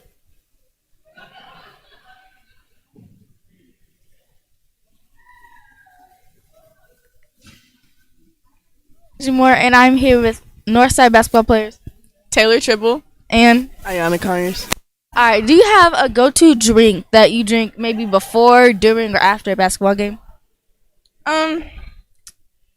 Like Powerade. Yeah. What flavor Powerade? The blue one. The blue one's the best one? The blue one, not the red. Or grape. Ugh. You don't think Powerade's the watered-down version of Gatorade? They taste the same to me, honestly. It's whatever, because I'm just thirsty, so. You don't agree. I don't agree. I'm a Gatorade fan. Very much Fruit Punch Gatorade fan. Best Gatorade out there. What are you most looking forward to this upcoming season? I'm trying to get to the region championship. Trying to get that ring. And what about you? I'm most looking forward to is getting past round 2 in the state playoffs. Cause last year we made it to round 1, so I want to get past round 1. Yeah. What do you think you need to achieve that? Honestly, we already work together as a team, so we already improved, so we just got to continue in what we do best. Yeah. Do you have any personal goals you want to achieve this season? Just get better as a player, know when it's the right time to do something. What do you do to achieve that goal? We'll keep working hard. Thank you so much. Back to you, Coach Woods. Hey, we're back here again in our first annual media day at Girls Inc. I'm here beside the Lady Pass, Kayleen Bowen. London gonna lock people down, everybody down, and the block shot queen, Jelena Stewart. We're here, man, getting ready for another big season of high school football. Ladies, you have gotten past. I mean, high school basketball. I'm sorry. Y'all ain't got to laugh at me. I messed up. That's okay. That's all right. Ain't nothing wrong with that. You see how we bounce back from that. You was happy to say I messed up, weren't you? I know. Born high school basketball. So again, what are you guys being freshmen? Some of the things y'all went through last year as freshmen. How can you say that? What makes this team any different from last year to this year? The mature level, like the matureness, definitely have grown, and we have definitely seen a big difference. I only had 1 year. Y'all was forced to be thrown into the fire last year. For some, that was bad. For others, it's going to be good. London coming from a program, and I think, I don't know, do any of y'all come from the program won a lot in middle school, but just the level of confidence that y'all have in watching y'all play now. I think London, what are you looking for this year as a player this year, and what do you expect of your teammates and yourself this year as a player? I can already see the growth in my teammates, so the expectations are high. Like, I'm seeing the maturity levels coming up. As of myself, I'm trying to expand my game on the offensive side a little bit more this year. Yeah. I mean, we talking about greatness. I had a conversation and we talked about what were your goals. One day we were going home and you said that your goals. Remember what you said your goals were for this year? I want to get player of the year, and I want to win the region, and I want to get farther in the state playoffs than we did last year. Saying all that, I'm glad you remember that. So with saying all that, how have you prepared this summer? What have you seen in your game to say that you're going in that direction? It was more mental than physical. I have the skill and the potential to be the best player in the city, but mentally. Oh Lord Jesus, slide closer. Thank you, Jesus. Thank you. Listen. I like for people to be confident. You know what I'm saying? It ain't bragging when you're confident. It's just true talk. So again, I want you. I wish I could start over, Lord Jesus. Ask that question. Answer that one more time. Say that again. Say what again? What you about your season? I forgot what I asked. I say she just shocked me so bad. Yeah. My growth was more mentally than physically. I already have the talent and the potential to be the best in the city. I just had to grow to push people more and take more accountability and be able to take the pushing. So do you think you have reached that? I know you haven't reached the pinnacle of where you're going to be, but do you think you're striving in the right direction as far as getting that reaching that thing with being the best in the city when there's no doubt? We talk about the thing where there's no doubt. If you poll 100 people going to say, well, the Stewart is the best. You think you're heading in that direction, or do you think that's something you're going to be able to get to this year? I definitely think that I could exceed those expectations if I continue to work. The sky's the limits. Nothing's stopping me. I'm my only obstacle. Kayleen, as a point guard, you can take a lot of stress off Kiki. Kiki wants to shoot 65 balls a game. Kiki Hunter, you know who I'm talking about. She wants to shoot about 65 balls a game, but because she has to play the point guard sometime, it kind of limits her. You and London both. How important is it going to be for you guys to help Kiki to be able to control that point guard spot, so you can move her to her natural spot, which is a two guard? I definitely have to take more of the thing when it comes to being a point guard, all the adversity, because I'm the head of the snake, so I have to be calm and I have to be level minded. So I have to really take things not deeply personally, but just to a good level, to a good extent. So when I'm on the court, I have to be a leader, because that's what a point guard has to do. Sometimes you got to be a big leader, and as a leader, that comes with responsibility on the court. So I got to take everything to responsibility, accountability, and I just got to be the bigger person. So you said that, and I me knowing you guys personal, I think that's your biggest obstacle, being able to control it, have that fire, but being able to control it at the same time. How much you think you've grown in that area since last year? I have grown a lot personally in my eyes, but I still have a lot of things to work on, like my attitude, my energy, my leadership, everything. So yeah. So when people see Kayleen Bourne this year compared to the Kayleen Bourne that was at Aaron Cone Middle School and her freshman year at Northside, what kind of player both mentally and physically, they're gonna see this year? Somebody that doesn't give up on the first try, and somebody that keeps pushing herself. And I have teammates around me to help build that and, like, you know what I'm saying, exceed those things, and I just take it. Then you are a kid that I saw a couple years back, Veterans, right? At Veterans Middle School, and I told my daughter, I said, this kid's she's probably not most talented, but she's gonna work hard all the time. I've constantly seen that. What gets you to that point that you just want to work so hard? I mean, I've not seen anybody outwork you. So what gets you to that point that makes you want to just go out there and just outwork everybody? I think like knowing that I'm not like the most skilled on the court.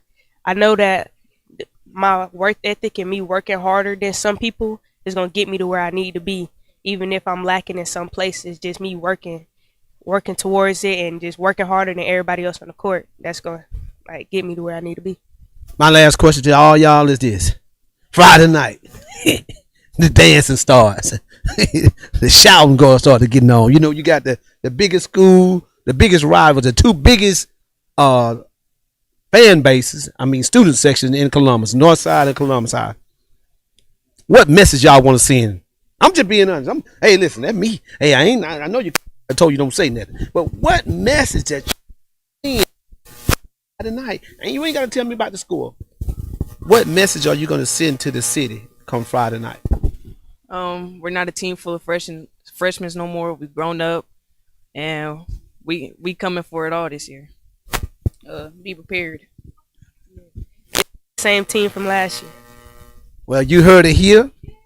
The Northside Lady Pats, Friday night. If you don't have nowhere to go, if you can't go to the Carver football game, you feel like it's too cold and you ain't got your winter coat, come on to Columbus High School. The only basketball game in the city. I said it right that time. The only basketball game in the city. Columbus versus Hardaway on Friday night at Columbus High School. I'm sorry. Dang, man, I get messed up. Columbus versus Northside on Friday night at Columbus High School. The house, they need to get there early, don't they? Be there. So what's the message to y'all student section? I mean, I know they come. Black out the stands. Black out the stand. That's what we said. Black out the stand. North side. Black out the stand. We're gonna take this thing over to Taraji. Taraji, here we come. Hi, I'm Taraji Moore, and I'm here with two Northside basketball players. Xavier Davies And Nasir Fowler. Who do y'all think of the NBA of basketball is now? LeBron. And what about you? Brian. Do y'all have what's your favorite thing that LeBron does during games to have him be? He's a good passer, and he could dunk and drive, and he's a good teammate. He's a good rounded teammate. And what about you? He come down and dunk that, or he catch an alley. Be my favorite part. What looking forward to playing the most this season? Carver. Is there any specific reason? Cause we haven't played them before, so this is my first time playing them. So. And what about you? What team are you most likely to be? What are you most likely to be? Like, what team are you most excited to play? Carver. Because this will be my first time playing against them. Do you have any personal goals that you want to achieve this year? I want to get my 1,000-point ball this year. What do you think you need to do to achieve that goal? Just basically to look to score more, and that's it. Do you have any personal goals you want to achieve this year? Averaging a double this year. What do you think you need to achieve that? Just getting stronger and working on my shot. Working on my cardio. What do you think you need to do mentally and physically to prepare for this upcoming season? take care of my body and focus a little bit more on like things like that, like I need to do, so that way we can win more games this year. Thank you so much. Back to you, Coach.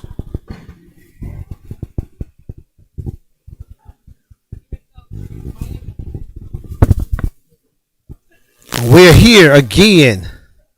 Save the best for last. Carver High School Tigers.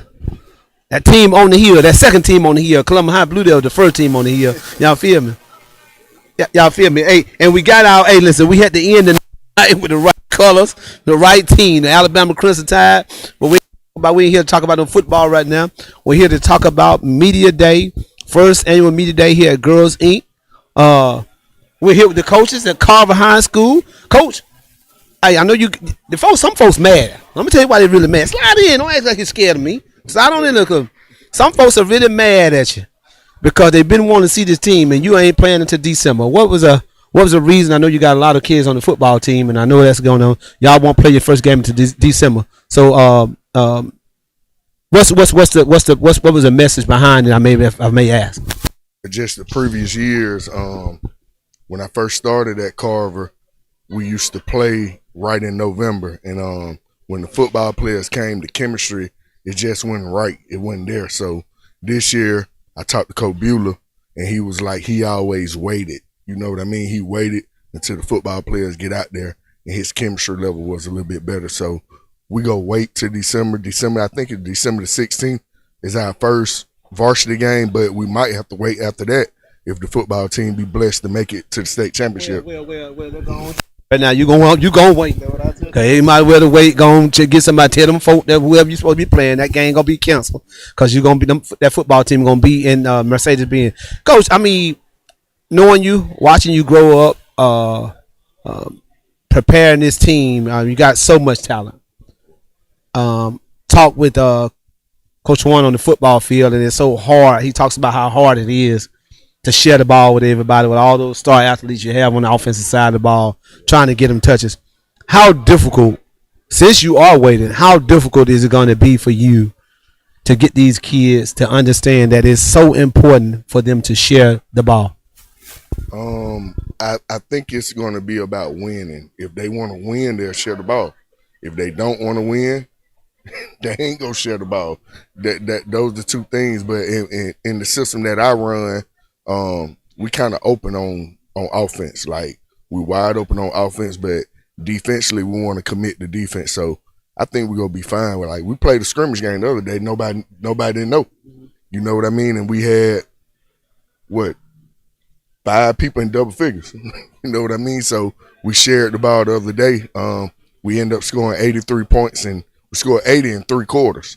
Put the young guys in, we ended up scoring 83 points, but we're going to be good to watch. I can promise you that. Sitting in the second chair, you know, I think me personally, I think that's the most, and I've been a head coach for a long time, but I think I've always done my best coaching as an assistant. How important are you? I mean, do you feel, I know I'll come back to him, but how important is that role to you as assistant coach for this talented Carver High School team when he's up fussing and stomping and can't hardly talk by the third quarter? How is it important it is to you and your job and what you're doing at Carver to helping out with, trying to help maintain and get all these kids these minutes? Well, my job, maybe the louder coach, and I keep the kids calm, or if they're getting frustrated, I kind of take them to the side and tell them what they did right or wrong, and just kind of let him be the coach he is. And I mean, that's my importance on it. So in terms of doing that, again, sometimes I know I've watched him coach. I've seen him as a player. He coaches with the same emotions. Me personally, he probably disagreed with me, but people don't realize I thought he probably was a better football player than he was a basketball player. He's a real good football player, and he kind of reminded me of myself because I probably was a better baseball player, but everybody knew me for basketball. But the passion that he played with in football, taking pride in defending. Times I think as a assistant, sometimes you have to step in and say, hey, listen, you ever feel that need, you got to step in and say, coach, give him another try. Give him another try. Yeah, definitely. Yeah, definitely. Like, cause like you said, the emotion he coached with, he may be firm on you got to come out, or you know, there's too many turnovers, and I'd be like, coach, I see something different. Like I see what he was trying to do. Give him another shot. You know, yeah, we always kind of coming up a little short.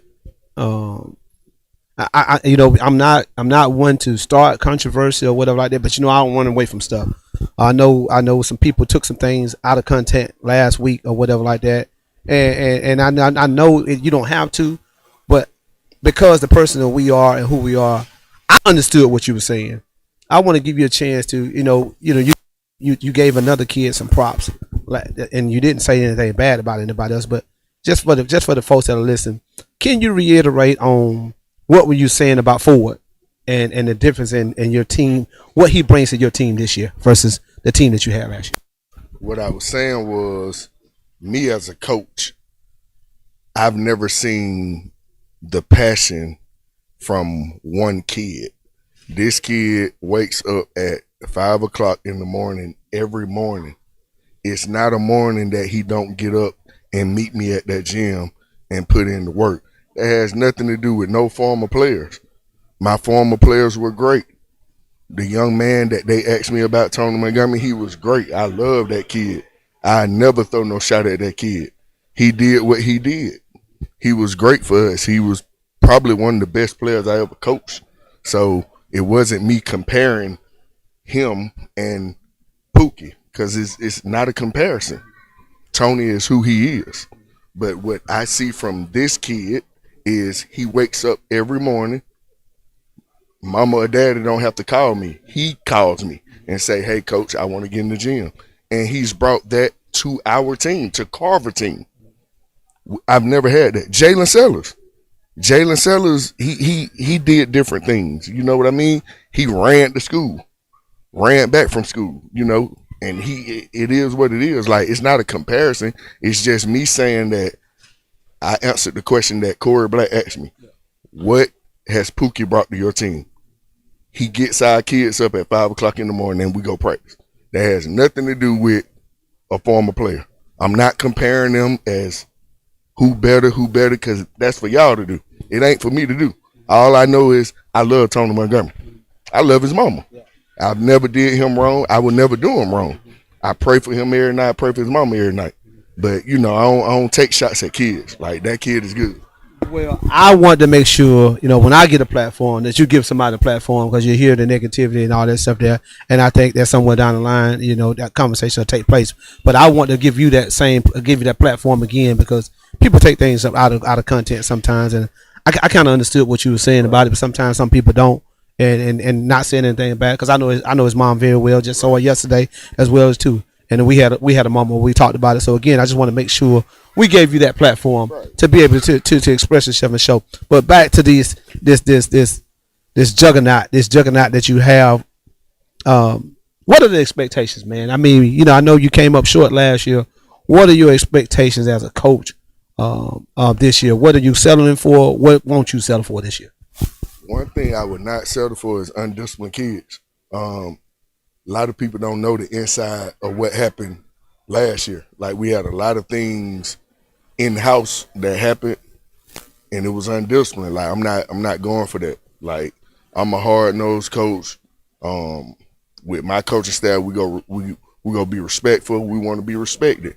And it was outside of basketball why we lost that game. A lot of people, they'll look at me and say, hey, well, he should have did this, he should have did that. I watched the film. I know what I should have did. They don't have to tell me what I should have did. I'm a basketball fanatic. That's all I do. I look at film and I see what went wrong. We can say, hey, we shot the ball 22% from the three. You know what I mean? And God awful. A lot of people don't look at that. We had 3 opportunities where we were up 3, and we got kids at the free throw line and they missing free throws. I don't think that's coaching. That's just we blowing free throws. But I would never say that kid blowed the game because he missed the free throw. He blowed the game because I don't say that. We lost. Butler was the better team that night, and they won. But we'll be back. Like, we always go be in the mix. And you know, you've coached for Carver. You coached at Pacelli. When you get in the Final Four, anybody can win it. Yeah. It's about a little bit of luck. It's about coaching, and it's about your players making plays. We did it at Spencer. When we was at Spencer, I'm a bad coach. We won the state championship at Spencer, but hey, we people can say what they want to say about me. I don't care about that. I care about those 15 kids in the Carver program, and we gonna be ready to win it. I think the biggest thing is, it's always as young coaches. I say this to you, there's multiple nights. You'll call me sometimes. Hey, what else? What's going on with this right here? And I say to these people, you ain't gonna always improve. You're never gonna. If you're looking for those people, just as quick as they said you did a good job tonight, they'll be the same folk gonna turn around and say you blew the game. So you got to be, as a coach. I come back to my daughter. My daughter said this, and Quella's coaching at Northside, and she said this on both platforms. Last week's platform, and she said on this platform, she had to take a look in the mirror at herself and her coaching staff. Right. Do you feel, when all that stuff was said and all the things that came along with it, did you ever take a look in the mirror at yourself from last year? Most definitely. The first, and Coach Saints here tell you, the first thing that I do after a game is I evaluate Eric Allen. I don't look at no stats. I don't look at none of that. I go watch the film, and I'll show you some things in our group chat, and I'll tell them we blew it in this moment. And all of them be like, no, coach, this and that. No, the first thing I'm going to do is evaluate myself first and foremost, because it's always room for growth. Like, if you don't have no room for growth as a coach, you shouldn't be coaching. That's why I call people like you. You know what I mean? That's why I call people like Sterling Hicks. I talk to you guys 2 or 3 times out the week. Well, me and you hadn't talked in a while, but the basketball season is going to change. You know, I'm always call you and say, hey, what can I do with TJ, or what can I do with Cody, or what can I do with Jalen? I'm going to say it because I want to win, and I want these kids to have an opportunity to win. We loaded. But people don't understand, like, when you're dealing with talent like this, it's harder than dealing with guys who ain't good. Yeah. Because you got to you got to look at these kids, and you got to say, are you gonna take the back seat to a Pookie, or are you gonna take the back seat to a TJ Woodson? But I got 2 scrappy guards that I saw the other day. They willing to take the back seat and come off the bench, for us, and it ain't no pointing the finger. I'm gonna do this. Nah, we gonna be ready. I can promise you, this is the closest team that we ever had. Look at them now. They over there talking right now. This is the closest team we ever had. I promise you that. Well, I'll say this, Coach Saints. I mean, I know you've been this sidekick for a long time. Y'all were part of that state championship run at Spencer. And, I know it had to hurt last year because, talking to you on last year, I know you thought last year was going to be the year. Right. So, again, when everybody's – you're supposed to win. You don't get no praises for winning. You were supposed to do it anyway. Right. But when you lose, oh, man, the coach blew it. Right. So, again, I know how important it is to be that second in charge. Man, I ask you, Coach, what have you seen in just maybe 1 or 2 of the kids that nobody might know of on this team? Can you name a couple of kids that have improved tremendously from last year? Oh, yeah, definitely. Trey, he was a freshman last year. He comes in the gym and work extra hard. He's part of that getting up early crew. He gets up and he works. He went from not sure if he was going to play varsity to a definite role player on the varsity team. And Jalen, tall, 6'5" kid, can shoot. He works hard every day. If you go pick him up in the yard shooting that, I like him. Big time. Well, Coach, I know we got a couple more kids we're going to interview. I'm so proud of the fact that you guys, some folks, when they get to a program, they get to points where they, I'll say this, I walk along.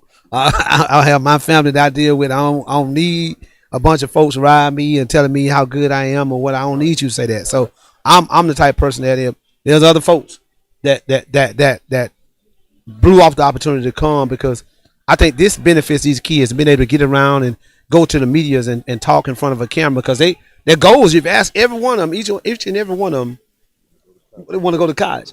they're gonna eventually have to do this. So this was the purpose of doing this. I appreciate you guys at this late time. It ain't late, but it's dark now for y'all to get these kids out and have them here for this, and excited about the season to come. Again, I know y'all got to wait on the football season to be over with, but again, if there's a message, y'all know me on Friday nights.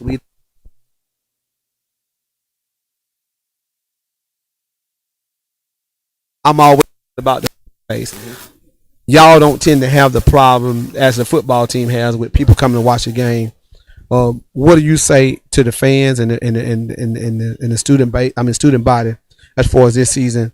What do they need to look for in this team? What's going to be why they need to pay their money to come see this group of boys play?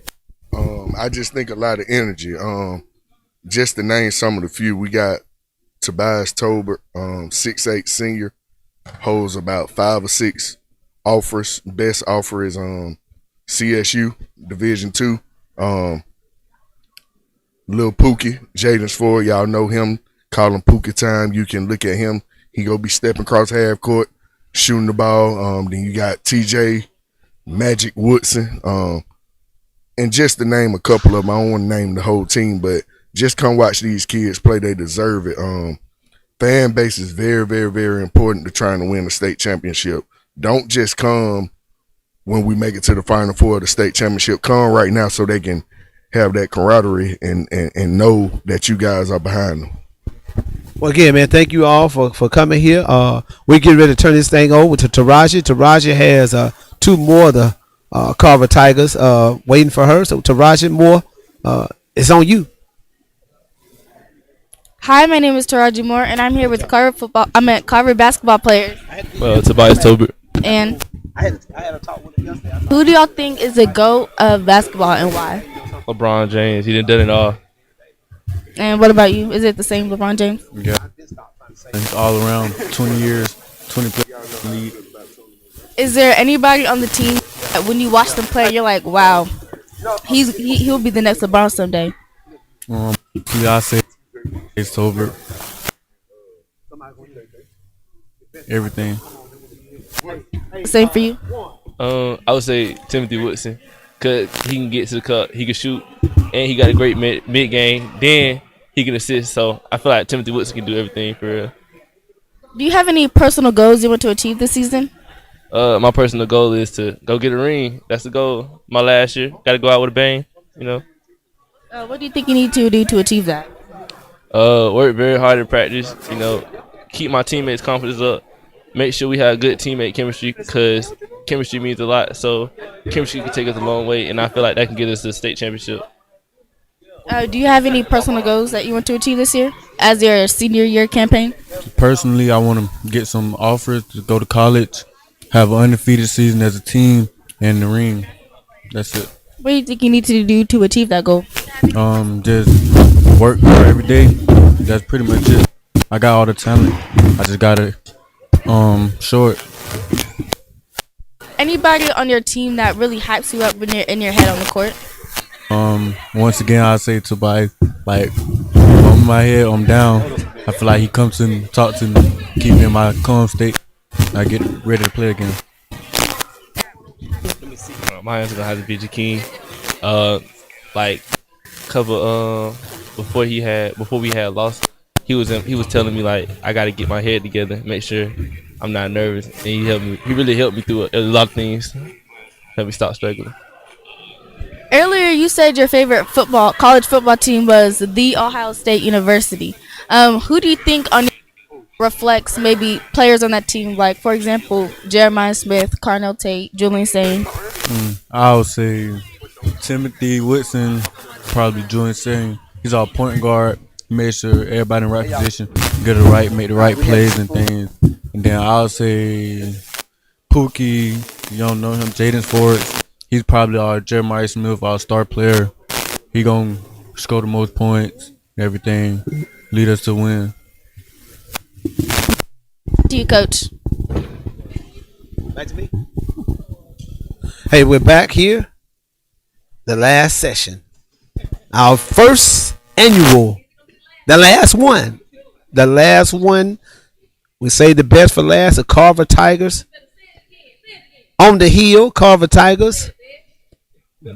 Columbus High School is the best school in the land. The real school on the hill, Columbus High School. You feel me? You know, TJ, man, tell me that, man. You supposed to be start cheering, jumping up. What's wrong, man? Coach, you need to get some manners, man. Come on, man. Man. I'm gonna say it one more time so y'all can hear it. Hey, listen. When I say it this time, TJ, throw your hands up there like you pray. All right? Okay, baby. The number one school in the land, the Columbus High Blue Devils. Throw them up. Can't do that one. Huh? You agree with that one time? Hey, Saint. Hey, so listen. Hey, man, we're back here ending up our media day here at Girls Inc. First annual media day.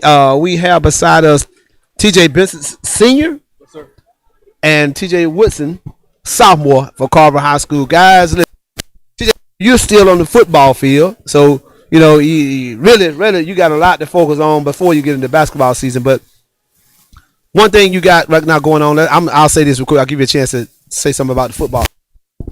Friday night's big game coming up. It's your first playoff football game. You didn't play last year. How you feeling? What are the butterflies? Well, I know you gotta have all great athletes have those butterflies. So, what are you feeling going into Friday night? Honestly, hold it. All right.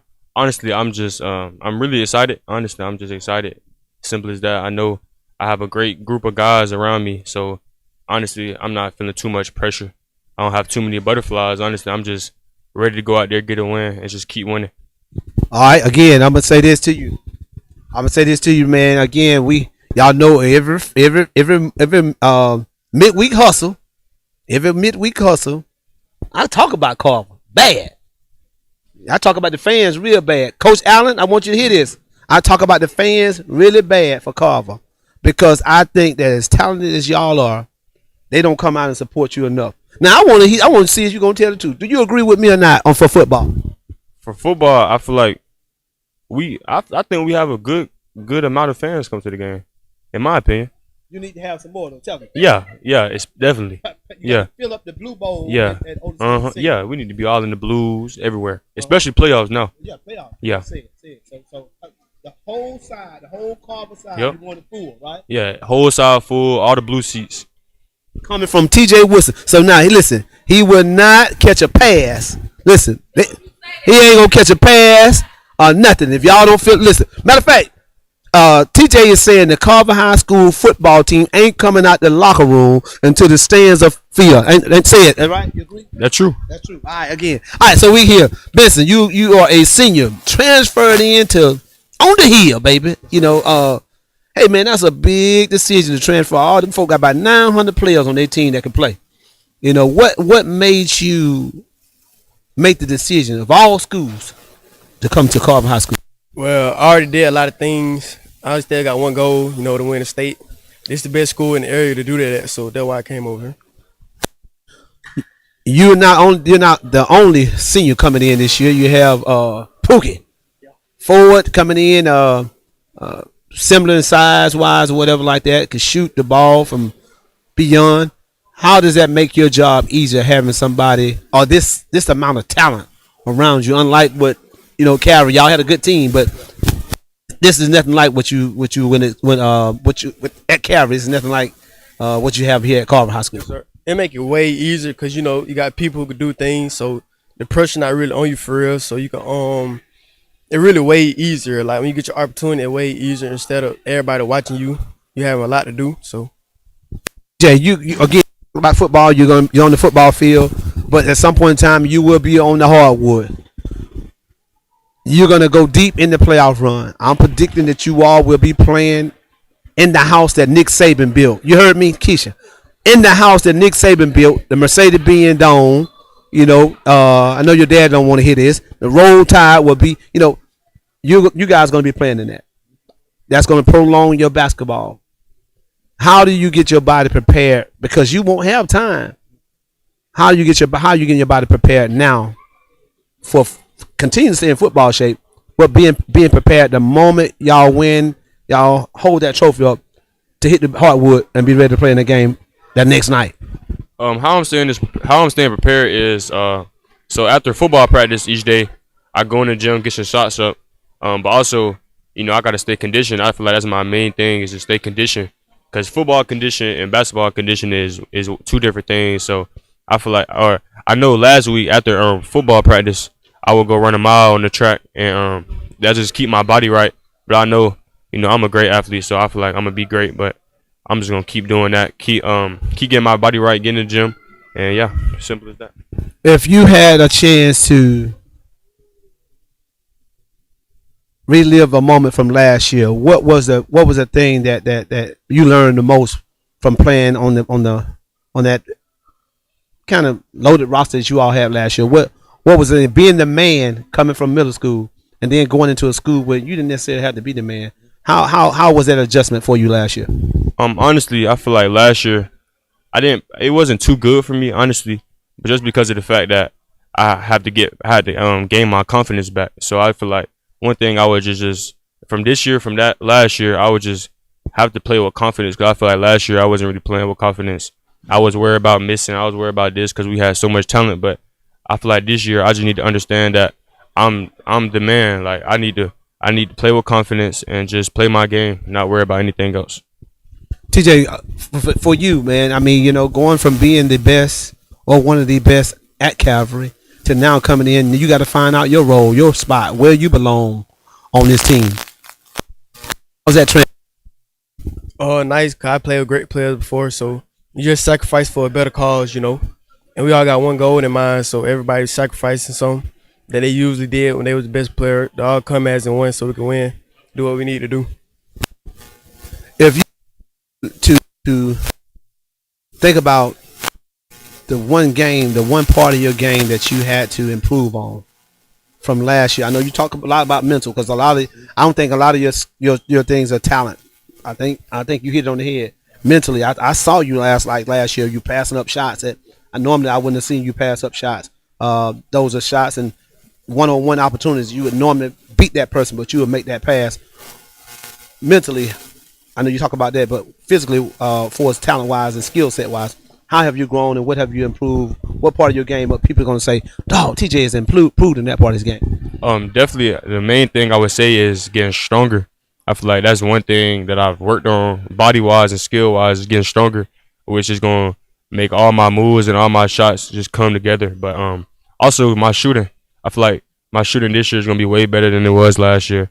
And I just feel like, the two things I got better at is my physicality and my shooting. My last question for both of you guys: if you had a moment to think about the longevity. I know you're still playing, but how is it going to feel when you guys are? Because I know y'all play fall league, but everybody hadn't played together in fall league. What does that moment feel like when? What messages y'all gonna? What does everybody have to be scared when they see all of those machines coming together? What's the fear factor that everybody need to be worried about when they see all of y'all not just show up, but get to that point where y'all peaking and y'all playing y'all best basketball? Really, like, we just really coming for real. Like we do a lot of hard work, like 4 hours a day on all aspects. So like we ain't coming to play with nobody. Like we got one goal in mind, and that's what we set on. So when people see us, they need to know like we ready. Like we ready. When people play us, they gonna find out that it's really levels to it. It's levels in the city. A lot of players in the city think that they're good, but when they play us, they gonna understand that it's really levels. And one thing about us, we play as a whole team. All of us is like brothers. Like we all brothers. We all connected. So the chemistry always gonna be there, and we just all our skills gonna add up to one. We're almost gonna be one player on the court. So I feel like once players play against us, they're gonna find out that it's levels to basketball, especially Carver versus everybody else. Well, again, you heard it here. Those guys saying it. What I took from it, they ain't gonna be close. Hey, that's what I heard. I don't know that y'all hear the same thing. I'm looking in the camera. These folks saying they ain't gonna be close this year, man. It's levels to this thing. That's what you said. It's levels to this thing. So they approved it on football, and it's gonna be levels to it. You got the shot blocking machine standing looking at me. You got they got all pieces of what they need. I think the biggest key to y'all, and I said this to Coach Allen, what happens when I ain't getting mine? That's going to be the determining factor of how successful y'all are. When the night comes, when Tobias have to 22 with 35 or 20 versus TJ. TJ might have to settle for team going to adjust and adapt to those moments. When it be your night. That's what I think it's going to be for y'all. But again, I think y'all going to have a great season. Looking forward to Friday night. Looking forward to season. And we're going to get ready to pass this thing over to somebody said, thank you, Jesus. We're going to pass this thing over to Taraji. She has 2 more Tigers waiting. Hi, my name is Taraji, and I'm here with Carver basketball players. Tremaine Whitfield. And Yard Dawkins. who do you think the LeBron James of your team is? LeBron James of our team. Tobias Tolbert. A lot of your players. Is there a specific reason why? Because I mean he's 6'8" and like he has a good person leader on the team.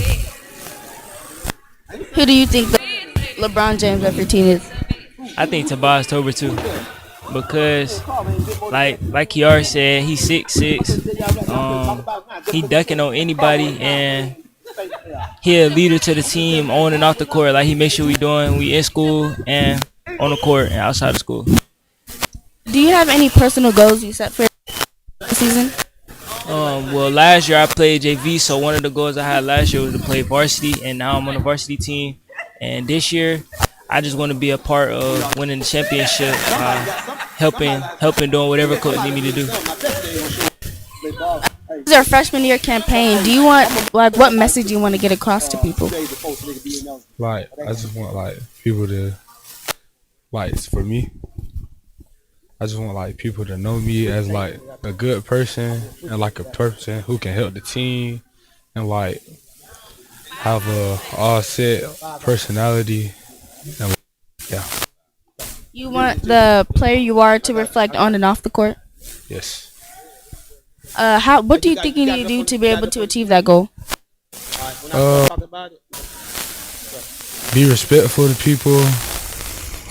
Be cautious of people's emotions and how they feel and stuff, and having a good person on the people. Coming season. I wish I would. Just make sure I'm locked in every day at practice. Get in the weight room. I'm finna take it down. I'll take it down. I'll take it down. And just keep my eyes on the goal, on winning the championship. Thank you very much. Back to you, Coach. I'm saying this is a lowdown. All right, we're back. We have concluded our first annual media day here at Girls Inc. Man, I tell you, it's been a blast. Today was all about giving these kids an opportunity to talk in front of the media. We had shout outs to all the media outlets that came today. Kendrick High School, New Ways to Live. We had Money Boy TV who led everything from the top to the bottom. Always been there for us. We have two cameras going on. Taraji, who's a great young lady. Taraji, come on over and stand behind me. Come on and stand behind me on this. She has done a great job today interviewing kids. Come on in.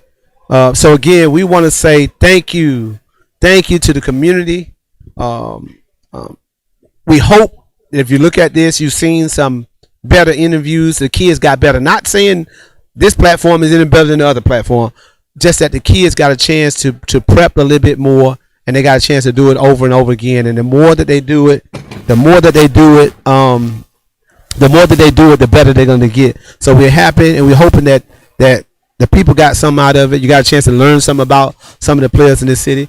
And I want to say thank you to the lovely Taraji Moore, sophomore at Shaw High School. Did a wonderful job. And real quick, how would you sum up the second half? I feel like the schools that I got to interview, they had lots of detailed answers and lots of they really knew how to answer questions. And I really like how they really went into detail and explained what they really want to see in the future of their playing like of them playing at the school. How was it for you as a person heading up the interview? If you had to do this again next week, do you think you would be a whole lot better? I feel like it'd be a lot better. I feel like today I kind of ran out of questions. I ran out of things to say because I feel like I used up all my good answers. I meant questions at the start. I feel like I developed so much today, being able to think of questions from the top of my head and not stress about questions I wrote down and remembering them. I felt like I really needed today. So in the future, I could have better answers. Better questions and answers to some questions people have, and a better view on the players, because some of them have real drive and real ambition, and it's really fun to be able to see that and interpret that into questions. Again, man, we're gonna out here at Girls Inc. I've been hitting this button all day, turning the mic on and off. But again, that's what we do. I mean, one thing about us, and me and Ant, Ant wasn't here today, but we don't shy away from our mistakes. We ain't trying to fake nothing. We have, that's what live TV is all about. So again, shout out to Money Boy TV. Hey, listen, we had a lot of kids to create profiles today. This is not only for the kids, it's for parents as well. As a parent, you need to go on Money Boy TV and create your profile. I mean, I'm telling you, y'all, this is what Money Boy is doing is going to go a long way for our kids in our community and you guys. So it's not a cost to it. Please go to moneyboytv.com and create your profile as well. If you're listening to this and your kid was not a part of this, go and create a profile and see what it does. It's just the whole entire community, not just the student athlete, the mother, the father of the student athlete. The whole entire community. If you want to follow some of these kids as a fan, you want to follow some of these kids, go in there and create a profile, because I promise you, what we're trying to do is take it to another level, and you want to be a part of what we're trying to do. So again, thank you to our CEO, Miss Danita Gibson Lloyd, for giving us the opportunity to have Media Day here at Girls Inc. Thank you to her. Again, we have a big fundraiser on next Saturday. Here, you can purchase a table for our big yard sale. It's going to be here. You can call Girls Inc. With multiple flyers out there. I do not want to mess up that sweater, sweater weather. I do not want to miss. I know she's going to get mad at me because I just messed it up. But we have a great fundraiser here on Saturday. If you are a team that are looking for a way to fundraise, purchase a table. It only costs $100. School, y'all can get together, $25 each coach, get you a table, and bring all this stuff y'all got and sell it here, because fans, the true fans, they want to be a part of what you got going on, and they want to wear their jerseys to the game. So if you got them old jerseys versus throwing them away and giving them to everybody, you can come up here on next Saturday and sell them. So again, hey, shout out. It's been a great day. Once again, go ahead, community, create your profile. Go out Friday. Support Tiger football team. If you don't go out and support Carver High football team, there's a basketball game going on Friday night at Columbus High School, Columbus versus Northside. But some way, one of those places you need to be. If you ain't going to going to Travel with Spencer. If you're not going to travel with Columbus High School, you can go to Columbus High School for the Columbus versus Northside big rival basketball game. But more than likely, this community needs to support George Washington Carver High School football team. Pack the stadium. I'm going to say this, Keisha. I'm looking in the camera again for all y'all Carver Tiger fans. If for some reason y'all pack the stadium, hey, Coach Allen, all y'all Carver kids, I want y'all to hear this. Come on around here. Hear this. Hear me say this real quick. Y'all can tell everybody I said it. If for some reason, which I know they ain't, the Carver fans can pack this stadium. I ain't whole stadium. I'm talking about pack just the Blue Bowl at Otis Spencer. The Blue Bowl. That ain't pack the Blue Bowl. I'm coming to practice on Monday the next day. I want a helmet. I want a jersey. I want some football pants and cleats. I'm gonna run 100-yard dash. Decked out. If the Carver fans, you heard me, Coach Allen. That's a deal. So y'all need to tell all y'all student body to come up there and support y'all. Because here's the thing, guys. Here's the thing. all the money for the football team that they make, it goes into a lot of those different sports that don't have money. So y'all need to start these folks to come support. I know y'all, most of y'all are basketball players, but I'm telling you, if y'all want to see something funny, which I know y'all ain't gonna see it, cause Carver folks ain't gonna come. Guess what they gonna do? Sit there and want to watch it on TV. Tim Woodson, can you go live? That's what they gonna say. No, Tim Woodson, don't go live. Don't let nobody, if they ain't paying their $10 to come to the game, don't nobody at the stadium go live, because Georgia High School Association gonna be looking for y'all on them cell phones this year. So I'm saying to you again, if Carver High School fans, if y'all fill the bowl up, I'm gonna be at Carver High School decked out with a helmet. I want TJ jersey. I'm gonna put on TJ jersey. I want some pants on, and some cleats. And we're gonna be up there for the game. Again, that's a challenge out to the Carver fans. We getting ready to get out here. Oh, Taraji said she gonna do it too. She gonna do it too. We already know they ain't gonna come. Again, Mike Woods here. Our first annual media day here at Girls Inc. was a blast. The kids got a chance to learn a whole lot. And thank you for all the people that came out. And again, man, Taraji, shout out to you. Hey, it's been a long day. Doc, appreciate you, Keisha, for doing what you did. And salute who came here and was a part of making success. Again, I'm Mike. Day at Girls Inc. Out of here until next year.